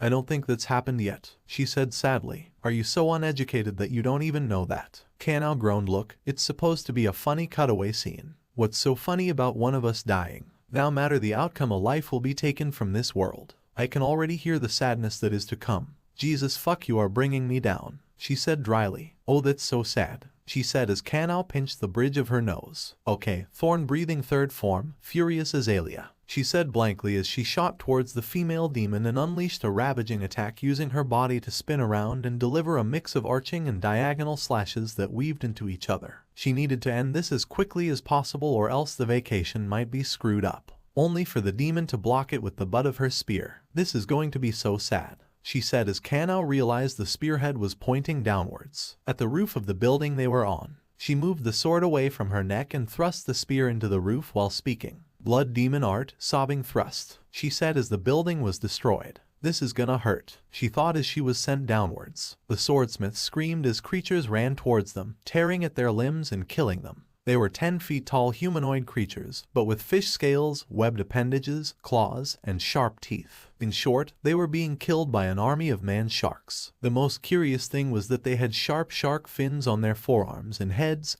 However, on their backs were pots. This little tidbit of information was taken into account by someone who slashed the pot on one of the shark men, causing it to disintegrate. So that's the trick. When I came out here to get some peace and quiet, I didn't expect to find more noise, a voice said as a man sat on the roof, alerting everyone in the area, and causing one of the swordsmiths to shout in recognition. Don't you know it's rude to disturb the elderly? He asked with a cocky grin. That's the former Thunder Pillar, the smith yelled as he pointed at the elderly man, who grinned and waved his sword. I've been meaning to get some exercise. Jigoro Kiwajima. Sharkmen were being destroyed as Jigoro jumped from building to building, destroying the pots on their backs. As he did so, he drew their attention away from the swordsmiths. Get out of here, now, he demanded as he turned to them from the rooftop before one of the shark men punched the building he was on. He narrowly jumped to another building as the one he was just on was obliterated. You've got to be kidding me. Jigoro watched the building crumble like paper. The only saving grace here is that these things don't seem to even have a brain. They're just mindlessly destroying.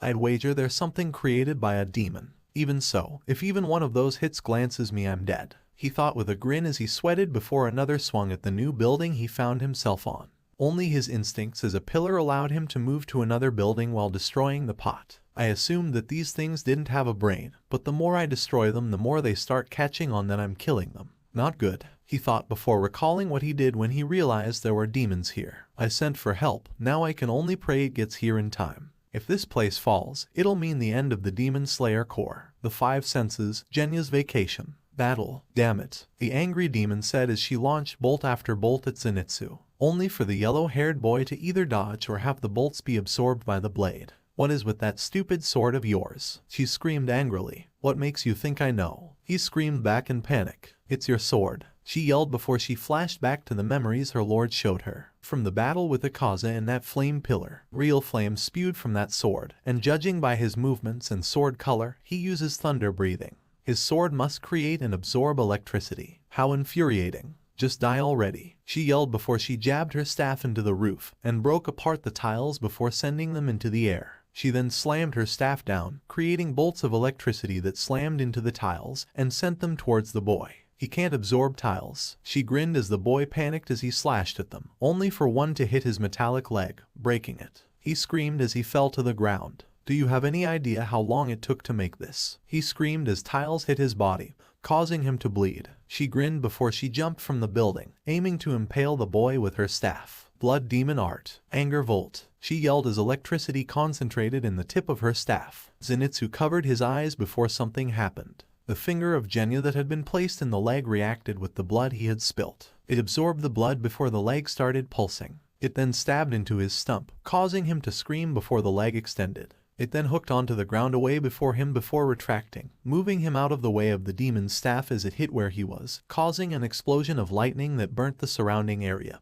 turning the dirt to glass. She turned around to see the boy screaming in pain before looking at his leg. It looked newer, like it had just been made instead of wrecked by her. Also, did it fuse with his leg? Zenitsu wondered what had happened before he looked back to the demon angrily walking towards him as the moonlight illuminated her, and reflected off the glass as she snarled at him. He widened his eyes as he looked at her. "You're beautiful," he said as he unknowingly charged up the electricity that had been captured in his blade. She paused as she heard this. What? Inosuke rolled to the side as the demon slashed at where he was. Good, good. These talons can slash through diamonds like butter. She cheered as Inosuke snarled. How could you possibly know that? He asked as the demon blasted a wave of sound at him. He tensed his muscles as blue energy expanded from them. Beast-breathing second fang. Slice. He yelled as a jagged X-shaped cross formed from the energy. Haha. He yelled as he was pushed back, but otherwise held his ground and kept his stance. You're really making this fun for me. Who the hell are you anyway? The demon laughed as she circled him like a vulture. My name is Hirogi. Commit it to memory before you die, she said before she charged up sonic energy in her mouth. Blood demon art. Joyful bursts of sound, she thought as she fired multiple blasts of sound from her mouth like a Gatling gun, all at Inosuke. The boar-headed boy snarled before he tensed his muscles, and jagged blue energy started forming from them. He then jumped forward, aiming towards the blasts as he slashed at everything midair. Fifth fang. Crazy cutting. He screamed in his mind as he deflected all the blasts, only for Hirogi to come in and slash his shoulders, causing him to scream before he dug his sword into her neck. She screeched as he started using his blades like saws and started cutting through her neck from both sides. Get off of me, she yelled as she started flying around. Inosuke held on tight as he spun around to get on her back as she flew around the sky, trying to get him off her. H-O-H-O-H-O. Inosuke cackled as he kept sawing away at her neck. You may be a bird, but I'm the king of the mountain, he yelled as he held on for dear life. Tanjiro jumped to the side as the demon slammed her fan downwards, creating a leaf-shaped imprint on the ground where he was standing. It even created cracks around the area in the ground. If I'm hit with that attack, I'll be turned into a pancake. The demon laughed before she shot towards him. She swung her fan at him from her right. He swung his sword at the handle, separating the fan part from the stick part. He then shot forward in circular motion to headbutt the fan demon, who screamed as blood burst from her forehead. He then raised his sword as he attempted to slice her head off. She widened her eyes at that as she grew a fan from her other hand. She then waved it, causing a gust of wind to send her flying. Tanjiro widened his eyes at that as she grabbed onto a tree and used it as a post to jump towards him. She wielded two fans as she twisted in a circular motion, creating powerful winds. In an effort to combat this, Tanjiro twisted his own body in a circular motion as he swung his sword that was engulfed in flames, all to deal with that attack. Blood demon art. Pleasuring winds. Sun breathing. Fourth form. Burning bones summer sun. Both of them shouted as their attacks collided with each other. It created an intense bout of flames that were amplified by the winds. When it cleared, everything in the area was burnt. No trees remained in the radius of their attack. Karaku groaned as she sat up before she grinned. Neat. He sliced off both arms, she thought as she looked at the burnt stumps that were her shoulders. She looked to see Tanjiro's red Haori through the smoke. She tensed her muscles as the burnt flesh was broken and her arms regrew as she walked towards him. I'm gonna have some fun killing you, she said as she licked her lips. She then raised her bare foot to skewer his body. She slammed down through the Haori, only to widen her eyes as she didn't feel any flesh get destroyed. She froze as she looked behind herself to see Tanjiro in midair, likely having jumped from a tree like she just did. Clear blue sky, he yelled as his sword aimed for her neck. She gasped before she readied her fan to send her flying away, only for the sword to dig into her flesh. She screamed as it burnt her from the inside of her neck. You're not getting away this time, he yelled as finished the process of waving her fan. So while she was indeed sent flying away, she also took Tanjiro with him. I swear, he yelled as they both were sent flying in the air. I will decapitate you. Kanao groaned from her position of lying down amidst the rubble of the house they were just on. As she looked around, she noticed there were cracks along the ground as well. The house must have taken the brunt of the damage, she hypothesized before widening her eyes as the spear demon was suddenly above her. Blood demon art, weeping spears, she yelled as she unleashed multiple long-range projections downwards, all aimed at her. She yelled before she started unleashing multiple defensive swings, all in an effort not to get skewered. Flower-breathing second form, honorable shadow plum, she screamed before she noticed her charging up the attack that destroyed a building.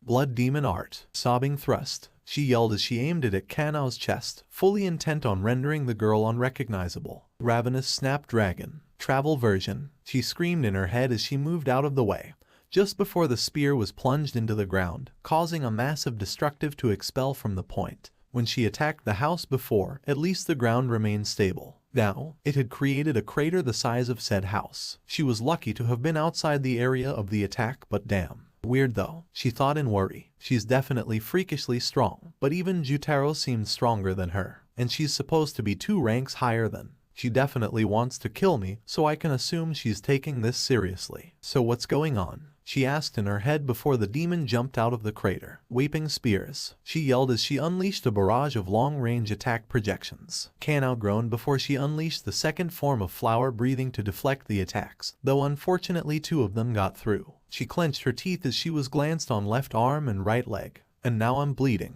And it fucking hurts. I'm just lucky those things only glanced me, she thought as the demon landed on the opposite side of the crater. You know, with all of this, I never got your name, she said as she started to use her breathing to regulate her injuries. Why would I do that? She asked sadly. You're going to die anyway. In fact, it would be better if you just stopped trying to survive. Jesus fuck, she said in exasperation. You are so depressing. Would it kill you to at least give a cocky grin? Why, all I'm doing is disposing of a mere stubborn insect who can't even die painlessly. Tell me your fucking name, she said blankly as the female demon winced. It's Izetsu, she said as she readied her spear. Are you happy now? She asked sadly. Kanao grinned. I'm fucking ecstatic Izetsu, because you just gave me enough time to do recovery breathing, she said as she stuck her tongue out before Izetsu jumped towards her. Kanao rolled out of the way and slashed at her hip, alerting her to turn and stab the spear in her direction. She jumped vertically straight and aimed to slice off her head, only for Izetsu to rotate the spear so the butt of it hit her in the shoulder. She widened her eyes as she heard a crack and jumped out of the way as the spear head came down in a crescent motion. She's incredibly strong, and her ranged attacks are no joke. But in terms of weapon skill, I'm better than her. Izetsu shot towards her as she jabbed multiple times in her direction, all of which Kanao dodged barely or deflected. I have to keep this close range, so she can't use any of those ranged attacks effectively, she said before she shot forward and sliced her arm off. Though it wasn't the spear holding one, the shock gave Kanao the moment she needed. She threw a bag of wisteria powder in the air and slashed through it on the way to Izetsu's neck. This is for my fucking hair, she yelled as she thought of her asymmetrical twin tails. What? She was allowed to be angry about things like that. I will decapitate you. Kanao paused at that. Tanjiro, she asked in the middle of her swing before something collided into her. Repeat what you said now before I kill you, the angry demon said as she raised her staff above Zenitsu. With no answer, she groaned before yelling. Blood demon art. The boy in question stammered before he gripped his blade and it started glowing electrically. The sword had responded to Zenitsu's panic and prepared an attack, and Zenitsu knew just how to launch it. Anger Volt, I said, he yelled as he shot up towards her as he unsheathed his blade. You're beautiful, he screamed as he decapitated her with a flash of actual electricity. The Demon Slayer mark from before activating while the electricity from the blade made it glow. He stopped behind her headless body before his ears were allowed to focus on something else. He deactivated the mark as he stumbled from the sudden, but not massive energy drain before focusing as he stood straight up. Cackling, screaming, incoming, he thought before he leaped upwards as something, or multiple things crashed into where he just was, stirring up a large amount of dust amongst the street. When the dust cleared, he saw Kanao, Tanjiro, and Inosuke. What were they doing? He shook his head as he heard bells. Guys, the village is still under attack. We need to wake Genya up and go deal with it, he yelled as he knew the place where Genya was all sleeping was a short distance away from here. Wait, Kanao said. Maybe we can just deal with it ourselves, she suggested as Tanjiro looked at her angrily. Kanao, people are in danger. His vacation is in danger, she argued back. I cannot screw him over this time. Besides, I just defeated Upper Moon 3. I think I can deal with whoever else is attacking the village. Wait, what? Sorry, but I just defeated Upper Moon 3. Tanjiro said as bodies started shuffling in the dust. You're all wrong. I, Inasu Kashabira, king of the mountains, defeated the bird demon known as Upper Moon 3. Bird demon. She had a fan, but I wouldn't say bird demon, Tanjiro said in confusion as he noticed the shuffling. No, she had a spear, Kanao said as they all started moving towards each other. She clearly had a staff and created lightning, Zenitsu said hesitantly as they all stood back to back. And I decapitated her. This is getting ridiculous. We can't all have fought and killed Upper Moon 3, Inosuke said in exasperation before he heard Yorogi speak up. Oh that's, Yorogi said as the dust dissipated and all 4 demons stood around them like vultures. The best part, the fan demon said as she waved her fan in preparation. When it comes to us, the anger demon said as she gripped her spear. You can, Izetsu said as she readied her spear. Well, aside from the killing part, the fan demon said as she licked her lips maliciously. I think in the spirit of Christmas, we could all just let this G. It's not Christmas. Everyone aside from Kanao yelled as the flower breath user sweat dropped as she took in the situation. 4 of us versus 4 upper moons who can't be killed, she thought grimly. Jigoro panted as he leapt from another building, narrowly avoiding the attacks from the shark men. There didn't seem to be any end to these things. Whenever he killed one, another popped up. He on the other hand, that's what stinks about getting old. I just don't have the stamina, he said tiredly before he heard a child whimpering in the building he was in. He widened his eyes before a claw slammed into the building, breaking it apart. The upside to this is that he was able to see the kid. He jumped from rubble to rubble before he grabbed the young one, only to hear a snap as he jumped out of the way of the collapsing building. He clenched his teeth as he looked at his legs. The peg leg was broken, likely hit by the rubble and snapped off. I bet this would have happened if it was made of metal, he thought dryly before he focused on the army of shark men rushing lumbering towards them. Kid, he said sternly to the child he had protected. Run now, and if you look back I'll kill you, he threatened before the child ran away screaming. He sighed at that before looking at the shark men. And now I've traumatized a kid. I'm not sure whether to blame you brainless lot, or myself for getting old, he said as one of them raised their fist to do him in. Killed by a demon's puppet that never had a life of its own. How pitiful, he thought before he widened his eyes as he felt a gust of wind before chopping sounds were heard. He then watched as every shark man fell to the ground as they turned to ash. Once it all cleared up, he widened his eyes. My, this is quite the mess that has occurred here. I must agree, a flashy mess if I ever saw one. Jigoro smiled at the 2 before him. You took your time getting here. You should know it's not polite to keep an old man waiting. Apologies, sir. We rushed here the moment we heard the news. Rest assured, Gramps. I was planning on coming here anyway to check out my kid's new leg. But the other pillars are on their way as we speak. Kyojiro Rengoku and Tenjin Uzui smiled as they gripped their blades and spoke at the same time. Let's go. Okay, what the fuck? Kanao yelled as she looked at the 4 demons who hadn't been killed despite them all decapitated. How are you all still alive? She yelled as she stood back to back with her friends as she looked at all 4 demons who surrounded them. I know I decapitated you, she said as she pointed at Izetsu. And I definitely beheaded you, Tanjiro said as he faced the fan demon, who licked her lips. Oh, you definitely shredded my neck, Yorogi said as she flapped her wings. And you definitely sliced my neck with a painful ass fuck lightning bolt, an angry ass fuck demon said towards to the thunder breath user. Geez, what happened with you two? Kanao asked in curiosity. Nothing at all. They both screamed suddenly with a bit of a blush. Kanao looked at everyone else before groaning. Okay, all of you have emotions on your tongues, and that's cool and all. But how the fuck did I get stuck fighting the sad one? She asked angrily. I don't know, Chance, Zenitsu said in confusion. Okay, before we continue, can we just know who everyone is? The demons looked at each other before shrugging. Yorogi, Izetsu, Sakido, the fan demon said before pointing at herself. Karaku, okay, and I'm going to assume you know who we are. The other demons nodded. Okay, can I switch to a happier demon? Hey, I'm right here, Izetsu said sadly. I have feelings, you know. Sakido groaned. No, you have one feeling. Sadness. That's like your whole thing. It's like a sob story whenever anyone talks to you, she said angrily. Hey, speaking of which, aren't like pleasure and joy the same thing? Kanao asked, causing Karaku to smile and lick her lips. How about I show you? She said before Kanao widened her eyes. Oh no, Yoa, she said as she waved her hands. Gross. Actually, I would rather fight you than miss sob story. Hey, okay then, I'll fight Izetsu I guess, Tanjiro said hesitantly. Is that alright with everyone? Sakido groaned and nodded her head. Good, Kanao said as she readied her sword. Now let's all try and kill each other like civilized people. Finally, Sakito screamed as she slammed down her staff,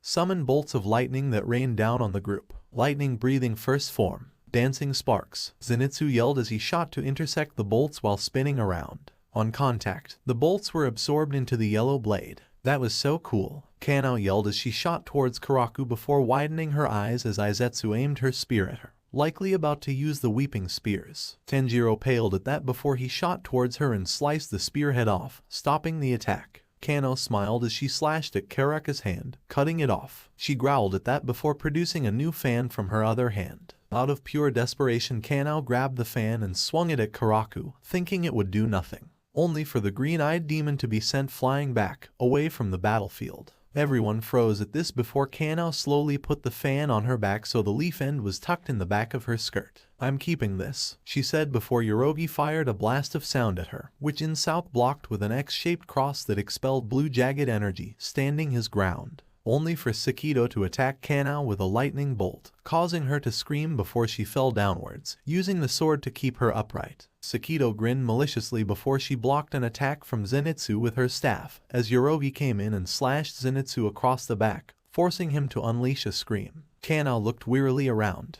What do I do? She asked in her mind as Sakito prepared to impale him with her staff. We all decapitated these guys, but they're still alive. There's something I'm missing, she thought before she thought back to the forest and realized something. Inosuke rammed Zenitsu out of the way as Sakito slammed her staff down. Anger Volt, she yelled as the dirt turned to glass. She then turned to the two and snarled as Yorogi charged up a scream, directed at Tanjiro as he fought off Izetsu. Blood Demon Art, Belighted Screech, she yelled as she unleashed a higher concentrated burst of sound, aimed to destroy Tanjiro. Kanao gasped before she shot forward, leaping onto Tanjiro's back and pushing him out of the way by leaping off him, leaving Izetsu to get blasted into a pulpy mess. Guys, I figured it out. There's something in the forest, she yelled as Sakito and Yorogi widened their eyes. We've had enough of you, Karaku yelled as she jumped into the battlefield and waved her fan at her. OF, she said before she was interrupted by being launched away by the gust of wind. Get the thing and forie, she said as she was blown away by the fan demon. Tanjiro widened his eyes. Kanao, the Five Senses, Genya's Vacation. Divide and Conquer. Kyojiro and Tenjin headed towards where the fishmen had come from before Tenjin paused. What's that? He asked before they both looked up.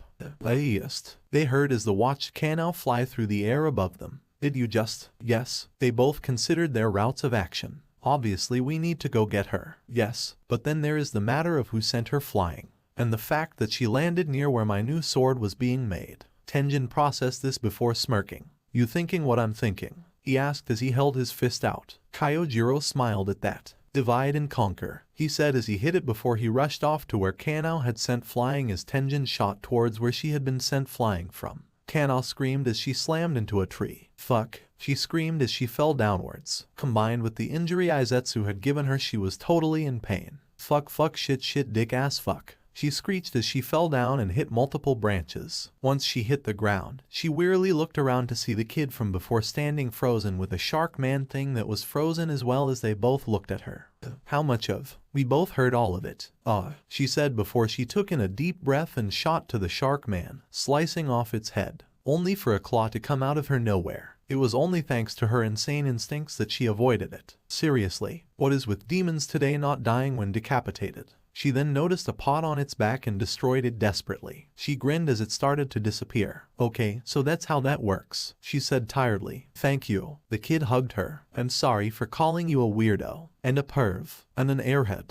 What the fuck did you call me? She asked dryly as she ached all over. I am in agony right now, so please let go of me, she said grumpily. She then flashed back to all the injuries Genya had taken. He had literally had his arms destroyed from the inside. No wonder he's so angry all the damn time. I'm grumpy just from this injury, she talked to herself as the kid fussed about. Wait, Mr. Kanamori, he was making swords, please, he asked as Kanao groaned. Sure, where is he? She asked tiredly before she was pulled in a direction by the kid. I am beginning to see why Genya is so angry all the time. Tanjiro looked in shock at the fan demon angrily before he breathed in through his nose. Karaku blew the hot spring air out of the area. Now I can properly smell things now, he thought as he remembered how Kanao was sent flying. She said there was something, and now I can smell there's something else, he thought as he looked to the forest, as Zenitsu and Inasu clashed with the other demons. Guys, Kanao was right about something being in the forest. I think it's the weak point, he yelled as all of the demons tensed. As they did so, Inasu cackled.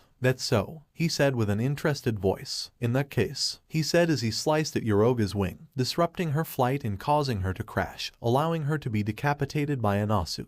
You two go for the weak point. I'll take on these three, he said before he dodged a lancing attack from Izetsu. Four demons. Inasu, that's not really Zenitsu said before he heard Insau's heart. His resolve. He groaned before he turned to Tanjiro as he focused on his ears. You're right, there is something in the forest, he said as they both rushed into the forest. Sakido snarled as she went to slam her staff down, only for Inasu to slice off her arm. You're not getting in their way, Insau said as he picked up Yoroga's head and skewered her through the mouth. I swear this is the king of the mountain, he cackled as Izetsu jabbed a spear at him. He jerked out of the way before Karaku waved her fan at him. He jumped out of the way before throwing his sword at a tree. Sakido snarled as she slammed her staff down, sending her lightning towards. Fortunately, the wrappings connected his sword to his arm, and he pulled on it, directing him to the tree and out of the way of the bolt. Weeping spears, Izetsu yelled as she fired spear projections at him. He gasped before using his other blade and the wrappings to spin it around like he saw the sound pillar once do. He then landed before Karaku slammed her fan at him. He groaned as he was forced into the ground. Sakido grinned before she slammed down her staff, causing a lightning bolt to slam down on Inasu.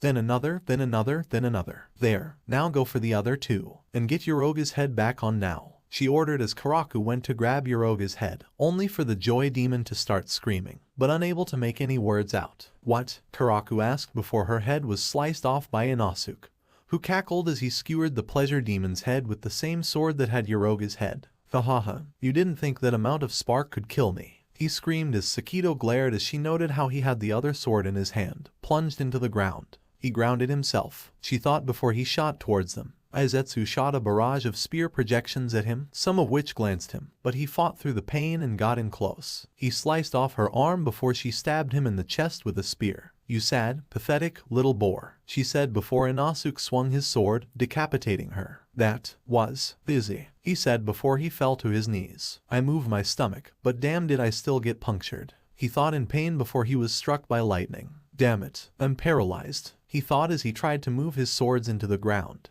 Tana spotted a shark man standing over a chopped tree, and a man with an arm pinned under the tree. She widened her eyes before destroying the pot and slicing the tree. She moved it off from the man's arm. That's definitely broken, she thought as she sliced off a branch and tore off her left sleeve. Alright, hold still, she said as she made a splint for his arm. Oh thank you Miss Kanao, he said gratefully before remembering something. Oh my, you and Lord Muakairo and Lord Kyojiro's swords. And Mr. Hagenzuka, he's honing that sword. And I need to go check on him because the village is in danger yeah, she said before stretching and groaning before shaking her head. Woo, let's go, she said before she ran off. That's the wrong direction. We need to go northeast. Kanao heard his words and paused. How the fuck am I supposed to know where that is? She asked angrily as she whirled around. What? Just go northeast. I do not know where that is. Ugh, the kid groaned. It's that way, he said as he pointed in a direction. Thank you, she said before she ran off with them following her. After a few minutes of running, they saw a shack in the forest, only for Kanao to freeze and hold them back. She absent-mindedly heard the other two talk, but focused on the overwhelming aura of power. My, you noticed me, a voice said as a pot rolled out of bush and went upright before something popped out of it. A pale-skinned being with mouths for eyes, and an eye in its mouth place and another on its forehead. She knew very well who it was, especially due to the kanji of upper and 4 in his eyes. Jayako, upper moon 4 and waay out of her league. Oh my kami, a genie, she said out of nowhere, causing Jayako to pause. What? Tanjiro shot through the woods as he and Zenitsu looked for what they were looking for. Tanjiro, bank right, he heard Zenitsu before he followed his friend's order and smelt something. What is that? He asked as he ran through the bushes in an attempt to cut time. He heard something wail as he closed in on the smell. However, as he got closer he passed the thing. Zenitsu, he yelled as he ran back, only to pass it again. What is going on? He yelled desperately. I don't know, we keep passing the thing somehow, he he screamed before he stumbled and faced downwards and widened his eyes. Tanjiro, he yelled, attracting the attention of the sun breather. Look down, he yelled, causing Tanjiro to look downwards. You've got to be kidding me. He said dryly as he saw a short, frail man with a very thin and skeletal body covered with veins and wrinkles and is usually seen crouching. His most noticeable feature was a large bump on the top of his head, accompanied by 2 curved horns. His face was thin with a sharp chin, and he had an expression of terror and fear with a prominent brow ridge that lacked eyebrows. His eyes were narrow and often appeared to be squinting, lacking any visible pupils. He also had some kanji etched into his tongue. He had dark shoulder-length wavy hair with a low hairline, only growing out from the back of his head and ears, which themselves are sharper and longer than normal humans. His nails were long but not sharp like most other demons and had square form. He wore a dark kimono that is split in the middle, the right half being covered in a pattern of flowers and lines, with the left half being dark and lacking any detailed features. He also wore black hakama pants and a pair of zori. But what drew the most attention was the fact that he was smaller than a field mouse. So we just kill him now, Tanjiro said as the demon paused. Her, the demon stuttered. What? Zenitsu asked as the demon turned to him. I thought you were a dude. And no, you know, Tanjiro said. I don't think they ever confirmed your gender. Why do you think all my clones are girls, you awful villains? Oh, that's actually a good point, Zenitsu said before he smacked his lips. You just did not look like a girl. Why, you're all dicks, she whimpered before she started running away at incredible speeds. Tanjiro and Zenitsu widened their eyes before running after him. Or her. Inosuke fell to the ground as his body was smoking. Sakido grinned as she walked towards him to slaughter him. She grinned as she charged up her anger volt. Blood demon art. How flashy. She widened her eyes before she felt her head fall from her body. Inosuke cackled dryly as he looked up. Thanks a lot, god of the festivals, he said as he looked up to see Tenjin Uzui smiling. Suddenly, his swords get lighter as he realized the heads were missing. What the? He asked before he noticed all 4 of the bodies of the emotion demons bulging and convulsing. Tenjin picked up Inosuke and jumped out of the way as he heard the callings of something wicked.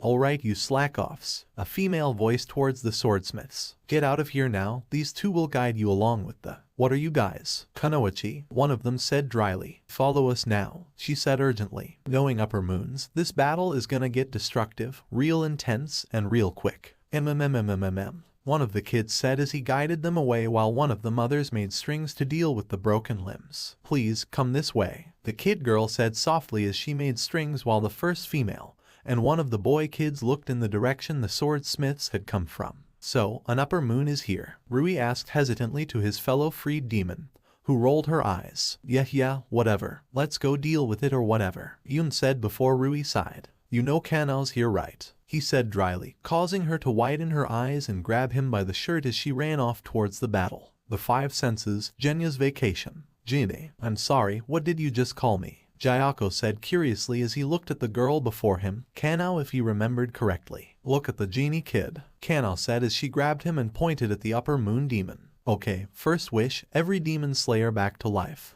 What? I can't do that, he said slowly as he looked at the girl before him who sighed. Aw nuts, genie rules. Okay then, I wish Muzan Kibutsuji and every bad demon dead, she said excitedly. My name is Kotsu, the kid said awkwardly as he hid behind Kano along with the adult swordsmith. Okay, look, you can't wish for that either, Jayako said, annoyed with the girl who was wishing for things. Wow, how many rules does this genie have? She asked angrily as the adult swordsmith shook her by the shoulders. Ms. Kano, that's not a G. He was cut off by Kano, who slapped him in the Hayatoko mask. Shut up, you're gonna ruin the genie, she said desperately. She narrated, causing the 3 to look at her oddly. Okay, I wish everyone in the world could be happy, she said with a grin. Okay, for the love of— I cannot grant your wish, Jayako said angrily as he screamed at the girl, who groaned. Kano groaned as she rolled her eyes and shook her head. You are like the worst genie ever. Oh, for the motherfucking— Jayako screamed angrily as his veins bulged. I cannot grant any of your wishes, you idiotic girl. Oh my god, Kano said in shock as she looked at Jayako.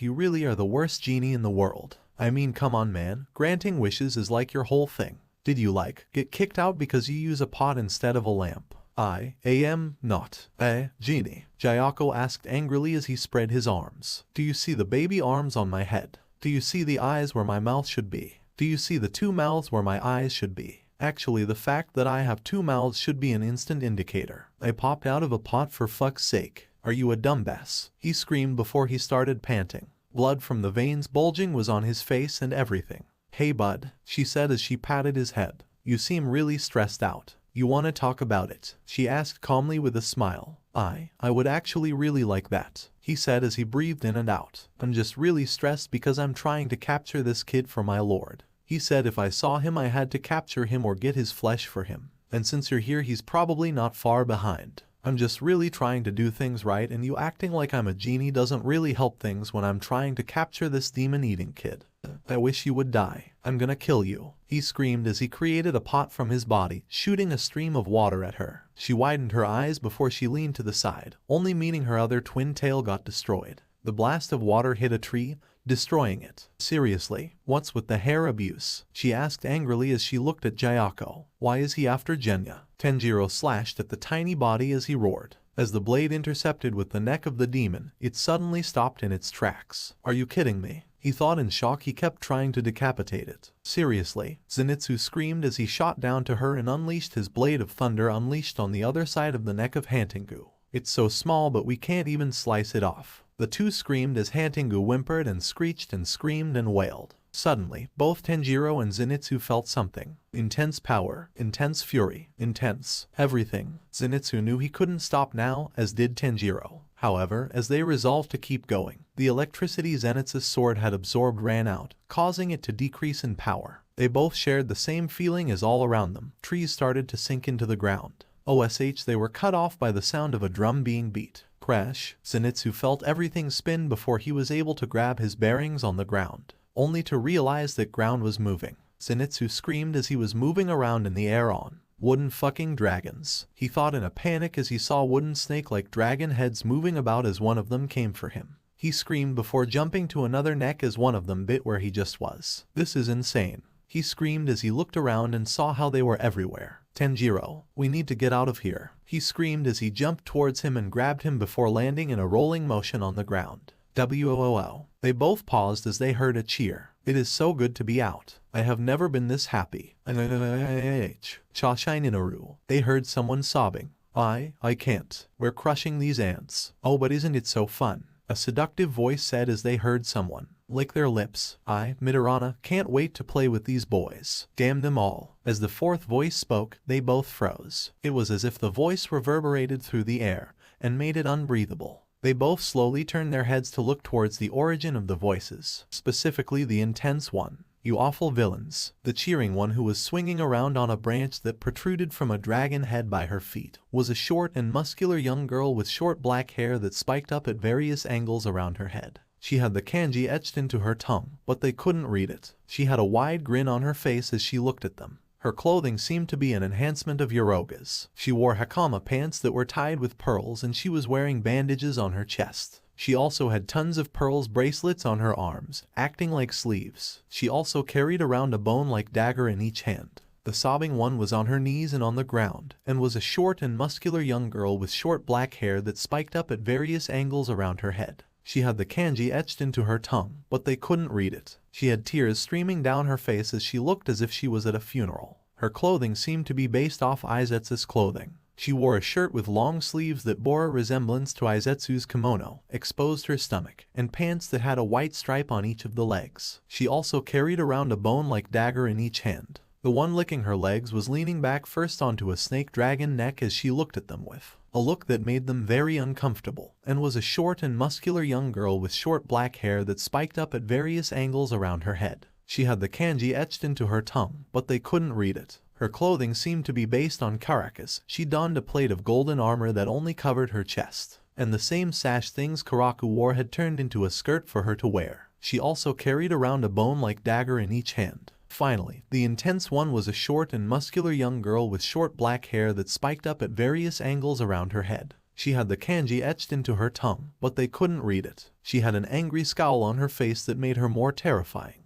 Her clothing seemed to be a combination of Sakido's, Karaku's, Izetsu's, and Yoroga's clothes. She wore black hakama pants covered with a piece of cloth bearing a close resemblance to Sakido's kimono, and tied together with a long strap of white cloth. She also wore long sleeves that bore a resemblance to Izetsu's kimono. Finally, she donned a plate of golden armor that only covered his chest. She also carried around a bone-like dagger in each hand. However, what shocked them most was that the kanji they all had in their eyes, and on drums that were floating on their backs. In the order they were introduced, this was the kanji on the drums, which must have matched their tongues. Elated, grief, desire, hatred. This was the order of the color of their sclere. Yellow, blue, green, red. Their pupils were white with black kanji clearly stating, upper and 3. Seriously, 8 clones to guard that one. No wonder upper moons are so hard to kill. Zenitsu screamed in his head. That angry one is making it hard to breathe. Why is one person so angry? They were all sitting in a relative group, with 20 dragon hands growing from the area behind them. Some had red eyes, others green, some blue, the rest yellow. Do they each control 5 of them? Tanjiro thought worriedly. I feel we're getting off track here. The way too excited one with yellow sclere and the kanji for elated on her drums said. And Chashai Ninoru, that's Kaneshimi, she said before pointing to the crying one with grief kanji on her drums and blue sclere. The creepy one is Midorana, she said with a smile on her face before pointing at the one with desire kanji on her drums and green sclere. And Miss Grumpy as she kept the smile on her face but froze as the angry one with red sclere, and the kanji for hatred on her drums tensed her muscles. I am Zohakuten, she said sternly, causing the air to become more and more dense. Where is Genya Shinazugawa? She asked coldly. I know you're friends with him and Kanao talked about him momentarily with Izetsu. Tell me where he is, you awful villains, she demanded seriously. Both Tanjiro and Zenitsu realized something. They were out of their league. The training they had meant nothing compared to this level of power. They realized Hakuji was definitely holding back a while ago when they witnessed how destructive Yume and Jutaro were despite being lower ranked than him. But this was different. It was then they realized that if Akaza, the demon, wanted them dead on that train, truly wanted them dead, he could have done it in an instant. But that didn't matter right now. They both didn't know why they wanted Genya, but they knew their response. We'll die before we tell you. At this, Chashai Ninoru started laughing as she swung around her branch. She laughed and laughed and laughed until she couldn't laugh anymore, always keeping that grin on her face. You need a moment, Zohakuten asked, not even looking at her as she wiped a tear from her eye. Nah Bracef, nah, she said as she then crouched on her branch and looked at Tanjiro and Zenitsu. Let's kill em. Not flashily likely, a voice said before Kaneshimi raised her face from the ground. What does that even? She was cut off by all 4 of the clones jumping upwards as an explosion went off covering the area they were just in. Several of the dragons were cut off at the base. Tenjin Uzui stood beside Tanjiro and Zenitsu as he dropped Inosuke down with them. What the hell? He thought as he prepared his blades and started spinning them to prepare momentum. The heads of those 4 demons disintegrated before the headless bodies started pulsating and morphing before they grew heads and turned into those things. What is going on? Are we gonna have to kill these guys at the same time like we would have had to do with that girl and her brother? He twitched his ears as he heard his son talking under his breath. Main body, small one, guarded by them. Kill it. A small main body guarded by those 4 powerhouses. How flashy. This is gonna be flamboyant, he thought before seeing the Happy holding a small demon in her hands before a branch grew out of the neck and wrapped around the one who must have been Hantengu. All the demons were on one dragon neck, the same one that demon Hantengu was being taken into by the branch. Hey, he said before the angry one focused on him and he paused. In the 10 seconds he had taken from attacking to this moment, the dragon head necks had all regrown. Do you have a problem with what she's doing? You awful villain. Tenjin smirked at that before grinning. An awful villain? That's not too different from what I am. He then glared at her. But I admit what I am. Don't go pretending like you're innocent when I sense that whales of those you've killed. He scolded as, what was her name? Zohakuten scowled. Did you hold dear any of the humans we killed? Midorana asked curiously as she looked down at him. He glared upwards. Seriously, I can't be mad on behalf of those you killed. You probably caused a lot of sadness to the loved ones who died, you unflashy bastards. I guess he doesn't have any relation to those people either. Kaneshimi cried as tears fell from her eyes, landing on the ground and staining the ground.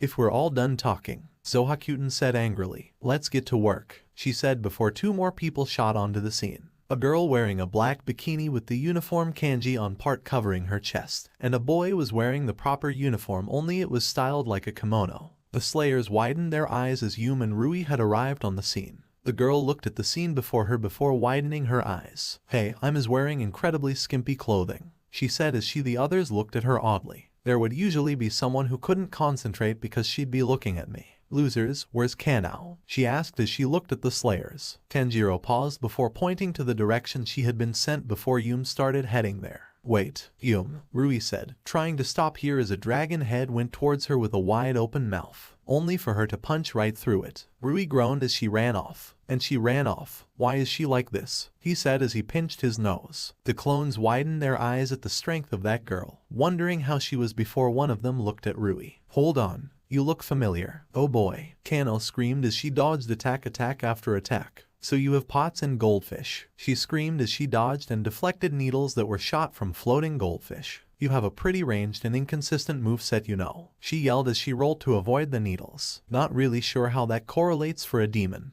"Oh you bitch, so you did know I was a demon," Sayako yelled as he shot blasts of water at her, causing her to dodge, only to get nicked by some of the needles. "Of course I did," she yelled. "I'm not an idiot." "And oh," she yelled at the 3 or 4 needles in her body. "Hi-yo, hi-yo, hi-yo. How does it feel to have your senses nulled by that poison of mine?" he yelled in glee. "Wait, if it came from your body doesn't that make it venom?" she asked as she pulled out the needles. "Weird, I don't feel any different." "He doesn't seem like the type to lie though. I don't even think he can lie." Speaking of Sayako, a vein bulge shut up. He screamed as he summoned 2 shark man from before and threw them at her. Just one punch from these could kill even a pillar. He doesn't know for sure, meaning he only made these after the blood boost Muzan gave him. Kanao realized as she dodged the attacks and slashed the pots on their backs. "You Philistine!" Sayako screamed as she destroyed the pots. "How dare you destroy my art?" "What's a Philistine?" she thought before a pot appeared on the ground below her, only for something to burst out of it. She widened her eyes as she saw swordsmiths twisted into a pole-like fashion, with their faces at the top and their arms spreading out at the top. Kotsu screamed as he looked at that with tears coming from him and Mr. Kanamura's eyes. Sayako had taken the swordsmiths and turned them into some sort of giant demented daisy. Sayako grinned as he prepared to attack. "Behold, I call it ever-blooming smiths," he said as readied his attack as he explained everything. "For this piece I made that the swordsmiths would be the true center of this art, figuratively and literally," he explained extravagantly before Kanao projectile vomited into his face. Sayako was frozen for less than a second before he started screaming. "Oh my fuck. It went into both my mouths," he screamed as he shook his head while Kanao held her mouth. "What do you expect? You showed me that after I ate," she yelled before she cleared her throat. "I do notice that you have the hands in a diagonal position. Is that to show that they are in a perpetual state of constant bloom, much like a flower?" Sayako and everyone else at the scene paused. Yes, actually, I didn't think anyone would notice that," he said in shock. "Oh well, you know me. I'm a friend T." She was cut off as she projectile vomited at Sayako once more. Okay, she was cut off by her vomiting again. "I try but I can't. That is not art. That is nightmare fuel. Get out of my mouths." Sayako screamed as he shook his head. "Why are my arms so short? It doesn't even look cool," he yelled as he tried to get the vomit out. "Hey, you look unique. There is nothing wrong with how you." She was cut off as she projectile vomited in Sayako's face for the 4th time in a row. "Okay, you look like a freak man," Sayako screamed as he tried to empty his mouths of vomit. "You are a disgrace to humankind," he accused. "You're a fucking psycho." "I am not a sicko for vomiting at that shitfest you call art," she screamed as she reimagined herself before shooting forward and slice his pot, only for the demon to reappear in a different one right behind her. "Blood demon art. 10-layer water prison pot," he screamed as 5 vases appeared on his right side and another 5 on his left. All 10 vases shot out a stream of water that surrounded her as she instinctively took a deep breath. She felt her body get surrounded by water as she felt her body get pressured. Sayako laughed from right outside. "Hyo, hyo, hyo. How do you like that, you brat? Without breathing you're just another human," he mocked relentlessly. "Even if you could break through 1 layer, there would still be 9 more to go." "He's right, there are 10 layers to this thing," she thought as tested how thick the first layer was. "Not good. The pressure from being in so many vases of water is like being shoved into the lower levels of the sea. The pressure is screwing me over," she thought as she felt like her skull was getting smushed. "Well, luckily it isn't getting crushed." she thought as she floated upside down, and Jayako laughed. Looks like someone forgot their shorts. He mocked as Kanao realized what he meant and blushed as she covered her skirt and crossed her legs. I'm gonna die like this, aren't I? She thought depressingly. You should know that since you killed Aaza, I've received not 1, but 2 doses of blood. This little bout barley even allowed me to scratch the tip of my newfound abilities. However, I am nothing if not a fair sport. Bullshit. I will let you be immortalized as an artwork. If, and only if, he got up close to her. You tell me where Genya is. I just now realized he switches between mouths when speaking. Kanao thought as she looked up and down at his eye where his mouth should be and his forehead eye. Hey, what are okay, stop, pick one. He roared as she looked from eye to eye. Just look at one eye and pick it. Suddenly, 2 presences came rushing through the forest. They ran past Kotsu and Mr. Kanamori, instead focusing on slashing through the vases and freeing Kanao. She gasped for air as she fell to the ground, soaking wet before Jayako looked at this in shock. "You," he said in shock as he looked at the swordsman. "You're the one who survived Aaza. Oh ho, this should be fun." He heard as he looked at the other one, a girl with white hair. Who is she? He thought in curiosity. Young Kacho, you've done an excellent job. Allow me and Miss Yum to step in. Kyojiro Rengoku said as he prepared to fight an upper moon with the help of a former upper moon. This is gonna be fun. Kanao thought as she continued gasping for air, trying to get back to full strength. Kanao breathed heavily in and out as she looked at Jayako, along with Kyojiro and Yum, the latter of which was looking at Jayako. Nervously, she hoped the swordsmiths had gotten away. She winced at her body in pain.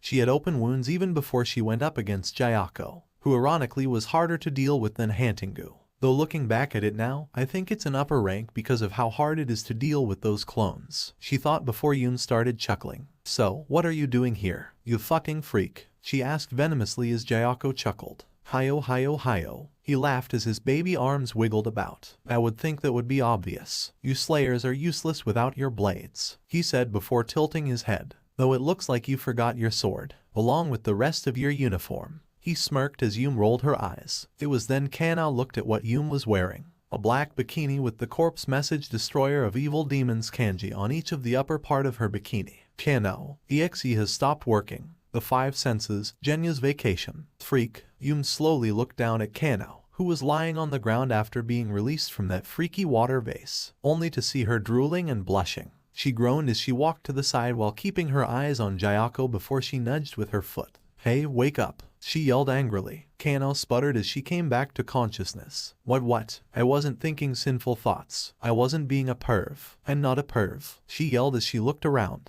Jayako and Kyojiro sweat dropped as they took in the scene. Well, this is certainly not how I thought my first mission back would go, he said hesitantly. Jayako nodded as he spoke up. Yeah, I'm just gonna. He interrupted himself by disappearing into a vase before appearing in another vase in between all 3 of them. 3 vases appeared on his body, each one pointed at a different slayer. Yum widened her eyes before she kicked Kanao out of the way before she jumped upwards. Kyojiro followed suit and dodged the onslaught of water shots that came from the vases. He dashed around before flipping over a blast of water. Jayako cackled as he fired his attacks at all of them as more vases grew from his body. Dance for me, you pathetic slayers. He laughed as Yum groaned and Kanao screamed as she ran for her life. This is insane, she screamed as she ran around, desperately dodging the blasts of water. You're telling me, Yum said before she paused and hit her head with her knuckles. What am I doing? She asked dryly before she turned to Kanao. Throw me your sword, she yelled as Kanao widened her eyes and obeyed her. Yum jumped up and flipped before catching her sword and landing before she started running towards Jayako,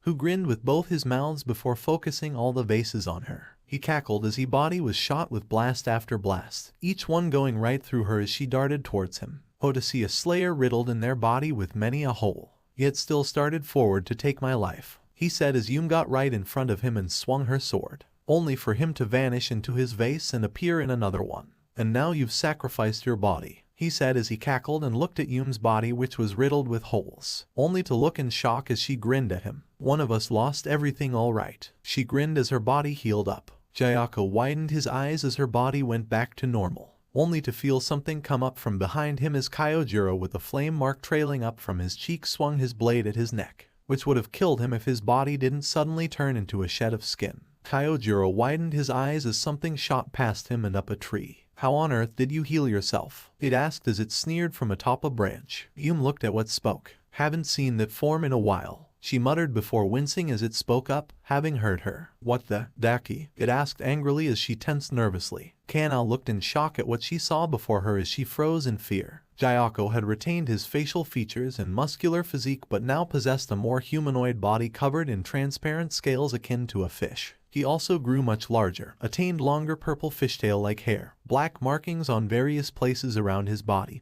webbed hands, and a long serpent-like tail in place of his legs. What, you're a merman now? She asked nervously as she shook in place. Sayako snarled as veins bulged on his body. Yum, you beat this guy before, right? She asked as Yum nervously sweated. Kind of, she said hesitantly as she scratched her head. What does kind of mean? Kyojiro as he gripped his sword. Let me enlighten you, you pathetic miscreants. Daki only beat me because she broke my vase and infuriated me to the point where I could barely think straight. Kana looked at Yum dryly. Seriously, look, he was pissing me off and I wanted to rank above him, she said quickly. How was I supposed to know it would come back to bite me? She asked angrily as Sayako flexed his muscular arms as blade-like fins burst from them. As this happened, 2 more fins burst from his body, one on his head and another on his back. Yum, give me my sword back, Kana said as she reached towards her. Give me my sword back now, she yelled as Sayako slithered towards them rapidly. Yum grabbed her and jumped out of the way as he punched the ground. Yum and Kana landed on a tree and looked downwards to see fish coming from where he just punched. Sayako looked at them from below and spread his arms. My lovely ability. Anything the scales on my fists touch shall become a fine fresh fish. He grinned with his eye that was where his mouth should be. And that's not all, he said as Kyojiro shot towards him behind, moving right by the trail of flopping fish Sayako had created. The demon clenched his fists with a sinister look on his face, and then all the fish exploded. Kana and Yum widened their eyes as every one of the fish detonated, engulfing Kyojiro in the blast. Sayako on the other hand didn't even pay him any mind. To think that the one who contended with Aaza would be taken out like that. Though it was quite artistic, wouldn't you say? A few days after the meeting to determine whether the demons would survive. Hello. Yum was sitting down and playing with her brother when the pillar who Aaza nearly killed stood above her. You are Yum, correct? Yes. Why do you want to know? She asked slowly as she grabbed her brother protectively. The pillar laughed. I simply wish to refer you to a former student of mine. Her fighting is most like yours, and if you wish to learn a breathing style, hers would be most suitable. Her name is Mitsuri Kanroji, he said before leaving. Nice guy, she thought as she went back to playing with Jutaro.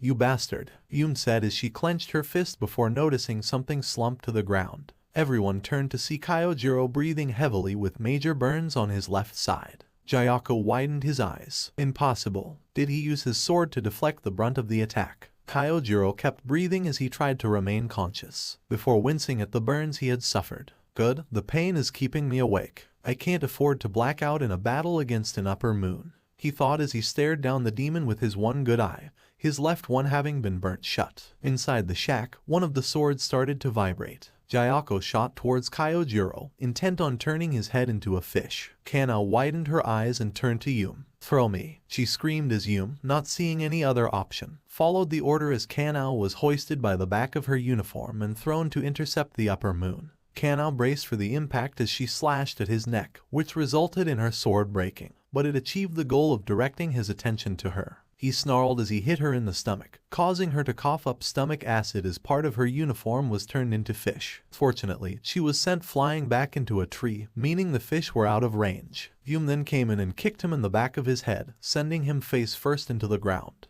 Sayako snarled as he slammed his fists into the ground, causing it to turn into fish. He then clenched his fist before an explosion engulfed both of them. Yum was sent flying into the air, missing a few parts of her body, specifically her right arm and left leg. Sayako came out of the smoke, with not a scratch on him as he shot towards her. Shit, Link or not, if he turns me into fish I'm fucked, she screamed in her mind as he drove his fist towards her chest. She blocked the attack with her left arm, and paled as she watched it break apart into fish before twisted her body and chewed off the left arm at the elbow, leaving the rest to turn into fish. Despite her regeneration speed, these actions were happening so fast the healing factor couldn't keep up. She used her right leg to kick away from Sayako, using his head as a springboard. She then landed on a tree branch and panted as she tried to use breathing to accelerate her healing as her limbs grew back after a few seconds. Hayo, I must say, how on earth did you free yourself from Muzan's control? We all thought you and that brother of yours were dead,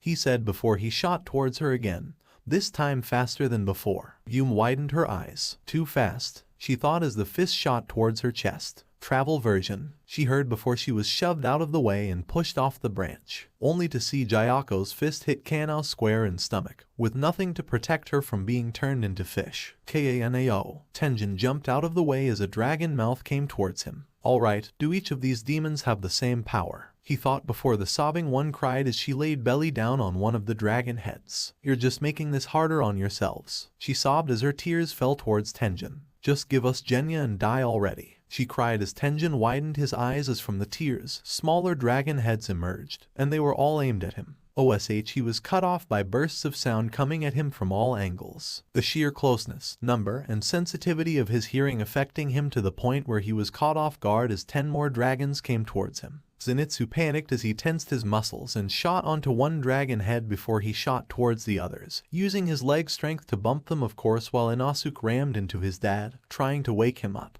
only to scream as another dragon separate from the 10 that had been sent. Tanjiro got in front and jumped towards the dragon as he slashed his flaming sword, slicing it half, only for another to come towards him, charging up a blast of. Was that wind? Not good, he thought before something rammed into him. He fell to the ground as wind blasted where he just was midair. What was that? Yum watched in shock as Kanao was sent flying into the forest. Kanao's going to become a bunch of fish, she thought dully as her body started to morph. Slowly, it turned to the form she had when she was a demon. Her body got larger and more muscular. Her gained lime green ends but otherwise stayed the same. Her face got sharper and she grew fangs. She then turned to Jayako to see his fist already right in front of her face, only for her body to break apart into sashes and slice away at his body. He lost his arms and everything below his as he fell to the ground and Yum reformed on top of him and kneed him in the back, pinning him to the ground as a sword came from the sashes. I am going to enjoy slicing your head off, she grinned before something shot by her and her head fell to the ground. What? She thought before Jayako shoved her body off. What the fuck? She screamed as she looked to see the kid who was supposedly the one guy's descendant, holding his fucking sword. Why the fuck did you decapitate me? You're a demon, he said blankly. We are on the same side, asshole. Yum screamed before her body grabbed her head just as Jayako was about to hit it. The kid then slashed at the fist of Jayako before Daki rammed her fist right into his skull. How was I supposed to know that? He asked blankly. You were there at the trial, she screamed before she shot towards him. I'll hold him down. You kill him, she snarled. You have a sword in your hands. She clenched her teeth as she had forgotten about the sword clenched in her fist. Ugh, I hate pillars except for like 2 of you, she snarled as she raised her sword. As she did, the blade broke apart into 4 sashes. She roared as she swung it down at Jayako. He widened his eyes as he slithered around, using the blades on his forearms to cut the sashes. Yum snarled as she retracted the sashes back into a sword before seeing fish in the air. God damn it, she yelled before she jumped towards the kid and grabbed him, shielding him from the blast. She winced lightly at the burns before feeling them start to heal before she turned around to see Jayako, fist about to cave in her face, only for the fist be redirected by something being shoved into it. Well, that was close, Kanao said as she jumped off the fist before landing away as Yum shot backwards, away from the fish freak. Wait, what? Yum and Jayako said as they looked at Kanao, who paused. What? She asked as she rubbed her exposed stomach. You know, you hit hard, she said before she coughed up some blood. Really hard. Oh, she whined. How the hell are you still alive? Jayako screamed as Yum looked at her with a smile of shock. Wait, what? Muakairo asked. Jayako screamed. No, I hit you in the chest. There is no way in any realm of existence you shouldn't be a pile of fish. Wait, what? Muakairo asked. The only way you could still be alive is by like, if you had wisteria shot up and you like once a day like a drug addict.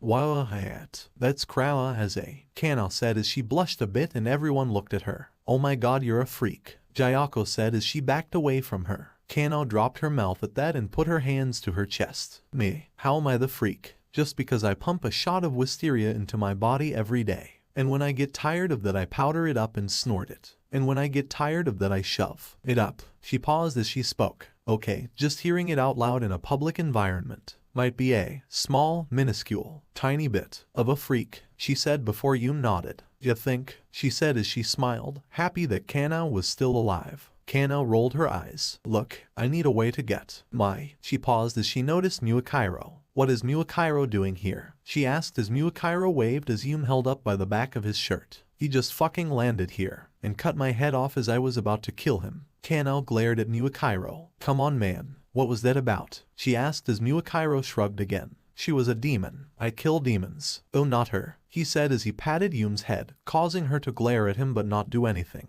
She's nice. See, Kanao said as she held her hands. You two are so getting along right now. Anyway look, I just need a way to get that high alright. Jayako screamed before he started spinning. You want a fucking high? I'll give you a fucking high. Blood demon art. He screamed as he started spinning around on his tail. Kaido does an attack like this in full dragon form. He spins around while he looks to sky. It did a number on Akaku. As he flexed his tail muscles and increasing in speed, the 4 fin blades he had glowed blue, and he started rising upwards. Yume get Kyojuro. Kanao screamed before Yun sent out a sash to absorb the weakened pillar before Jayako screamed. Flying crescent fish scales. He screamed as a barrage crescent-shaped slashes everywhere. Kanao widened her eyes as anything they cut started turning to fish. They're the same scales as the type his fists have, she thought before she was absorbed into the sashes. The last thing she saw was Yume about to get slashed by one of the attacks. No, she screamed before she was cut off. Ugh, this was so much easier when I just cared about myself, she thought as she bent around, avoiding the slashes and sending out her belts to go get the human who was working in the shed.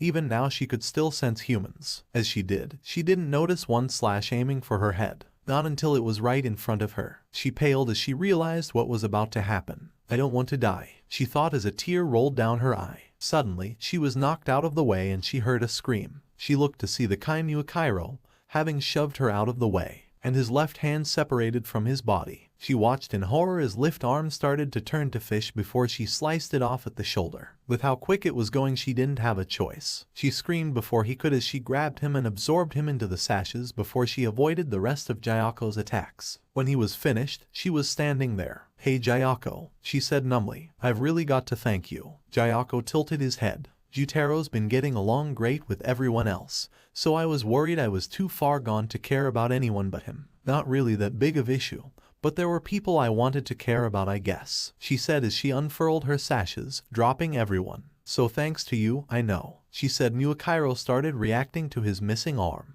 I can be very angry on behalf of another person, she said as she clenched her fist that held her sword. Prepare to die, asshole. Taisho era secret. Pillar reactions to Kokoshibo being a former slayer from the golden age of the core. Kyojuro looked at himself in the mirror. Why would he do that? Could I have been like that? Sanmi growled as he pounded a tree. How could he? Jayomai was praying, but his arms were clenched in anger. Obanai could not believe someone could betray the core so brutally. Shinobu was at her older sister's grave. Did he turn because he was fighting something he couldn't defeat? If so, could you have? Mitsuri was depressed. The core was her precious home, and if someone from its peak could betray it, who's to say she couldn't? Muakairo was by a lake, having felt nothing. Tenjin was spinning his blades. Betrayal was a common thing in the shinobi world. Didn't mean he liked it. Jiu appeared to be uncaring, but deep down he felt disgusted. Tanjiro couldn't get it out of his head that Kokoshibo looked familiar. Muakairo gripped the stump where his left arm used to be. I got careless, he thought as he winced and Kanao noticed the wound.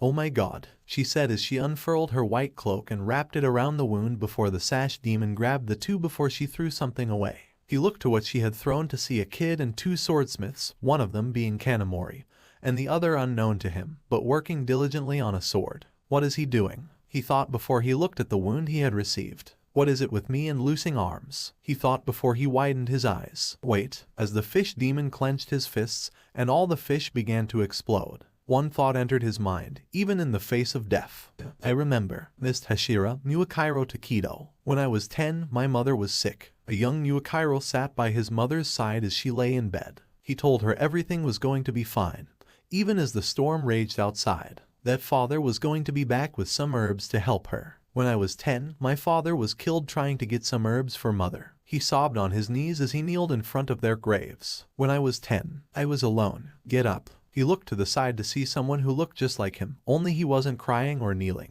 Wait, I had a brother. That's right, Yuakairo was there with me. He was there when he told mother not to overwork herself. And he was there he told father not to go out and get herbs for mother during the storm. He never once smiled, only doing work. We spent our days working and working. until one day a woman came by. That was the master's wife. She told us we were descendants of the user of first breath. Later that night, "You idiot," Yuichiro said as he chopped the vegetables. "We can't go around fighting demons. Only the chosen ones can do things like that." He yelled at Yuichiro. We didn't talk after that. Not a word. Until one summer night. The heat was so great we needed to leave the door open. Of course, that was when Yuichiro widened his eyes as a demon came into the house. Yuichiro pushed him out of the way, and as a result, lost his arm. In that moment, he felt something he had never truly felt. Something that burned through his veins. His heart felt like it was screaming. And soon he was. The last thing he heard before he passed out was a scream that didn't sound like him,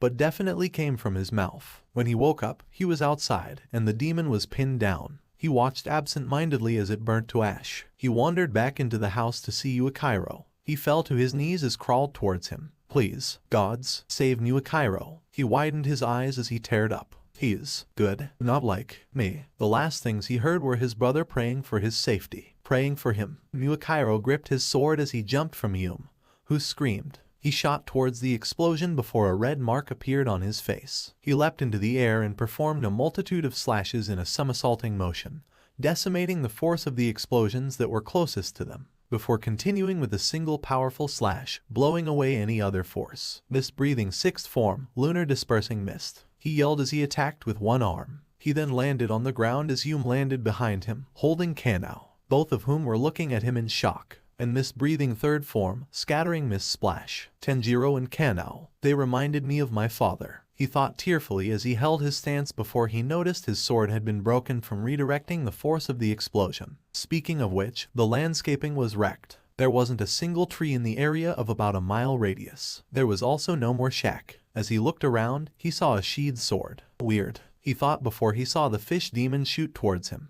He jumped to the side and grabbed the blade before he sliced into its fist. "This sword, it fits like a glove," he thought as the demon cackled. "You should be happy. Only 3 people have ever seen this form," he said as he kept trying to punch him. It was harder to keep up now that he only had one arm. "That many, huh?" he asked with a smirk as Kanao cackled. "I am so proud of you," she said as she slashed at the demon's neck, only for her sword to break even more. "Oh come on," she screamed as Yum came in and grabbed him by the tail before throwing him away. "Okay, we've got to deal with this guy now," Yum said before the demon came and Kanao shoved Yum out of the way. She screamed as she was sent flying back and sent tumbling into the ground. "This is bad, there's barely any time to blink," Kanao thought before she noticed another sheathed sword. Wow, these things were scattered everywhere. She thought before realizing it looked like how her sword looked when sheathed. "Is that my new demon sword?" she asked mentally before seeing Jayako come to attack her. Beauty-breathing first form. Obai pistol. Everyone widened their eyes as Yum thrusted her sword towards Jayako, only for the blade to break into 4 sashes that sliced into his body,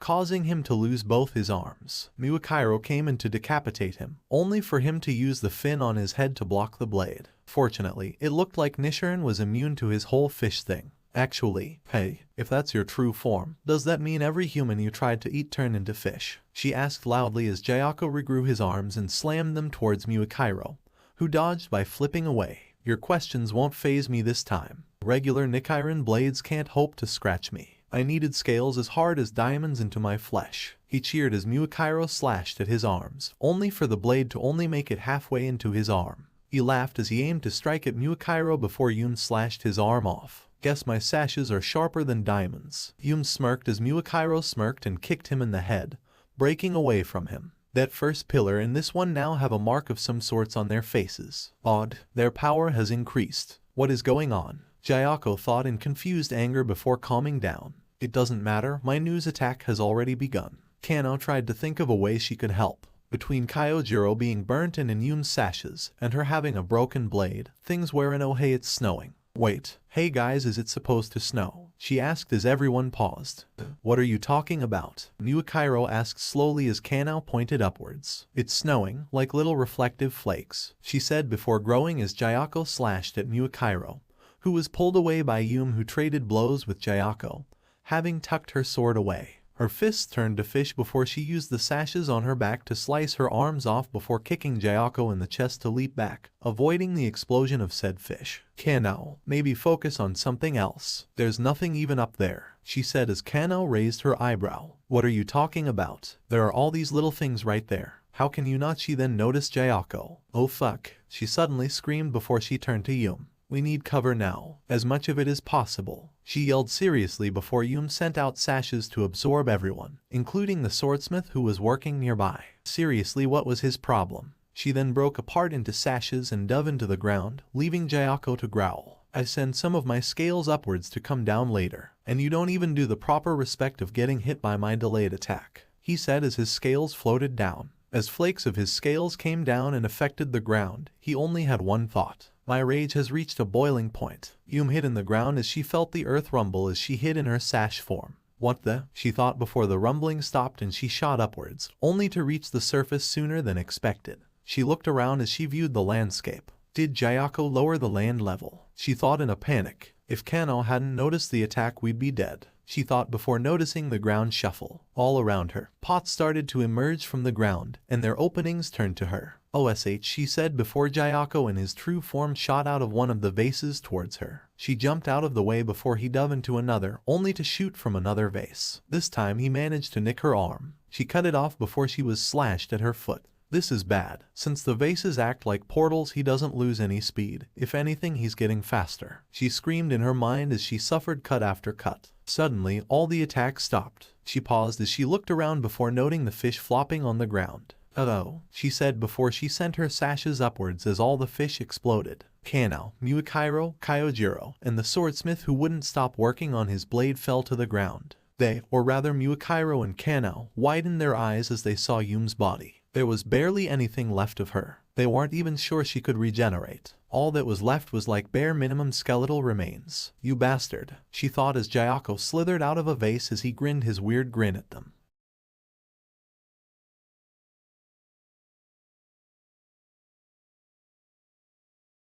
Hey, speaking of which, have you ever tried to eat a human but it turned to fish? Also, why not just eat fish? I feel like at this point you don't have much of a reason to kill Huma. Shut up. For 5 seconds. Just shut up. Do you have any idea how annoying that is? Just to hear you talk constantly and constantly. Kanao inhaled a sharp breath. Okay, I definitely can take this under consideration. And do you have genitals? He screamed as vases appeared in the air around him. I am putting you in the ground, he said as vases appeared around Muikairo and Kanao. He then started punching into the vases and his fists started jabbing out of the other vases towards them. Kanao widened her eyes as she and Muikairo dodged the fists as Jayako cackled. Ah, the lovely view of mist dispersing, he said sinisterly. Muikairo and Kanao desperately dodged the fists as they evaded being turned into exploding fish. One thing is bothering me, Kanao said as she dodged attack after attack. Is it something we can talk about after the battle? Muikairo yelled back. It's just that he said he needed the diamond scales into his flesh, right? What does that have to do with anything? Muikairo asked in a panic. It's just that. Actually, scratch that, I got my answer. Good news, she said as she dodged the fist that went between her legs. I have a plan to win. No you don't, Muikairo said as he flipped over a fist. I refuse to believe that. Oh come on, what do we have to lose? She said as she leaned her head to the side. Our lives, he said as dropped to the ground. Okay, what's your plan? She asked dryly as she got face to face with him before she shoved them out of the way. What's the plan? He asked dryly as Kanao grinned before she rolled to the side to grab a sheathed sword. Okay, demon sword, do your thing, she said as she unsheathed her new sword and pointed it at Jayako. Only for nothing to happen. She kept pointing it at Jayako, expecting something. I am going to regret asking this, Jayako said as gripped his face. Was your plan reliant on your sword doing something? He asked dryly as Kanao smacked her lips and played with her skirt. Well yee. Nios, she said as she shrugged with an awkward grin. Jayako and Muikairo groaned as everyone stopped moving. I've lost an arm and this is still the worst experience I've had all day. The worst experience you've had all night, Kanao specified, causing Jayako and Muikairo to groan. Ugh, I am going to kill you, Jayako said as he pointed at her while facing Muikairo. Can I just kill her now before we do anything else? He asked Muikairo, who groaned. I really want to say yes, he said depressingly as Kanao chuckled awkwardly. It is possible that maybe I sort of kind of shouldn't go at 100% all the time, she said sheepishly, like a car going at max power all the time. Whoa. A Lamborghini yelled as it drank some beer while a Volkswagen looked at her. Look, maybe you shouldn't be drinking right now, he said as the Lamborghini laughed. Come on, don't be a prude, she shouted as she hit his shoulder while jostling him. Lighten up a bit. It is 9 in the morning and we are at daycare dropping off our kid, he said dryly as small baby cars were huddled in a corner. I'm gonna kill you now, Jayako said as the vases disappeared and he slithered towards Kanao. Nuakairo shot in front of her to defend against the demon. Mist breathing first form, low clouds, distant haze. He yelled as he thrusted towards Jayako, embedding itself in his chest. He grinned as he clenched his chest, keeping the sword there as he raised his fists, readying to slam them down on Nuakairo. You know, I was wondering something when you said you needed them into your skin, Kanao said as she rushed towards him. That would had to have left a gap somewhere. Jayako widened his eyes, unnoticeable to anyone except me. She grinned maniacally as she slashed her sword into a part of his neck, grinning as instead of breaking, it drew blood from his neck. Huh, she said as she tried to push it all the way through, only to fail. Hello, she said before Jayako started spinning again. I might not have thrown, she said as Jayako started moving around and flying through the air rapidly. Get off of me, Jayako screamed as he moved higher and higher in the air as blades of his scales started flying from the blades on his arms. Nuakairo shot in front of Kyojiro and the swordsmith before performing 8 slashes in rapid succession, defending them from the blades. Mist breathing second form, 8-layered mist. He yelled as he defended them before watching as Jayako used the force of spinning to go into one of his vases, taking Kanao with him. He widened his eyes before hearing screaming above him. He looked in shock as Jayako and Kanao were leaping from vase to vase, only the vases were high in the sky. He must not be able to think straight with that sword in his body, and Kanao's apparently immune to the attack that turned my left arm into fish, so there's really nothing he can do. Still, she's not strong enough to decapitate him on her own. I've got to get up there somehow, he thought before hearing something move. He then looked in amazement as a sheathed sword went flying, only to be caught by Kyojiro, who with all his burns unsheathed his sword. I have an idea on how we can win, he said seriously before turning to the skeletal Yum. I require your assistance, young Yum, he said with a smile. Suddenly, the skeletal corpse started groaning. Shut up.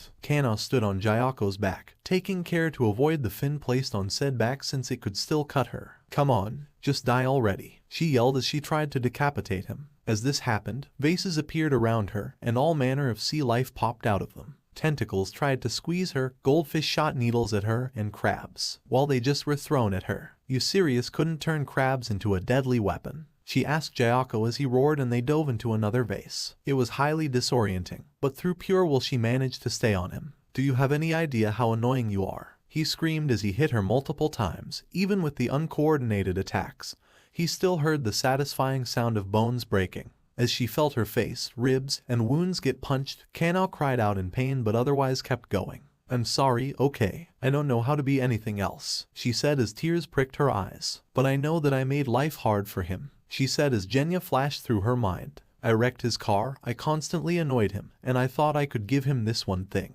I am not letting you demons ruin his vacation, she screamed as she kept trying to decapitate him. One way or another I'm killing you. Yum started spinning her sashes around like a bolo, picking up more and more speed. She then used every last bit of her demonic strength to send it towards Kanao and Jayako. As she let go, the sash unfurled to reveal Kyojiro and Nuakairo, who screamed, alerting Jayako. He snarled as he started sending more and more of his flying fish blades. Kyojiro screamed as he shot forward and brought his blade into a high guard before performing a series of sword slashes. He yelled as his blade sparked before actual flames erupted from the blade, which took the form of a flaming tiger enveloping Kyojiro and Nuakairo. The tiger of flames roared as it destroyed the scale slashes before it engulfed Jayako, causing him to scream as the tiger swallowed Jayako, causing him to suffer grievous burns. Kyojiro then slashed at Kanao's blade, giving it more power behind the force as Nuakairo did the same. As the two pillars backed up Kanao's blade, everyone screamed. As this happened, Kanao felt something happen. It was a weird sensation, but she didn't care. She screamed as blood burst from her body. Her pupils rose out of view as her eyes went white.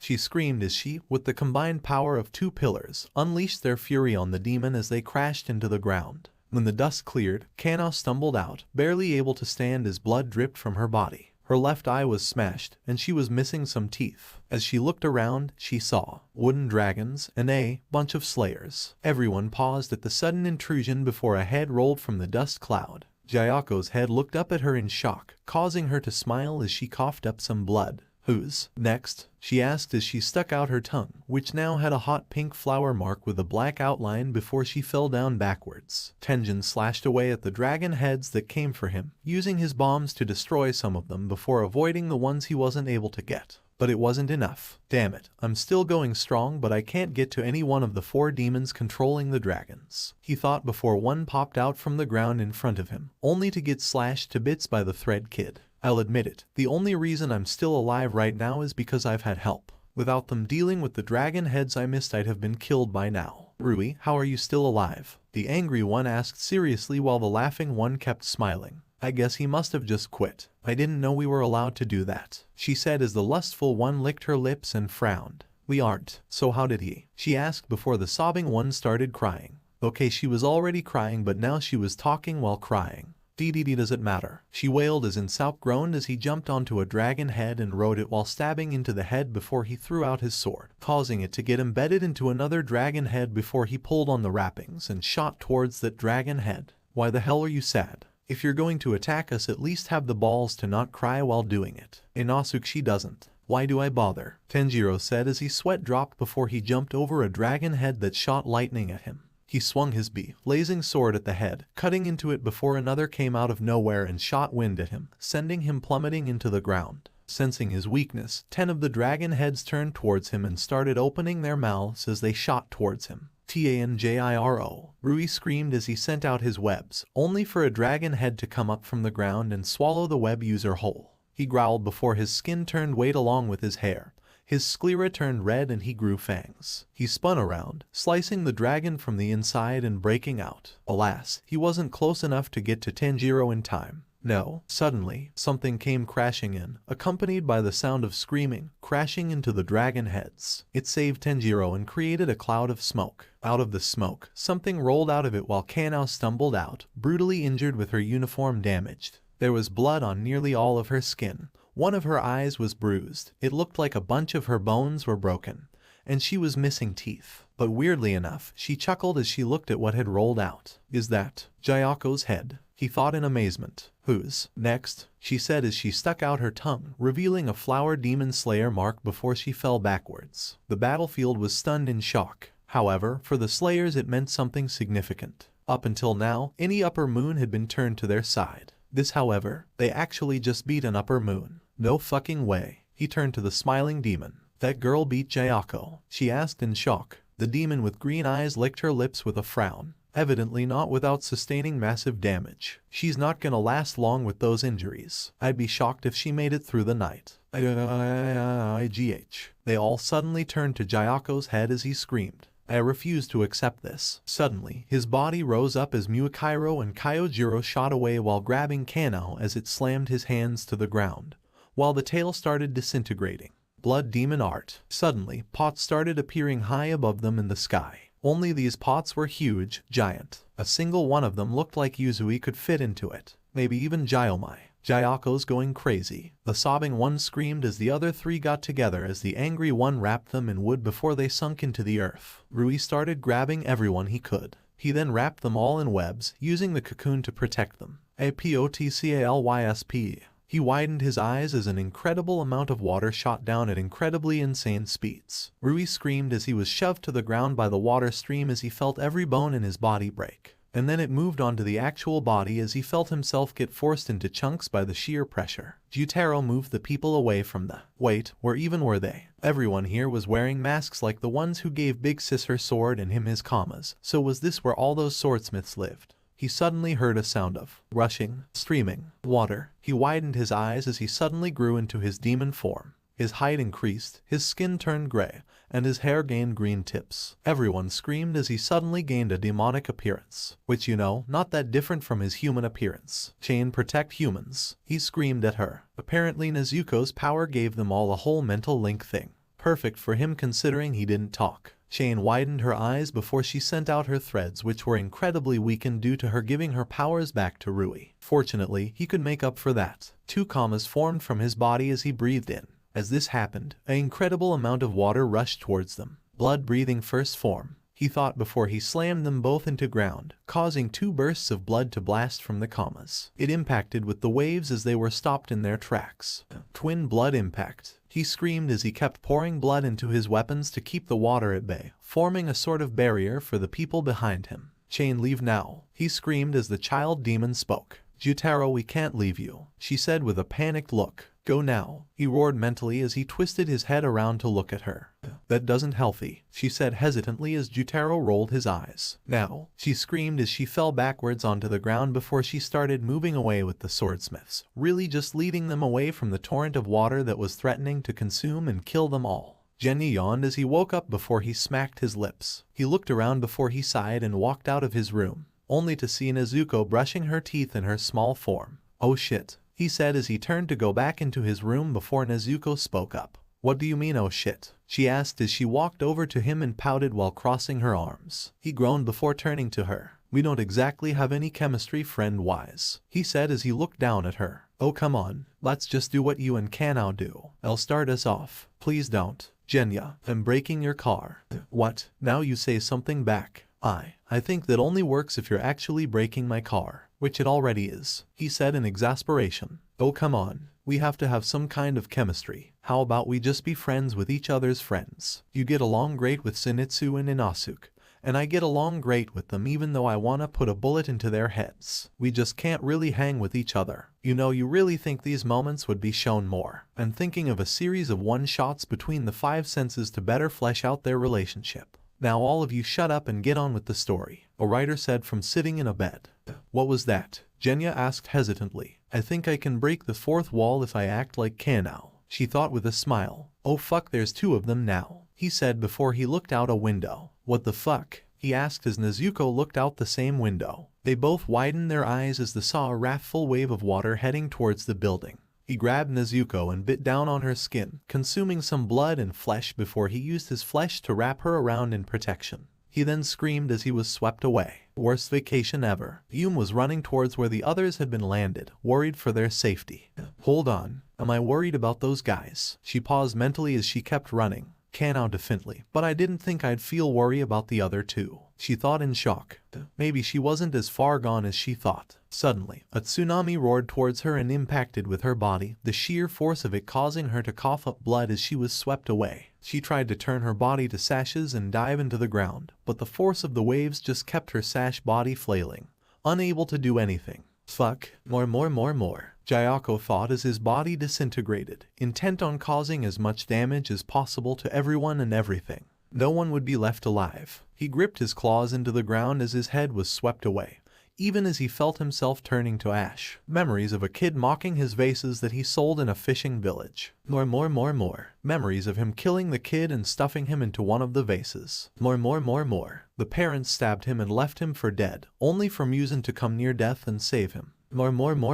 My name was Managi. Those were the last thoughts of the Upper Moon 4 demon as he turned to dust that was swept away by the water that shot from the vases. And even those vases were disappeared as their creator was killed. Upper Moon Demon 4 Jayako vs Miss Pillar Muakairo, Flame Pillar Kyojiro, Yum, and Kanao. Battle concluded. Loser, Upper Moon Demon 4 Jayako. Winner, Miss Pillar Muakairo, Flame Pillar Kyojiro, Yum, and Kanao. Tenjin gasped for air as he looked around and was released from the webs that Rui Kid sent out to protect them. The area was wrecked. Hell, he'd be shocked if the houses were still intact. The only area anywhere that still had trees was the area Kanao had been sent flying towards, or somewhere near that. Speaking of which, he looked to the group that had just been sent flying into them. Kyojiro was fine, but Muakairo was missing a freaking arm. Still, he was in better shape than Kanao. The only reason he was even sure she was alive was that he could still hear her heartbeat. Kanao, Tanjiro, Inosuke, and Zenitsu said in a panic as they rushed to her. She's dead, Inosuke said in a panic as he breathed in and out heavily. I can still hear her heartbeat, she's still alive, Zenitsu said with tears in his eyes as Tanjiro picked up the girl. We need to get her to Nezuko or Genya, Tanjiro said before they all felt a rumbling in the earth. He was cut off by wooden dragon heads bursting out the ground. Kennen looked around to see Rui laying on ground, his body being blasted to chunks. He grabbed the head of his demonic ally before he started leaping from dragon neck to dragon neck. As this happened, he looked to the head he was carrying and saw he was knocked unconscious. He rolled his eyes before speaking. "You saved us all, thanks a flashy lot.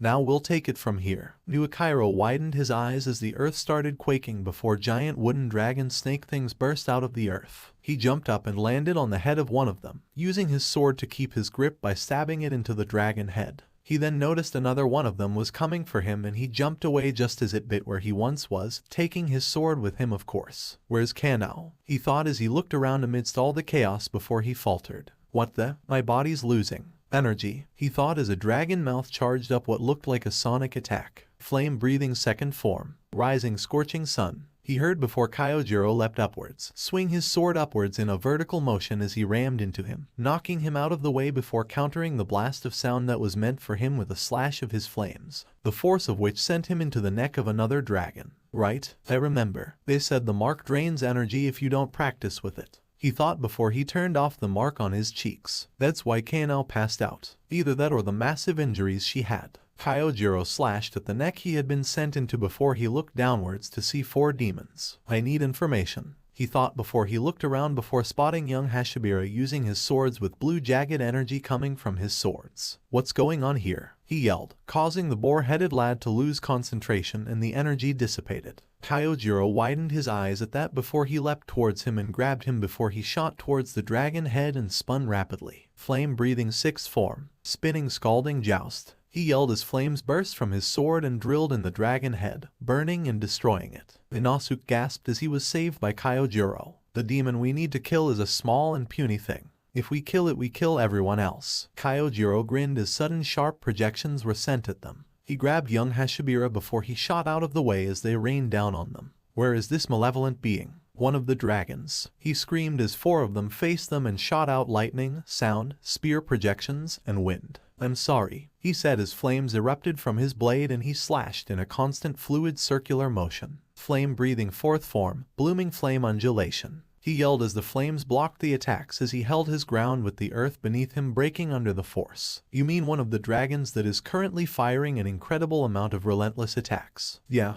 "Well, alright then," he said before he started cutting down and away at the dragon heads, desperate to find the demon. Though it did make it a bit hard with how the dragons kept regenerating. "Shouldn't you stop using that mark before you run out of energy?" young Hashibira yelled as he tried to get his concentration going. "I have been training with my mark ever since I got out of my coma, much to Shinobu's dismay," he said with a smile before freezing. "Wait, where is young Kacho?" he yelled as he looked around before seeing young Kamado holding her in a piggyback form. Suddenly, flaming bits were fired at all the dragons that were swarming around. Everyone turned to see Genya holding an automatic Gatling rifle that merged with his hands. "Anyone wanna tell me what the fuck is going on during my vaka?" He paused as he saw the condition of Kanao. He stuttered as he saw her broken. "K Kanao, Teisho era secret." When the 5 senses learned of Kyojiro's awakening, these were their reactions. Kanao cheered as she jumped on him and hugged him with tears in her eyes. Inosuke froze as he looked at Kyojiro before he hugged him. Zenitsu screamed, thinking he was a ghost before he jumped out of the window. Genya froze as he fell backwards, crying tears of joy. Tanjiro broke down crying as he fell to his knees. Genya walked towards Kanao as the 4 demons looked at him. "Genya Shinazugawa, you're coming with us," Zauhakuten said as dragons rose up around her and then turned to Genya, powering up attacks. Without even looking at them, tentacles grew from his back and sprouted guns that fired a barrage of flaming bullets at the dragons, destroying them and blasting them apart. He paid them no heed as he walked over to Kanao, who was placed in his arms by Tanjiro. Kanao opened one of her eyes and saw Genya looking down at her. "I ruined your vacation. I'm sorry. You need your rest. Just sleep for now," he said as pink flames burst from his body, healing her. "And no, I wanted to make up for always annoying you. I screwed up." Genya froze up as she reached into her uniform and pulled out a vial. "There's some dirt in it, but it's upper moon. For blood. Do you like it?" she asked as Genya took the vial and downed it in one gulp. "It's fucking delicious. Thanks a lot," he said as he waited for the girl to respond. Kanao. When silence greeted him back, Nezuko came out of his body and gasped at the state of Kanao. Genya pulled off one of his arms, his left one, and placed it on Kanao, leaving the fire to keep healing her. Hey Nezuko, I think I finally found something we both have in common, Genya said as he turned to the 4 demons, while Nezuko's body started to change as she started growling. WWHWH what? We both get fucking pissed when someone hurts our friends, he said before they both engulfed themselves in pink flames. RRRAGH. They both roared as they shot towards the demons. The others looked in shock at this before Tenjin spoke up. I'm nearly out of bombs so I can't go on the attack. I'll stay here and defend Kanao. The rest of you go get that unflashy demon, he said before the others nodded before they all unsheathed their blades and ran towards the demons. As this happened, a voice would call out, and only be heard by one person. More so than that, it was only understood by one person. Take me. The 5 senses, Genya's vacation. Come back. Kyojiro jumped out of the way of a blast of wind, creating a leaf print where he once was before he was kicked out of the way by Mukairo before a bolt of lightning hit where he once was. Thank you, young Takedo, he yelled before the happy demon jumped down in front of him. She grinned as she beat her drum, causing a burst of sound to come from it, blasting Mukairo away, only for Inosuke to grab him. I just saved you. I expect you to bow down to Lord Inosuke, he said as before he inhaled a deep breath. In gratefulness, he yelled as he threw him towards the smiling demon, who grinned as she prepared to let loose another blast of sound, only for Kyojiro to come in. Flame-breathing first form. Mukairo took in a deep breath as he readied his mark. Mist-breathing third form. He yelled as he unleashed a swift circular slash that produced a wind that blew the happy demon's hand, of course, missing the drum. Scattering mist splash, flames erupted from Kyojiro's blade as he came in quick succession. Unknowing fire, he yelled as he unleashed a swift horizontal burning slash, decapitating her. She smirked as she stuck her tongue out, and they realized why as a dragon came in and blasted spear projections at them, causing them to scatter before she reattached her head. Now that was fun, she said before she rapidly beat her drums, causing dragons to disappear before they grew around her. They roared as they unleashed sound upon them while moving around, getting a wide range of destruction in. Tanjiro and Nezuko dodged out of the way before 2 dragon heads came at them,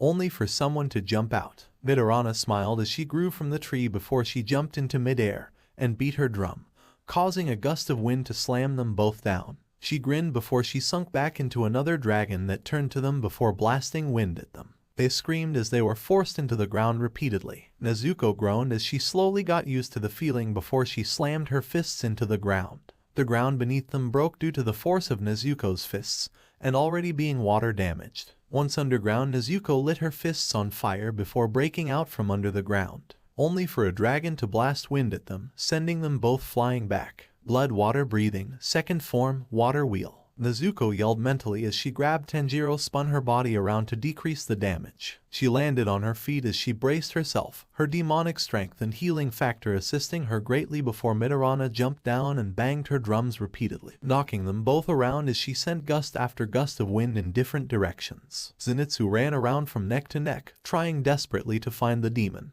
There's too much noise. Doesn't help that one of their main things is screaming, he thought before he heard a gun click and ducked before a gunshot went over him and into the mouth of a dragon that was screaming towards him. It then exploded in the dragon's mouth. He then used the first form of thunder breathing to shoot towards the dragon mouth before he started spinning. Lightning breathing first form. He yelled as he shot in the dragon's mouth and activated his mark. Dancing sparks. He yelled as he destroyed it from the inside. He frowned as he burst out of it. No tiny demon in sight. What the hell are we even doing here? Is it like Yum and Jutaro? Genya yelled before a dragon head rammed into him, only for him to not even look at it as he shot to burning pieces. No, there's a tiny demon hiding in one of these dragons. We need to kill it to take them down, he screamed as 2 more came towards him from his left and right side. Genya groaned as he grew 2 guns from his one arm and shot the heads of the dragons that were screaming towards Zenitsu. What the fuck, man? Suddenly he heard sobbing as he looked up to see tears falling towards him. He looked in curiosity before widening his eyes as smaller dragon mouths came from the tears and shot spear projections at Genya.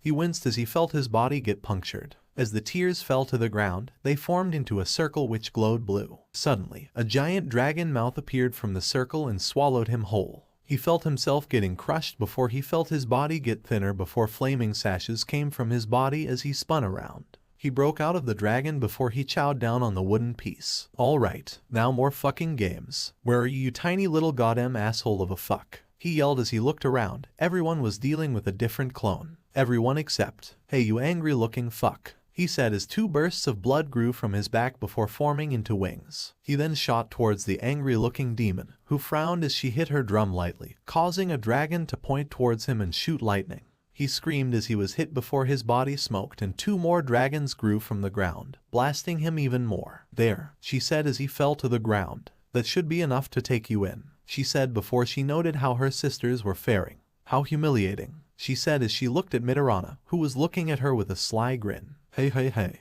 we shouldn't bicker with each other. If we keep on doing that we'll have to summon." "Shut it," Zohakuten said coldly before looking to Genya, who looked at her in fury. "I can see why Master wants you. You're quite the rarity, aren't you? One of a fucking kind," he said as he tried to catch his breath. "Why do you want me?" "Oh that?" she asked as she looked down at him from her perch of wood. "You'll find out soon enough," she said before she turned to look at something away from them. "First though, I think it would be better if I dealt with the one who defeated Jayako," she said as Genya growled. "You do anything to her and I will personally." He was cut off by her beating her drums twice and sending lightning down on him repeatedly. "Now then," she said as she started playing her drums rapidly and menacingly. A dragon head formed from the ground and aimed far at where Tenjin was. "They don't know it's coming for them," he screamed in his mind as another bolt of lightning hit him. "Blood demon art," she said as she hit the last beat of her drum. "Furious streak," she said as she unleashed a bolt that shot at insane speeds towards Kanao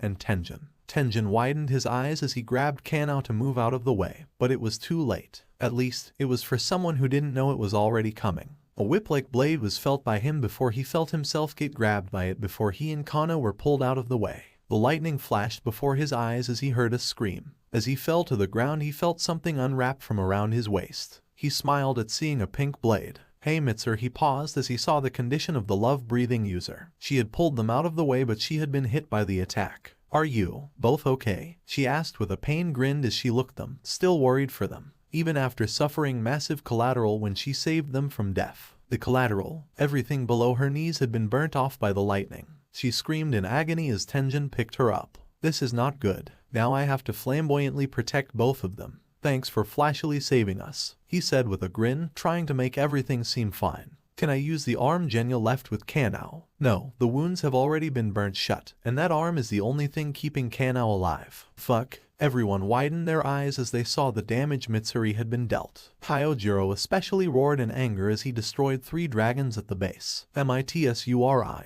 he screamed as he turned around to try and get to her, only for a roar of sound to blast him to the ground. Muakairo and Inosuke went to help him only for another 2 dragons to blast them into ground as Choshininoru laughed and added to the power by beating her drums. Ho. Midorana hit her drums and a blast of wind sent Tanjiro and Nezuko upwards before rapidly hitting them, sending them plummeting down into the earth. She then repeatedly beaten her drums, sending them upwards and downwards and downwards and upwards, keeping them unable to do anything as they felt like throwing up. Kanishimi sobbed as she summoned a dragon that swallowed Zenitsu whole. "How sad," she whined as she beat her drum as she made the dragon start constricting Zenitsu. "You bastards," Genya screamed before he was struck by lightning again. Take me," as everyone else panicked and was suffering wounds and pain.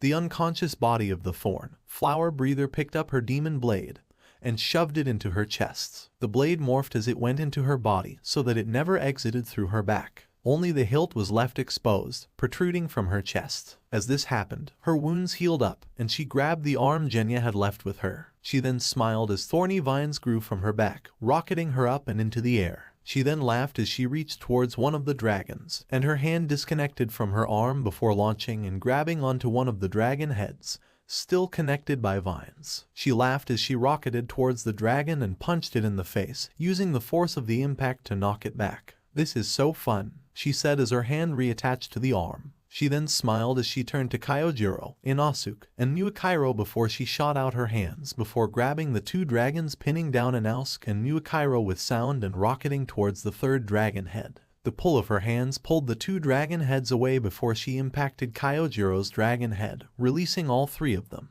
"I am having the time of my life. I can barely hear anything," Insauk groaned as he looked upwards to see Kanao in the air, and Muakairo rubbed his ears. "Welcome to my word," Kyojiro said as he looked at how Kanao was in the air before she started falling downwards. She then turned her head to see Tanjiro and Nezuko. "Well, we can't have that," she said before she shot her hands towards Midorana, grabbing her shoulders before rocketing over to her, and using the impact to headbutt her, causing blood to burst from Kanao's head. Midorana smirked before she widened her eyes and started coughing. "What the hell?" she yelled as Kanao stuck out her tongue, showing off her Demon Slayer mark as an actual flower bloomed from her wound with 5 petals, much like her Demon Slayer mark. Like the wisteria doped up blood. She winked before noticed something. "Hey, where's Zenitsu?" she asked before noticing a dragon swallowing something. "Never mind, got my answer," she said as she flexed her fingers before a thorny vine came from each finger. She then swung both hands at the dragon, allowing the vines to slice the dragon up, freeing Zenitsu. Suddenly, 15 dragons came roaring towards her. She quirked her eyebrow as she started falling before she put 2 fingers to the sides of her mouth and stuck out her tongue. "See ya," she said as she shot out a foot, stomping it into a dragon near Zohakuten before she retracted the vines, pulling her body away and into the foot before she sent out vines slicing the dragons, pinning down Genya with lightning before she landed down next to him. "Ah, I think this belongs to you," she said as she tossed his arm at him, causing the demon-eating boy to groan as he dryly cackled before reattaching his arm. "Took you long enough," he said before he grabbed her and flew out of the way of a dragon head. "Come on, we need a fucking break here. We're getting fucking chipped away in this battle," he yelled as he flew out of the way of multiple blasts of a high variety. "Well, at least we have the numbers advantage," Kanao said as she smirked. "It's 8-4, not including the small demon." Tenjin had told her the specifics while he was guarding her. "Oh, well in that case," Zohakuten said as she started rapidly banging her drums. "Let's even it up," she said with a glare and for the first time, a grin as the eyes of 4 of Dragon's eyes started glowing. Red, green, yellow, blue. Zenitsu widened his eyes. "Oh, you have got to be kidding me," he said before 4 figures shot out of the mouths. Genya widened his eyes before a demon with bird wings flew at him, flapping her wings as she fired razor-sharp feathers at him and Kanao. He dropped to the ground and slipped on the mud before a spear demon fired multiple projections at him, weeping spears. He jumped out of the way before a demon with a fan laughed from the air as she slammed her fan downwards, slamming them both to the ground with a blast of wind. Suddenly, the sound of rings hitting metal sounded out as a demon with a staff slammed it down and grinned as they were bombarded with lightning. Once it stopped, Genya coughed up some blood as he turned his head to Kanao. "You just had to open your fucking mouth. It sounded cool in my head," she said in pain. "Meet Karaku, Izetsu, Yorogi, and Sakido, the first 4 demons that attacked us. That was highly unpleasant," Sakido said angrily as she massaged her body. "The process of sacrificing our bodies to summon you all was not exactly favorable." Kanashimi sobbed. "I can't believe that you all had to suffer for us to todo to liiv." Izetsu looked awkwardly at this as she massaged her arms. "Is this how you all feel when I open my mouth?" "In every possible way, yes," Sakido said angrily. The necks of the dragons had encircled them, creating a wide arena that the demons. Kanao shot out her arm and grappled away with Genya in tow before lightning struck where they just were. "This is getting out of hand," she yelled as she moved out of the way before a gust of wind blasted where they both just were. "You're the one who gave them the idea to increase their numbers," Genya yelled as he shot his gun into the ground as a dragon mouth appeared from the earth, destroying it as soon as it appeared. "I was trying to sound cool," she whined as 7 dragon heads aimed at them. Genya fly, Genya fly, Genya fly," she screamed as Genya flew upwards before the area they were just in was destroyed. Yorogi came in and grinned as she flapped her wings, sending sharp feather projectiles at them. "Okay, you could not do this before. What can I say?" Yorogi smirked. "We all got some upgrades," she said before she screamed in their direction. Kanao shot her hand downwards and pulled them out of the way. "We need a plan, now," Genya yelled as he flapped his wings, sending out flaming crescent-shaped slashes of blood at the enemy. "You'll have to take backup instead." He widened his eyes before something else came into his head. Blood thunder breathing first form. Thunderclap and flash. 8-fold. He heard in his mind before Nezuko burst through a dragon's neck and into the demon-made arena. She then flexed her back before 2 wings of blood grew from her back before she started flapping them, sending out slashes of blood everywhere. "Nezuko, you're not going out of control," he said as she used her breathing forms while in the form Hakuji called Berserk. The only thing out of control is my fury. Nezuko roared as the others came in. Muakairo, Inosuke, Tanjiro, and Zenitsu. All 5 of them broke through and started clashing with the demons. Wait, where's Kyojiro? Kano asked before the sky suddenly lit up. Needless to say, he was a bit angry at Mitsuri's injury. Muakairo said as everyone looked upwards, especially since Mitsuri was his former student. So he had Nezuko fly and throw him into the sky. Up in the sky, Kyojiro was plummeting downwards, his sword held above his head. Flame breathing. Esoteric art. Ninth form. Rengoku. He screamed as he hit the ground and unleashed his flames upon the battlefield. These flames, while healing the humans, burnt the demons heavily. They all screamed as the inferno engulfed them in a raging twister of flames. This pillar of fire could be witnessed by everyone for miles. The 5 senses, Genya's vacation. Birth. When the aftermath cleared, all the demons groaned as they lay on ground, heavily burnt and having only survived because they hid in the dragons. Alright, where is the demon? Kyojiro said as he panted, struggling not to fall to his knees. His body only survived the impact of falling to the ground due to the flames he had sent to the ground cushioning his body. All 8 of them are right there, Muakairo said as he pointed to all of demons there, causing them to groan. No, there's a. This is way too much to explain. Small demon. Kill it to kill everyone else. Zenitsu said tiredly. I may have been practicing for 2 months, but fighting against an upper moon for this long is taking its toll. He thought as he fell to his mechanical knee while panting. Inosuke, can you do the 7th form thing?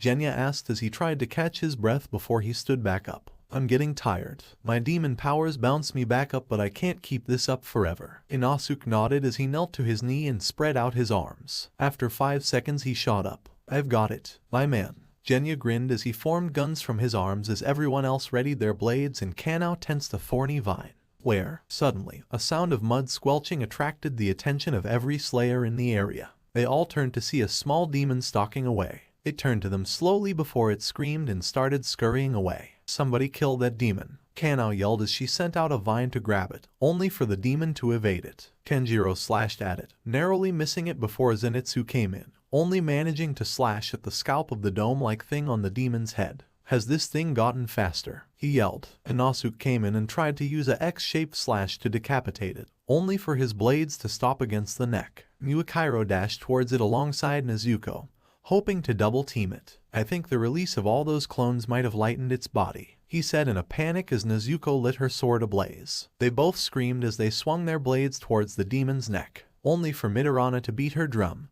and blast them both away with a gust of wind. She hadn't regenerated her entire body, only her torso, and even that only had a right arm. She was missing the left side of her face and was currently lying on the ground. She grinned as she blasted them away. Zohakuten, we need. Shut your mouth, another voice said as Zohakuten laid on the ground with a burnt body, only her mouth having healed up. Kyojiro glared at the small figure. My body gets healed by the flames, but it doesn't replenish even a bit of energy. I only have 1 strike of maximum power left. After that I'll lose every last bit of consciousness, he thought as he readied his blade. The mark flared up on his face as he grinned. 1 more time. Flame breathing. Esoteric art. 9th form. Rengoku. He yelled as the earth beneath him broke apart to pieces. He screamed as his blade engulfed him in flames before he shot towards the tiny demon. However, as this happened, he heard multiple drum beats before he felt himself get launched upwards by a combined burst of sound and wind. No, he thought in panic. Genya and Kanao ran towards that spirit desperately. Everyone else was taken out of commission by the other clones coming out and healing themselves. Izetsu was now attacking Tanjiro,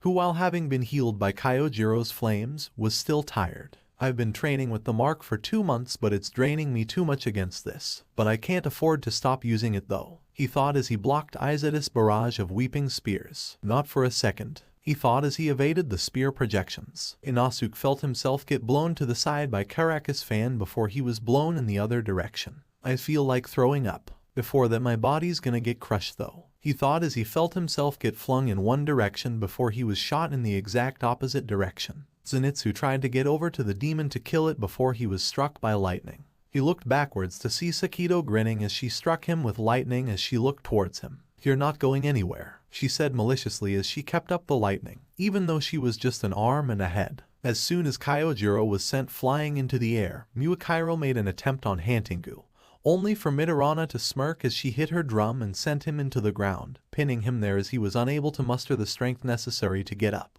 Nezuko roared before she was punctured by spear projections and blasts of sound as Kaneshimi and Yorogi double-timed her. Her body was beaten to a pulp before Genya and Kanao watched as Zohakuten and Chashai crawled towards each other as they beat their drums, created one dragon that had eyes that were yellow and red. It was shaky, but it was still aimed at them. Kyojiro's fire hit them hard. This is the only dragon they've made so far, Kanao thought as it snapped towards her and Genya, biting off Genya's arm before rearing back and swallowing it. What was that for? She thought before it unleashed a blast of lightning and sound. Genya got close to the demon before he was hit and chomped down, his arms on the way to chop off Hantenga's head. Its body was so dense he broke his teeth, but he ended up drawing blood before he grabbed Kanao and threw her out of the way the attack hit, allowing Hantengu to get away. He looked at Kanao in pain and processed the look on her face. Knowing her, she wants me to decapitate it, so I can get closer to being a pillar. Kanao, he put his fist to his chest as he suffered through the sound and lightning.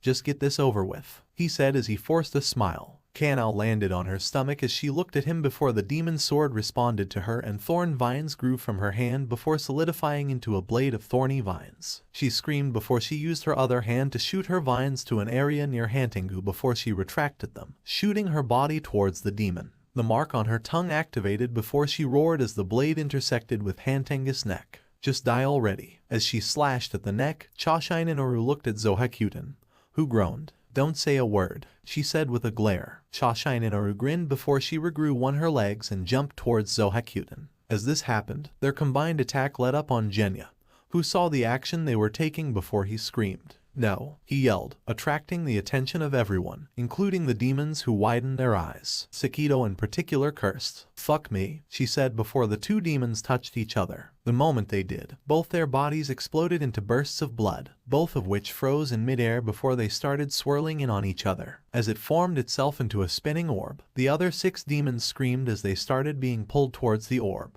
Wait, Yorogi screamed. I just got out here again. Please don't, she said as she clawed at the ground, trying to get some grip as she was pulled towards the orb. Kaneshimi sobbed as tears streamed down her face. Please, I don't want to go, she wailed as everyone actually felt bad. Come on, Midorana screamed. I'll do anything. I don't want to be sent into non-existence, she said, showing panic for the first time this entire battle. Aizetsu looked sorrowful as she placed her spear into the ground, trying to keep herself from getting pulled into the orb. Karaku tried to use her fan to propel herself away, but it was all for naught as the pull increased and increased as time went on. Sakito looked at Zenitsu as she was pulled towards the orb. I look beautiful, huh? She said as she looked thoughtful before all the demons were pulled into the orb. They all screamed as they were spun and compressed into the orb before a shockwave of pure power sent everyone, including Kanao, flying. As this happened, the wooden dragons all disintegrated and turned to ash. Instantaneously, the orb stopping spinning before a giant pillar of light shot upwards. In that pillar, the orb morphed into a fetus-like shape before it started growing.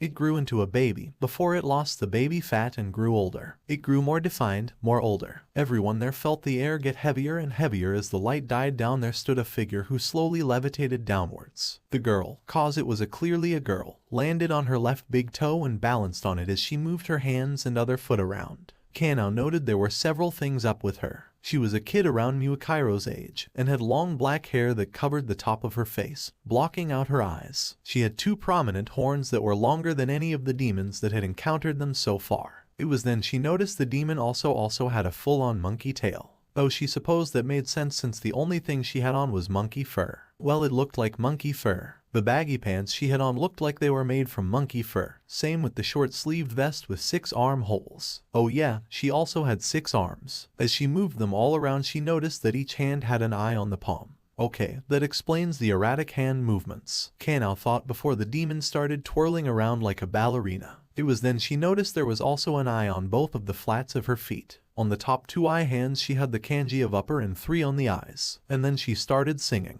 La la la, who am I? La la la, who am I? La la la, who am I? La la, who am I? She sang as she spun around on her big toe effortlessly like an expert ballet dancer. As this happened, Kanao noticed something written on her tongue. As she read it, she was reminded of an old saying. Beings that have a will of their own have a variety of emotions. However, all of those emotions mean nothing compared to their will of progression. To better themselves. Anger, pleasure, joy, sadness, grief, elation, desire, hatred. They all bow before the urge to go forward. To the horizon. To that emotion that propels them into the future. To wonder. There they were, laying there, and awestruck at the arrival of the new demon with the kanji for wonder on her tongue. She was twirling around as she was singing. La la la la la la. Who am I? La la la la la la. Who am I? La la la la la la la la.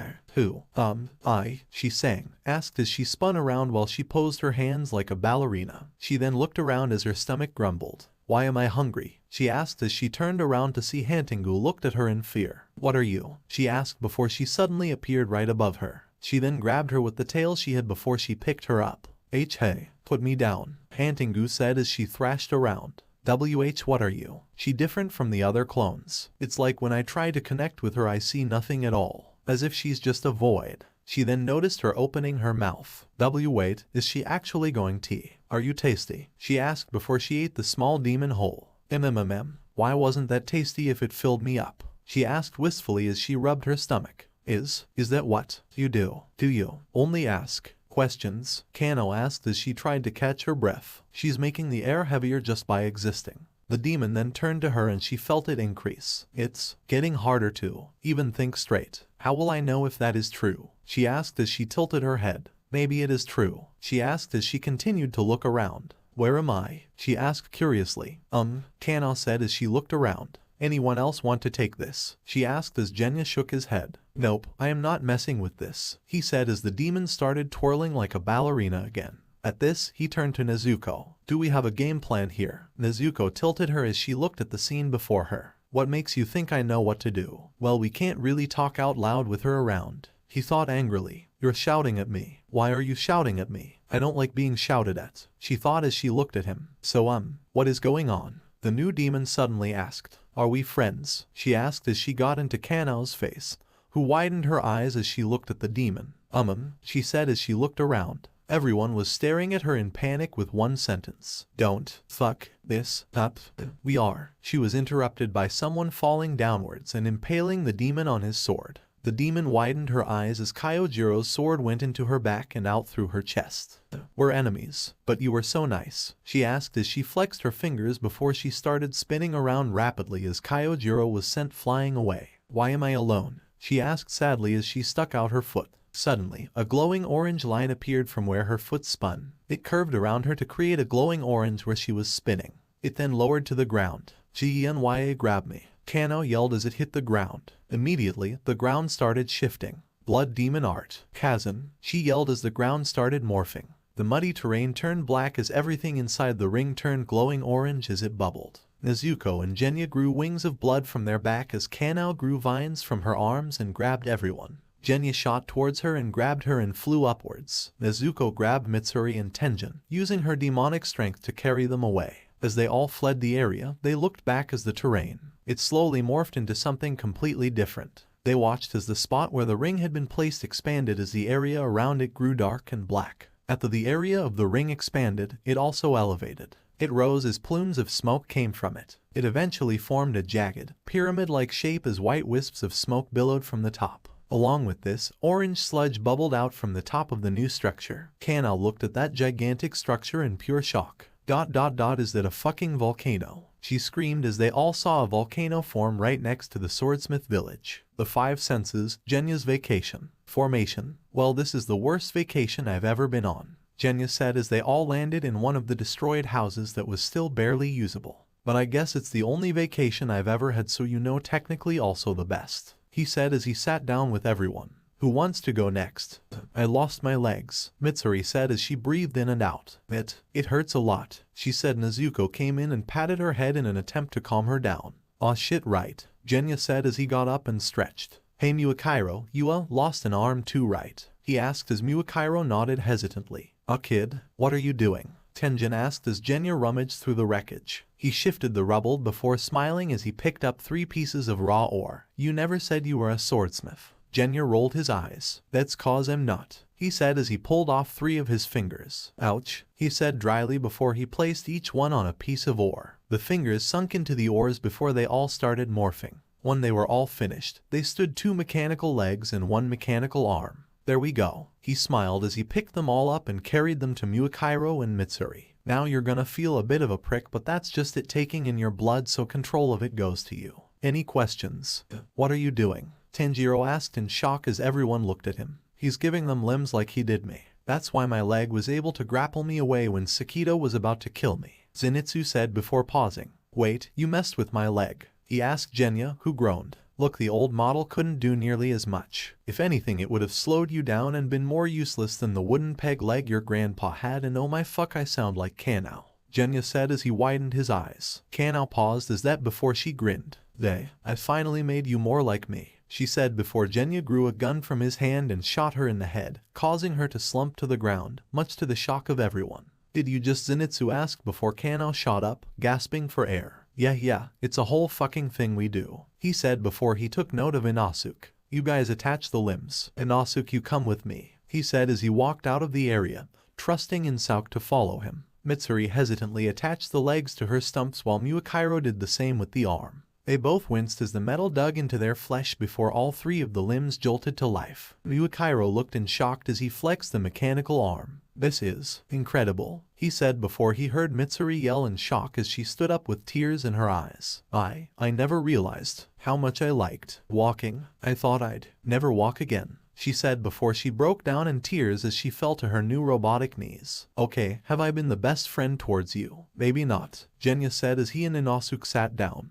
But I will admit that I care about you. What the hell are you talking about? Inosuke asked angrily. That demon summoned a freaking volcano. We don't have time to talk about this. Yes we do. Because you are not okay. You haven't said a damn thing since we got here. You're not yelling or doing anything to piss me off. And, weirdly enough, that pisses me off, he yelled as Inosuke paused. What has gotten you down? It's not like you haven't been saving our asses in battle. The hell I have. Inosuke suddenly snapped. I haven't done anything. I've been completely useless. I was useless in the place where we met Yume and Jutaro. And I was useless at the train. And I've been useless here, he yelled as he sat down and sobbed as he took off his bored head. I'm no king of the mountain. I'm not even royalty, I'm just nobody, he said as he waved his sword. I can't even get my sword to do the whole magic demon thing now, so. Genya exhaled as he looked at him. Hey, he said as he hugged Inosuke before the beast breath user started sobbing. You are not a nobody. You remember when I decapitated Jutaro? The dual wielder nodded. Well, when you tore out a chunk of his neck, I was able to dig into that and decapitate him. You did that, he said as he patted his back. But you are right about one thing.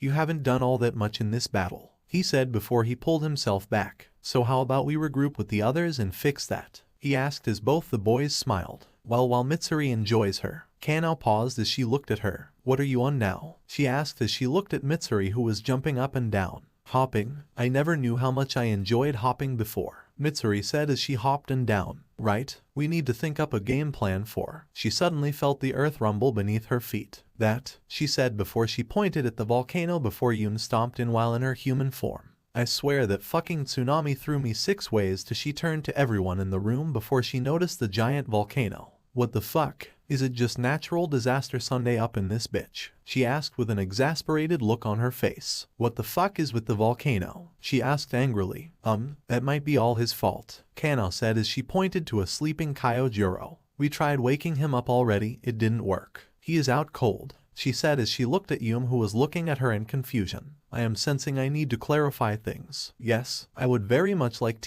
why do you have a sword in your chest? She screamed as Kanao noticed she still had her demon blade inside her. That too will take some explaining, she said before Yume placed her hand on her mouth. Can you please just take the sword out of your body? She begged as Kanao smirked before she took the blade out of body. Thank you, she said as she exhaled. Now please explain. Suwo, she ate Hantengu, who is actually a girl, and apparently doesn't know anything. Am I getting the gist of things? Yume asked as Kanao nodded before Yume thought of something else. Hey, so that demon sword grew vines from your body and rapidly healed them, right? Kanao nodded. And that didn't hurt at all. Oh well, now that you mention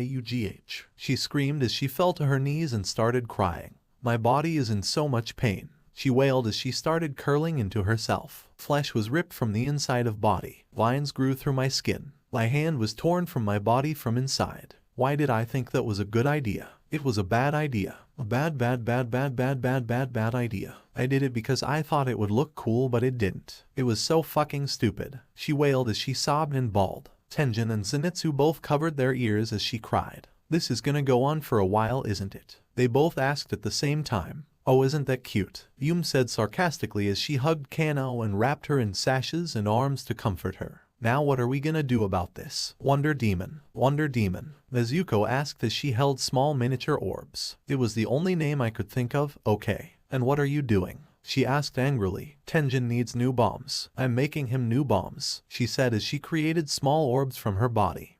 Okay then. She then in exasperation before turning to Muakairo. Hey kid, you okay? She asked in concern as Muakairo looked up at her as she walked over to him. Muakairo slowly held up his mechanical left arm. Well, she said as she held it in her hands. This is pretty sick, she said before tapping him on the head. But answer my question. Are you okay? Muakairo widened his eyes before he spoke up. It still hurts, he said before he was hugged by Yum. You saved me when you lost that arm, so thanks, she said awkwardly as she tried to comfort him before noting how Tenjin and Zenitsu were snickering at her. What? She yelled angrily. Oh, you know, just how you're showing so much care for him. Tenjin laughed before he was slapped by Yum. Oh, be lucky I didn't slap you harder, she yelled before she noticed Mitsuri. Mitsuri, what the hell happened to your legs? She yelled as she went over to her. Hey, you're Mitsuri, right? Yum asked as she stood before Mitsuri Kenroji, the love pillar in the dead of night. Okay, the sun had just set 5 minutes ago.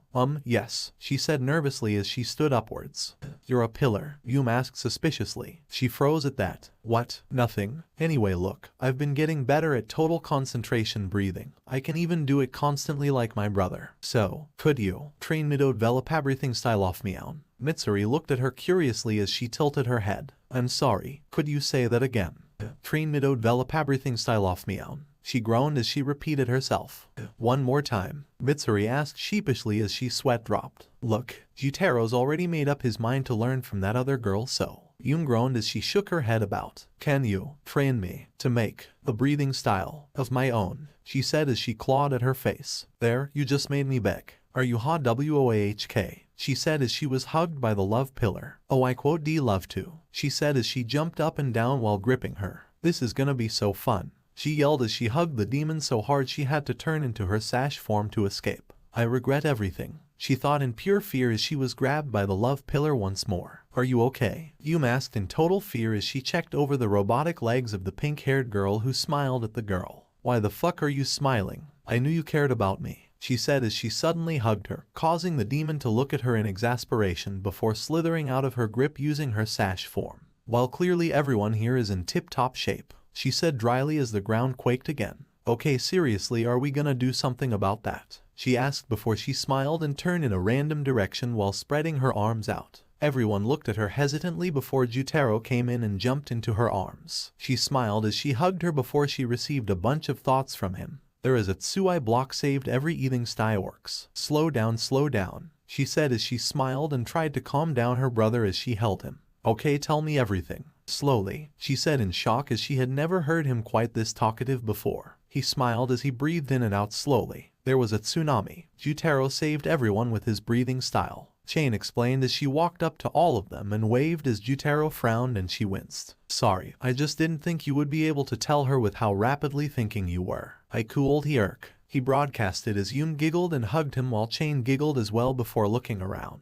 Where's Big Brother? She asked nervously as Tenjin pointed up near what was left of the ceiling, where Rui's unconscious body was on a ledge. Everyone looked at him accusingly as he shrugged sheepishly. What? I couldn't just lay him on the ground when he had flamboyantly saved us. Besides, looks like he's grown back his body, he said before he noticed Chain trying to get up to his body. His face grew with guilt before he picked her up and placed her on top of the body. Guess the only problem is he hasn't gained back consciousness yet. Chain teared up as she hugged the body. When she first awoke from being freed from Muzan's control, the first thing she saw was a boy looking at her with a smile. However, it didn't take her long to realize that it was Rui, just with a different color palette. She screamed as she immediately ran away, desperate to get away. She broke out of the house they were in and wandered around, only for the sun to rise. Had she not been near a tree and been so small she would have died. She stayed there for a while as she cried. Eventually, she noticed a figure covered by an umbrella walking up to her. She whimpered as she nervously looked at it before the umbrella moved to reveal Rui. "Hey, sorry I scared you," he said as he held a hand out to her. It was that incident that would lead to them becoming actual brother and sister. Chain slept on his body tearfully as she nuzzled up to him. "So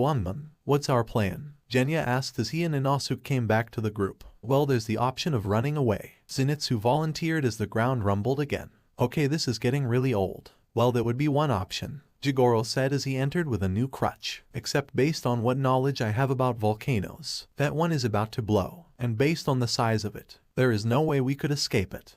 "How do you know this?" Tenjin asked in shock. "I'm old. Most of what I do is reading uncommon facts," he said grumpily before his look grew dark. "If this place is destroyed, then the Demon Slayer Corps won't have any more weapons. So I may have sent a distress signal to every single pillar." Everyone paused at that before Tanjiro paled. "So every pillar is coming towards here, where there is a volcano about to erupt."